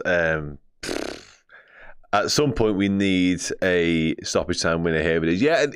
Again, I don't know. We should have said that, to be honest with you, but it's something we touched about and alluded to earlier on last week. It would have been the start of last week, because it's all been going along nicely, and the Nines makes the point here. Why has it got to be so stressful? Kind of the way we do it. It's kind of CC, absolutely. It's kind of Liverpool supporting this football club has kind of forever been stressful. Like, we literally won a Champions League from being 3-0 down at half time. Like, if anything tells you this football club don't do things the easy way, there it is in one game of footy. Like, on the face of it, this, to a lot of teams, if you haven't watched the actual game and how it panned out, and you don't look at the timings of the goals and stuff, 90+1, 90+3, it's fucking ludicrous in itself. You think, oh, Liverpool beat Brentford 2-0. I actually said at the start of the day, I'd give anything to have another cakewalk, another 2-0 that's just dead straightforward. Liverpool, dominate the game. We score in the first half, maybe score in the second half. Lovely afternoon. it's the opposite of all of them things. It's the most tense, nervy, is it not going to happen sort of situation you've ever seen. Felt like it wasn't going to happen, and then bang, in the blink of an eye, Darwin Ribeiro, I want to say his middle name is Nunez. Forgive me if I've got his middle name wrong there, but I feel like that's right. Spunky, did you though? Did you say 2-0 Darwin Nunez brace plus 90? Because I don't think you did. Anthony, I'm absolutely not getting involved in that, mate. But listen, you do you. You do you. It's just what we do, John. Just what we do. Football Facts be back. And do you know what? I said, again, and something else said, like, Mo has gone quiet. I agree with you on this. But can we not just enjoy ourselves for a minute? Like, we'll deal with the unpacking of the problems another day. I think for now, it's just about enjoying what we've just watched with Darwin, to be honest. And this is a point, though, I agree with this. But I said, like, there's always ways to win a footy match, and there's good ways and there's bad ways, and there's ways that you can, bounce off of. And I think today's one of them. I would have loved nothing more than us to go out there and put in an all-conquering, flexing our muscles. We're miles better than you. You're a decent side, but come on now. This is our ball. You go find your own. I would have loved that. That didn't happen. It was the opposite of that. So the second best way of winning the game of football is on a knife edge. Could go either way. Brentford are having a go. We're having a go. Got a little bit basketball-y. And then Darwin Nunez, the fella that is essentially been written off by 99% of the fan base, and potentially rightfully so longer term. Let's have it right. I'm going to caveat it by saying that. But that is the man that comes off the bench and produces the goods. Not once, but twice. Harvey Elliott's come off the bench. A lot of people question Harvey Elliott's future at the football club. Again, potentially rightfully so. He's involved in the goals. Federico Chiesa, I have been very critical of Chiesa and his situation because he just hasn't been able to get going at all. Comes off the bench very much in the dying embers, and he has an involvement in the goals as well. Perfect scenario. Couldn't have written it any better if I tried myself. Anyway. Oh, God. Sleep well tonight. A couple more super chats. Ahmad says, Ibu was also magnificent. Really happy to see him do a solid 90 out. He was brilliant. He so often is brilliant. He nearly provided the goal as well in the first half, didn't he? If we're going to sort of unpick the actual game itself, apart from the glory of it. Teams win games, squads win titles. I like that. DN9. I have never seen Darwin Nunez's name used in that way. But I'm so here for it. It hurts right now. I'm so. That is normally reserved for the absolute creme de la creme of strikers. R9, for example. CR7, but we don't talk about him as much. But yeah, listen, right now, give Darwin Nunez whatever you want. Give him the keys and the freedom to Liverpool city centre if you like. I don't give a shit. Because that man deserves the world. Absolute world. I couldn't be happier for a striker if I tried. Honest to God. Just joyous. He's just a boss, Andy Cavill. He is. A lot of people giving Trent some flowers in the chat as well, which I like to see because again, very, very influential. In it was just. I feel like we're jumping the gun, but I'm not going to stop it. Yeah. No wonder we rejected that 70 million. Double it, Al Halal, and then we might talk. All right. Fellas, DN9. You think you're going to come for DN9 in January for 70 mil? Got another thing coming, my mate. Yeah, they weren't. They're the best, Stephen Paul. What do you expect? Evel's great as well. Chris is great as well, but that's what you get here at Redmen TV. Get all angles covered. You know that. Sound. I'll start to wrap up now. Darwin Nunez will score 200 goals for LFC. Well, he's, a 200th of the way there today. Happy bit when I'm wrong. Humble pie for one, please. Yeah, listen, you won't be on your own there. I think the world would run out of humble pie if everybody who's criticised or potentially started to think that Darwin Nunez might not be the answer at Liverpool. No, there'll be no humble pie left to eat. So I don't think this is a time to start really analysing our thoughts and sort of going back on what we've said about Darwin, because most things that have been said, some of it will have gone over the line, people DMing him and all that sort of shit, that will have gone too far, absolutely, because he's just a footballer that plays for Liverpool Football Club, and whilst that is the case, we should back him to the hilt every single time he stepped onto the pitch. However, this isn't the moment to be like, oh, maybe not. It's the moment just to bask in the glory of what he's done. I've said it before. And to hail him for coming onto the football pitch and winning 3 points for Liverpool. Anything else is for the birds right now. It's irrelevant. It doesn't matter. That's all that matters. In the here and now, that's all that matters. And it might even it might even lead to better things in terms of a league title, potentially down the road as well. And this could be the day we all look back upon with great fondness and go, that was the day we started believing. Or Arsenal could drop points in half an hour or whenever it'll be, a kick-off in 15 minutes. But you know what I mean? And then we could all go, Darwin Nunez, even more, so we can have another big loving about him on Monday. I've lost all composure. Welcome, Cult Hero Gray. Nice to have you with us, my friend. You've come at a good time because things are just joyous right now. You've come at a good time, and not just because of today, but the next few months are going to be sunrise in every sense of the word. Honest to God, we've got you covered every single step of it. I do love how DN9 has become a thing in the space of like 2.5 minutes. Somebody said it, and all of a sudden it's all over the place. Euphoria is the word. Euphoria is the word. Often it's bird, but I think in this instance it's definitely euphoria. Sound, boss. Take a deep breath. Take a deep breath. And I'm just making sure I've not missed any super chats. I can't see any that I've missed, which is good. Here we go. Darwin getting the credit, and rightfully so. Trent was immense in the first kick, worked hard, and his second efforts led to the first assist, getting red. Yeah, he was really good. And I thought he defended pretty well as well when called upon. Track back in that moment when Mbeumo looked like he was through on goal with Szoboszlai. Yeah, I don't want to talk about stuff that doesn't involve Darwin Nunez right now. So I'm just going to put a load of DN9 chats on the bird is the word, Freudian slip. Yeah, you're right. I did mention bird being the word. But you know, Florian says, enjoying myself in Darwizzy, make DN9 great again. DN9 forever. Can I just do this for like the rest of time? Because this is far more fun. Give you some more DN9 chats, and then I can wrap up this show. Harvey Elliott. Yeah, I think Harvey Elliott deserves some airtime on this too. I thought he's really good. And really good after a difficult couple of weeks, I imagine, for Harvey. I'm sure he started to... I'm sure his mind started to wonder where his future lies, because he's a player that, let's face it, wants to play football regularly, and that not doing that just won't suffice for him. So yeah, lovely boss to see him come on and have an impact today and be a part of the reason Liverpool won a game of football again. I actually tweeted like it was in that sort of situation where it would be Harvey Elliott and he would often come up with the goods in a roundabout kind of way. He did today as well. So yeah, really good. Get your DN9 out. DN9, 500k a week. Yeah, we see your Erling Haaland contract, Man City, and all your charges, and we raise you a 15-year deal for Darwin Nunez. How'd you like them? Oh, man. He assisted. I know he did, but I'm just talking about generally being a positive effect on a football game as opposed to the actual output.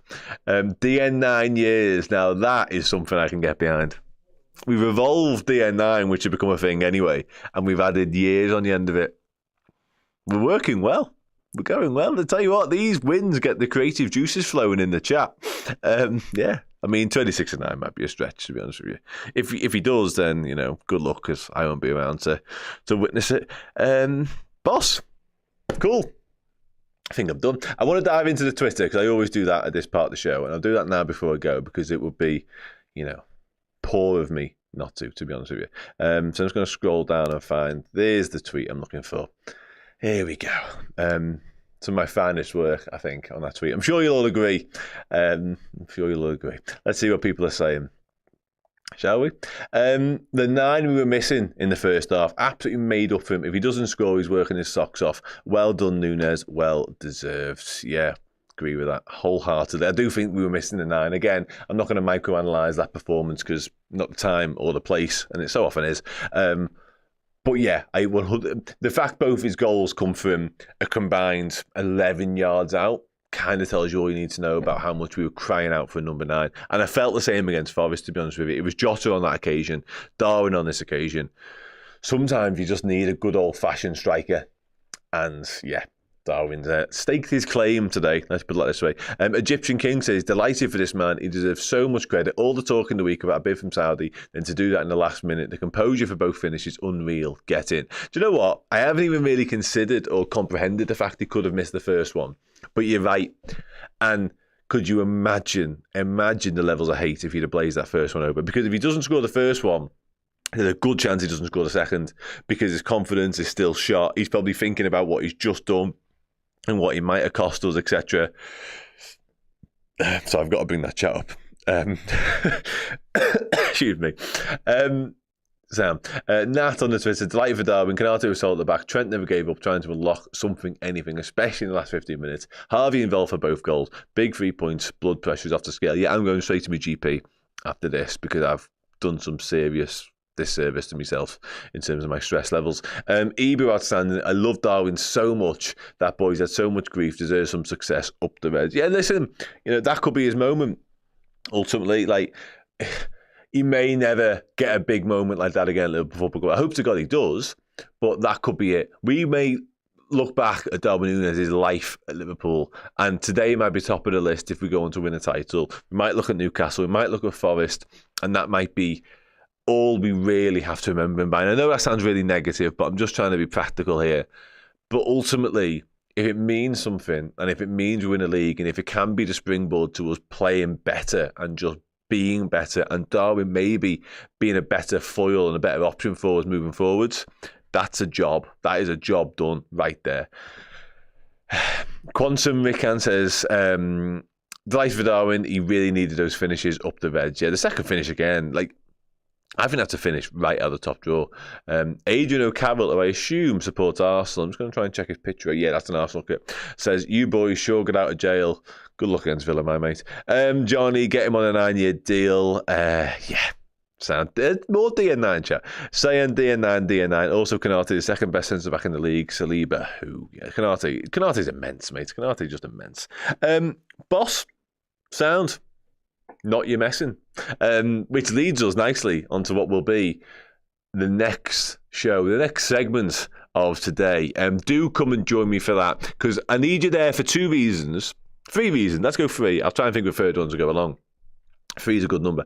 Liverpool got 3 points. Oh, Sayan. Hi, mate. Hope you're okay. There you are. Yeah. What was I saying? 3 reasons. I need you because, A, the whole show makes no sense if you're not there, because then I'm just stood in front of a board full of faces and layers and don't know what to do with it, basically. So do come along for player rankings, because, again, you're essential. Secondly, I need to know what the Arsenal Villa score is, because I can't see a telly. I don't have access to that right now whilst doing the show, especially. So come along and tell me what the score is, because otherwise, I don't know. That's not fair. And thirdly, I'm going to pick up Darwin Nunez at some point, and I need you all to tell me en masse that he's the best thing that's ever existed. So when I do that, I'm going to put him on the board, probably really high and boss, like nobody can reach him, because I'm one of the tallest in here, and if I put him high, everyone else is fucked. And I'm going to put the man of the match next to his head as well. Spoiler alert. So come along for all that stuff. You don't want to miss it. I'll see you in literally like 40 seconds or something. Hello over there, just wanted to tell you what you could win if you were in our Club Legend prize draw for January. This is a biggie. We're starting the new year off with a bang. It's this, a signed Liverpool shirt signed by Ian Callaghan, proper Liverpool royalty, the record appearance maker for the Reds. 857 appearances he made. Not all in this shirt, you'll be glad to know, but if you want to get yourself a chance of winning this, head to redmenplus.com, sign up as a club legend, or upgrade your existing subscription, and you might just be the lucky winner.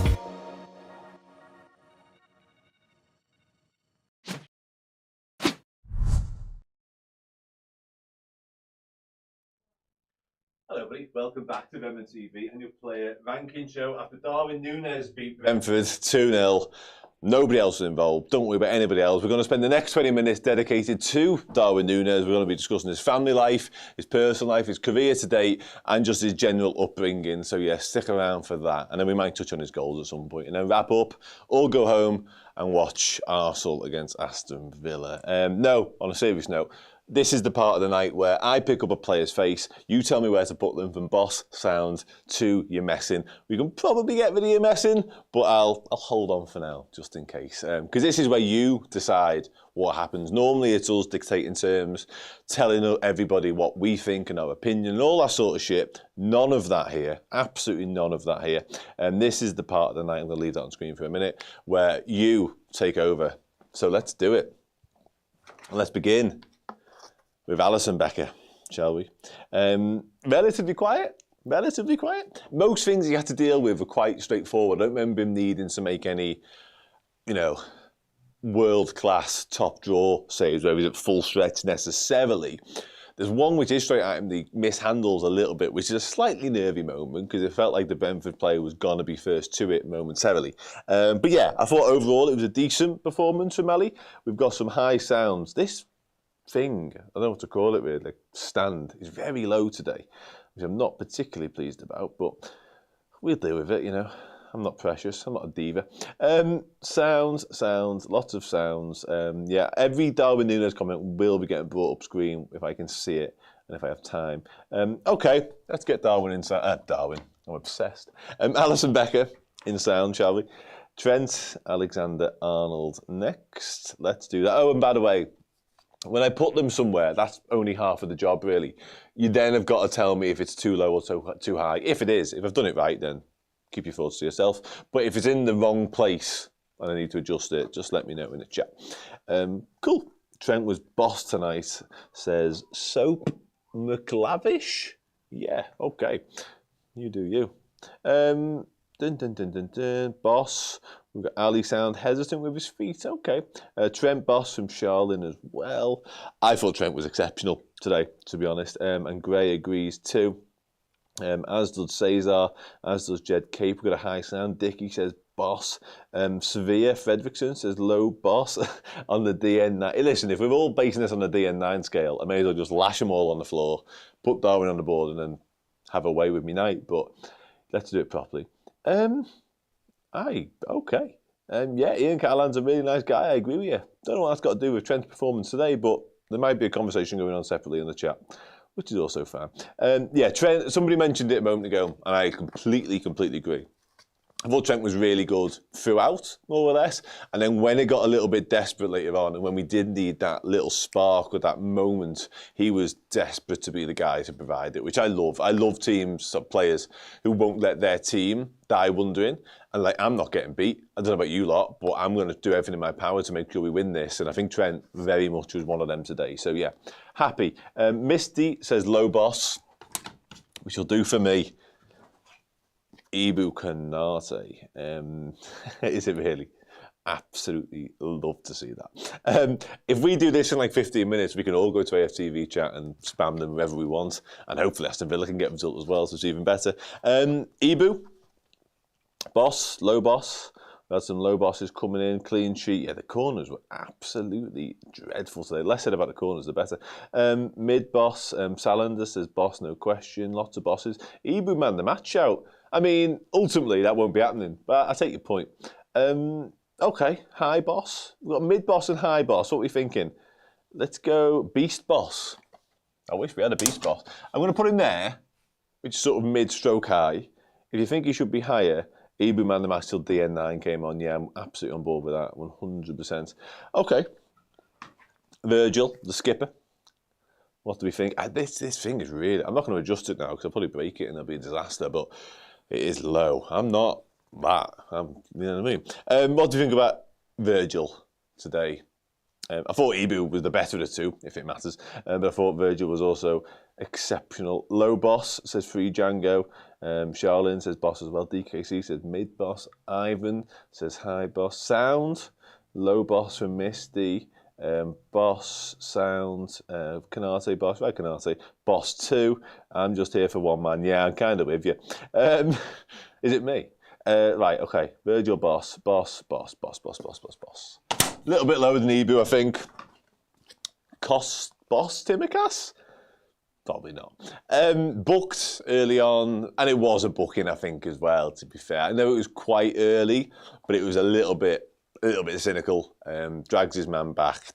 on the halfway line, more or less, and he was getting away from him. So quite a smart foul to give away in a way, because it stopped a potential problem defensively. But yeah, I don't think it was a fantastic performance from Costas. Looked like he needed a little bit of help. Got isolated one-on-one once or twice from Bremo as well, which is a little bit nerve-wracking, given the fact he was on that yellow card. But yeah, dealt with it all right after that, I think. Put everyone in boss and call it a day. Well, yeah, that's not as fun, is it? Mid-sound for Simi. Okay, defo, yeah, it was a yellow. Costas sound, Dickie. That'll do for me. Costas sound. Okay. Ryan Gravenberch. Good again, wasn't he? Let's have it right. He was just good again. You're joking. Etsam, you lying. Don't lie to me, Etsam. Can somebody listen, Etsam, I trust you. You're a regular in here. They've only been playing for 2 minutes. Can somebody confirm, please, before I move on? Is that true? You're lying, Etsam. I don't believe you. Nobody else has confirmed it. Why would you do that to me? I don't understand why you'd do that. Anyway, Gravenberch was really good. As he so often is, just a typical Gravenberch performance at this point, isn't it? Yeah, his level remains a constant. He remains exceptional. It's still 0-0. I thought so. Thanks, Liam. Thanks, people in the chat, for clarifying. James as well. Yeah, kind of. Listen, Etsam, I'll let you offer a warning in this instance, okay? But I've got my eye on you after that. That wasn't kind at all. High sound, constant boss man, Ryan Boss. I think I'm erring on the side of a straddler, to be honest. Because again, I think he was brilliant, very much like he always is. He hasn't really. I won't go back through them all because I've got more important things to do in my time. But I don't think Gravenberch has ever been below. That might be his lowest rating all season, potentially. That's how good he's been. So yeah, good. Dom Szoboszlai felt like actually at times, if we were gonna find a winner pre-Darwin Nunez, Chiesa, Elliott, it was going to be this guy, actually. It was going to be the difference maker. Mixing with a little bit McAllister, Gakpo at times too. Diaz probably could and should have been. But yeah, Szoboszlai hit the bar with a stunning effort. Often that late run into the box looked like it was causing problems. The finish left a lot to be desired once or twice. But yeah, I thought he was having a really good afternoon, to be honest. The energy was there, and he was the one chasing back, as I mentioned, with Trent to stop Mbeumo and to snuff out that particular attack. But yeah, from an attacking point of view, for us, I thought Dom was at the heart of a lot of good stuff today. Them feet as well in the box. The effort was tame and never really caught it, but the feet to get into position was lovely. So I thought he had a really nice game, actually. Mid boss, low boss, what a runner. There are lots of bosses for Dom, and I'm there with you, all of you, actually. Almost had a piss missile. Yeah. All right. Okay. I'm going with Boss. There have been a few sounds and a few bosses, to be honest with you. I'm going to go with Boss. I thought he was better than Sound. So I'm going to have him right there.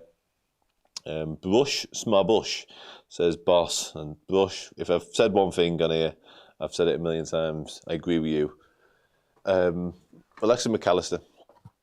In a similar vein, in a similar bracket to Dom, for me, without the moments by which I mean didn't hit the bar, didn't dance his way into the box and have a shot, but for about a 5-10 minute spell, it felt like if Liverpool were going to score and we were going to take the lead, it was going to be him and Dom, because they combined really nicely. He does a turn at one point, which I haven't seen back yet, and I need to see it, because I won't be able to sleep otherwise. I might be struggling anyway, as it is. But yeah, it does a turn in the middle of the pitch. It just leaves most of Brentford as an actual community for dead. Yeah, lovely football to watch. Lovely incisive pass as well. And he plays that ball round the corner early on. I think it's for Diaz. I want to say it's Diaz or Gakpo. I think it's Diaz. First time, barely even looks. And fella's a genius. I just love him watching him play footy, to be honest. He's so essential to this team. Absolutely agree. He was everywhere, 100%. Same as Gravenberch. Also very good. A few nearly moments, yeah. Had the header, actually, didn't he? Went to the near post from the corner. Yeah, 100%. He actually nearly did have that moment. So yeah, I am agreeing with Shawnee. Soap, I think that's a little bit low personally. Lower than Dom, but important. Yeah, I love McAllister too. Okay, let's just have him slightly below Dom, shall we? But I mean slightly, because I think they were very, very similar in terms of performance today. Mo Salah. not the match winner, Mo Salah. I'm as shocked as you. Nearly moments, really, for Mo today. Don't think he had a bad game, but interesting imagination. I thought he was decent. Always felt a little bit on the fringes of it, I think. Mid-sound is probably about right. I think I was seeing somebody say there. Yeah, Mr. Krabs, mid-sound. A couple of nearly moments when it comes to assists as well. Just never quite executed it in the way that he has been doing this season, the way we've become accustomed to seeing, really. So, yeah, listen, ultimately, all's well that ends well because we win the game 2-0. So, him having a slightly quieter stroke-off day is neither here nor there. But, I think mid-sound for Mo. Got a low sound as well there. Trying things, but a few weird decisions. He's just having a little mini dip of form, Mo. And I mean mini. Mini's doing a lot of legwork there, because I think it is mini. But as long as we win games, it ultimately doesn't matter, does it? So let's move on. Cody Gakpo. Can't be boss all the time, Jenny. Absolutely spot on, because he pretty much has been all season long. Cody. I thought Cody was really bright, actually, if I'm being honest. And again, coupled in with the two I mentioned a moment ago, I think Gakpo was a bit of a lightning rod for us in many ways, particularly when we weren't quite at it, we were struggling to create, and we definitely lacked some composure, a bit of conviction in the final third. But Gakpo felt like an option and felt like a guy who could come to the fore for us. So I don't know what he does with that finish, because it's actually a Salah pass, and you could argue Salah does get that potential assist, right? But he gets to finish all wrong. Like, it's a strange option from Gakpo. Looks to go back across goal, kind of comes off his heel and just tamely drifts out of play for a goal kick. So that wasn't it, Cody. But outside of that, I thought his all-round game was decent, to be fair. High sound. Okay, Gakpo was low sound, should have scored. Yeah, maybe should have scored. Charlotte also says low sound, wasted a few. Okay, we're not as in love with Cody. High sound, he created a lot of Mo. We're in the sound, aren't we? Are we sort of next to Mo? I don't think he had a game much worse than Mo Salah, personally. If we're happy with Mo, I think we've got to be happy with Cody, right? Yeah? Luis Diaz. We're getting to the business end now. Let's just do Luis Diaz, then we can have some real fun. Listen. The header, it wasn't even the header in the end, the shoulder that he attempted, gets himself in a right mess. His body position is so strange for that. It's like he's in about 7 minds, when really all he had to do was stay calm and produce like a relatively straightforward header back across goal. But yeah, odd. Couple of nearly moments, couple of shots blocked, that sort of stuff. Tested the keeper once or twice down low. I don't know if that experiment's working. I'm not washing my hands of it just yet, but I'm not sure. Anyway, sound 2. Low sound says Holly. John says low sound as well. Mid sound. Salah should be mid sound, not high sound. Okay, I'll drop Salah down the touch. Amir says low sound. Lively in the first half. Yeah, what I will say is, and it's not necessarily a criticism of Luis Diaz, this, but are we doing him a disservice by playing him up front, maybe, in certain games? Because he doesn't have a great game today. He's perfectly fine. He's perfectly passable. I'm about to put him in sound for that exact reason. But I don't know. Darwin comes on, who's a 9, and does 9 stuff. And Diaz doesn't do that because he's not a 9. You know what I mean? Like, are we setting him to a different sort of barometer because we need our number 9 to score goals and to be clinical? And I'm not sure that's Luis Diaz, basically, is what I'm trying to say. Anyway. He's in there now. Okay. Let's do it. Where are we? We've got Harvey Elliott, we've got Andy Robertson, we've got Curtis Jones, and we've got Federico Chiesa. Lovely stuff. Right, let's go in order.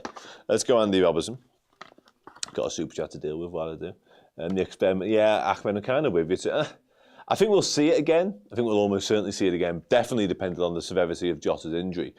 But yeah, in an ideal world, Jota is back soon and Nunez has got some confidence now based on today. And the Diaz thing is less of a thing moving forwards, I think. Okay, Robertson sound, says Dickie. Lots of sounds for Robertson. Neil says sounds, lots of sounds, loads of sounds. I thought Robbo was actually quite effective when he came on because sausage yourself, you weirdy. Got a translator in the chat anyway. Yeah, I actually thought he made a genuine impact and was quite effective when he came on because instantly delivers a good ball right onto the head of Darwin Nunez, who gets the header wildly wrong, to be fair. But yeah, I thought he was good, and maybe good based on the fact that his nose part was jointed a little bit, because he might view today's benching as an actual benching and a dropping as opposed to rotation. So yeah, good to see. A bit of fire in the belly of Andy Robertson will not do him any harm. So I'm going to pop him there in sort of the high sound regions. You can wait. Let's do Curtis Jones next. I mean, just a sound for Curtis. Comes on later than most. Are we just going sound for Curtis quickly? Yeah, I'm kind of with you though, Florian, to be honest. No, I think we need to just, let's just put Curtis in low sound. I'm reticent to keep him in anywhere near your messing, to be honest, because that's just not fair. High sound, yes, sound. Okay, cool. Now then, now I need your attention. We'll start with Chiesa. Came on with like 3 minutes to go, and I must admit, I think I tweeted something semi-tongue-in-cheek from our account, just like, we don't play him. At that point, it was still 0-0. Chiesa's on the bench. We've made a few subs. Didn't look like he was about to come on. What are we doing here? You know what I mean? Like, what is this situation with Chiesa? Like, doesn't Slot not fancy him? Is he not fit? Because if you're not going to bring him on now, when are you going to bring him on? And he does. And he had a proper say in the direction of travel of the game. So brilliant. Yeah, let's rate him in that case. High sound. Influence the game. High sound. Chiesa king. High sound. Diaz lower. Oh, there you go. High sound for Chiesa, says Cesar as well. I thought we might be a bit more, impressed. Looks like we are closing on a Liverpool. Okay. Great to see Freddy had a great impact. High sound as well. On level with Robbo. High sound. Lots of high sounds. Wonderful. DKC says low boss. Got 5 minutes. Give him boss. I mean, I can't give somebody boss based on the fact he played football for 5 minutes. I just can't do it. I haven't got it in me. I'm going to straddle him in the corner there, because I am really pleased that he came on. Don't get me wrong. But I'm really pleased that he was able to, again, positively have an effect on the game. I think that's more important, personally. And a game that wasn't already a foregone conclusion, a game that we needed positive impacts. For Chiesa provided that. So, yeah, good. Harvey Elliott. High sound, says Godfowler, 71. Absolutely love how he finds pockets of space. Yeah, he do. And again, it was a game that was crying out. I think it was crying out for two things. Crying out for a proper number 9, this guy, I'll talk about him in a minute, and Harvey Elliott. Like, have we forgotten that, like, he made so many game-changing, game-defining impacts last season? Like, I know Arne Slot wasn't around, so he's not aware of that. He will be aware because he'll have watched it and he'll have gone back over the footage and analysed it to an nth degree. But it feels like as a fan base, we've forgotten that a little bit. And like so many games we had like that last season, where it was just petering out and we couldn't find a way, we were struggling to find a proper clear-cut opportunity. And then he came on. Often he scored, sometimes he created. He does it. He's really good at it. Sorry, John. Sorry. I love Harvey Elliott though, and I'm made up for Harvey Elliott. Dickie O'Red wants Chiesa. Higher? That Chiesa you want higher? There you go. Boss, says Declan. Elliott is always boss. Low boss, definitely what we need in this type of game. Oh yeah, that's Winky. That super chat is gone, unfortunately. If you just say something, let me see if I can find it. 1 second. I'm going to dig into the archive just momentarily. No, I can't. It's gone. That it's long gone into the ether, I'm afraid. Say something again. I'll see if I can find it for you. Anyway, super duper sub needs more minutes. No, who then? Harvey it'll be. This ranking, nice one. High sound, low boss, always offer something different. Okay, I'm happy to go with Harvey. I'm happy to go there with Harvey, to be honest. And take it or leave it. Probably leave it. Now it's time Darwin Nunez, baby. DN9, the game changer. The man, the myth, the legend, Darwin Nunez. Just... How boss are we saying? Somebody said on the roof, how boss are we saying? Come on, I'm waiting. I'm just looking, I'm just soaking it all in. DN9, off the screen boss. Hi boss. Darwin through the roof boss. Universe and man the match. Darwin Nunez, big boss. Darwin Nunez, balls boss. Boss of bosses. Super boss. Off the screen, hi boss. Dan Club boss, thank you very much. Darwin Bossnez, we're finding a way, aren't we? Above the board, off the board, the final boss, need a new category, above boss, God level, off the chart boss, player of the match without question, Darwin boss, DN9 on the moon boss. Okay, I think you want him in boss. I can't work it out. The boss of 2025 so far, Boss McBoss, Darwizzy boss, boss with Nunez, that's better. Get on the Darwizzy wagon, blood pressure boss, yeah. Save my sanity equals boss, high boss. Okay, I think I'm ready. We've got some bosses, haven't we? Shit, I've been kind. Okay, can you see that? Can you see him? I don't know. Can you see him? Tell me if you can see him. If not, deal with it. And then I'll find Arne Slot's head, which I've got here, and the man the match, which is, coincidence. Wonderful. Higher. You want him higher? Okay. I don't think he can go any higher. I think we've got a problem here. He's going to fall on me. There we go. I don't think he can go any higher. It's non-magnetised up there, you see. I can try. He's going to stay there. If that falls on my head, I'm claiming against whoever said higher. Okay? Right. Arne Slot. Camp Luke, can you take me higher? Okay. Arne Slot. What do we think? Listen, some people will criticise his team selection and maybe leaving a couple out. I've seen a bit of that already in the chat. Some people will simply look at the fact that he made the substitutions and literally changed the game on its head. Whatever camp you sit in, now is the time to tell me.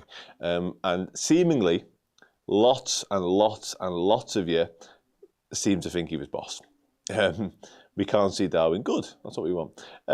Boss, low boss, Arne boss, high sound, boss, the subs on the dots. Okay, Slot boss, absolute boss. Slot said, you know what, that's such a good... I hadn't even considered that. I've been so lost in my own euphoria of the past 45 minutes. Arne Slot asked about Darwin Nunez and whether he was confident or not. Backs him to the hilt and comes out and says, yeah, he's confident, don't worry about him. He does that today. That's fucking good man management, that. That's good man management. My manager. Right, okay, do we need to do this? Or should I just put it somewhere in the vicinity? I don't want to go too close to Darwin because he's proper, teetering on the edge of falling off right now. So I'm just going to pop him. I'll let you all say it first. Yeah, just yeah. I'll bring some up on chat as well while we do it. I don't know, I'm just going through them like mad. Boss, that's Timicas. Okay. Yeah. Slot bailed out. Are you all right there, T-Wiz? Everything okay? Yeah, you'll be all right, mate. Sorry about it. Nunez man the match. Nunez man the match. Give Darwin his... I think I've given him some flowers. I think I've given him the whole... I don't know. Not bunch. Flower bed? I don't know. I'm not a big flower guy, to be honest. Bouquet? Maybe. Sobbo was man the match. Daz said Sobbo wasn't man the match. I'm sorry. Normally I field and entertain different suggestions for man the match, but today it's just not one of them. Yeah, there's a good chance that might happen, to be honest with you. I'm looking to wrap up as quickly as possible because there's a very, very, very strong case for Darwin Nunez falling and hit me right on the top of the head. Might knock some sense into me. Okay, let's just do it. Let's stop pissing around. Darwin Nunez man the match. I'm going to place it gingerly up there, somewhere near him. Because he won it. He won the match, literally. He won the match. 2 goals. And Second one was pretty well taken, wasn't it, to be fair? When it all hope was lost, Darwin Nunez came in and went, don't worry about this, lads. I've got this. And yeah, fair play to him.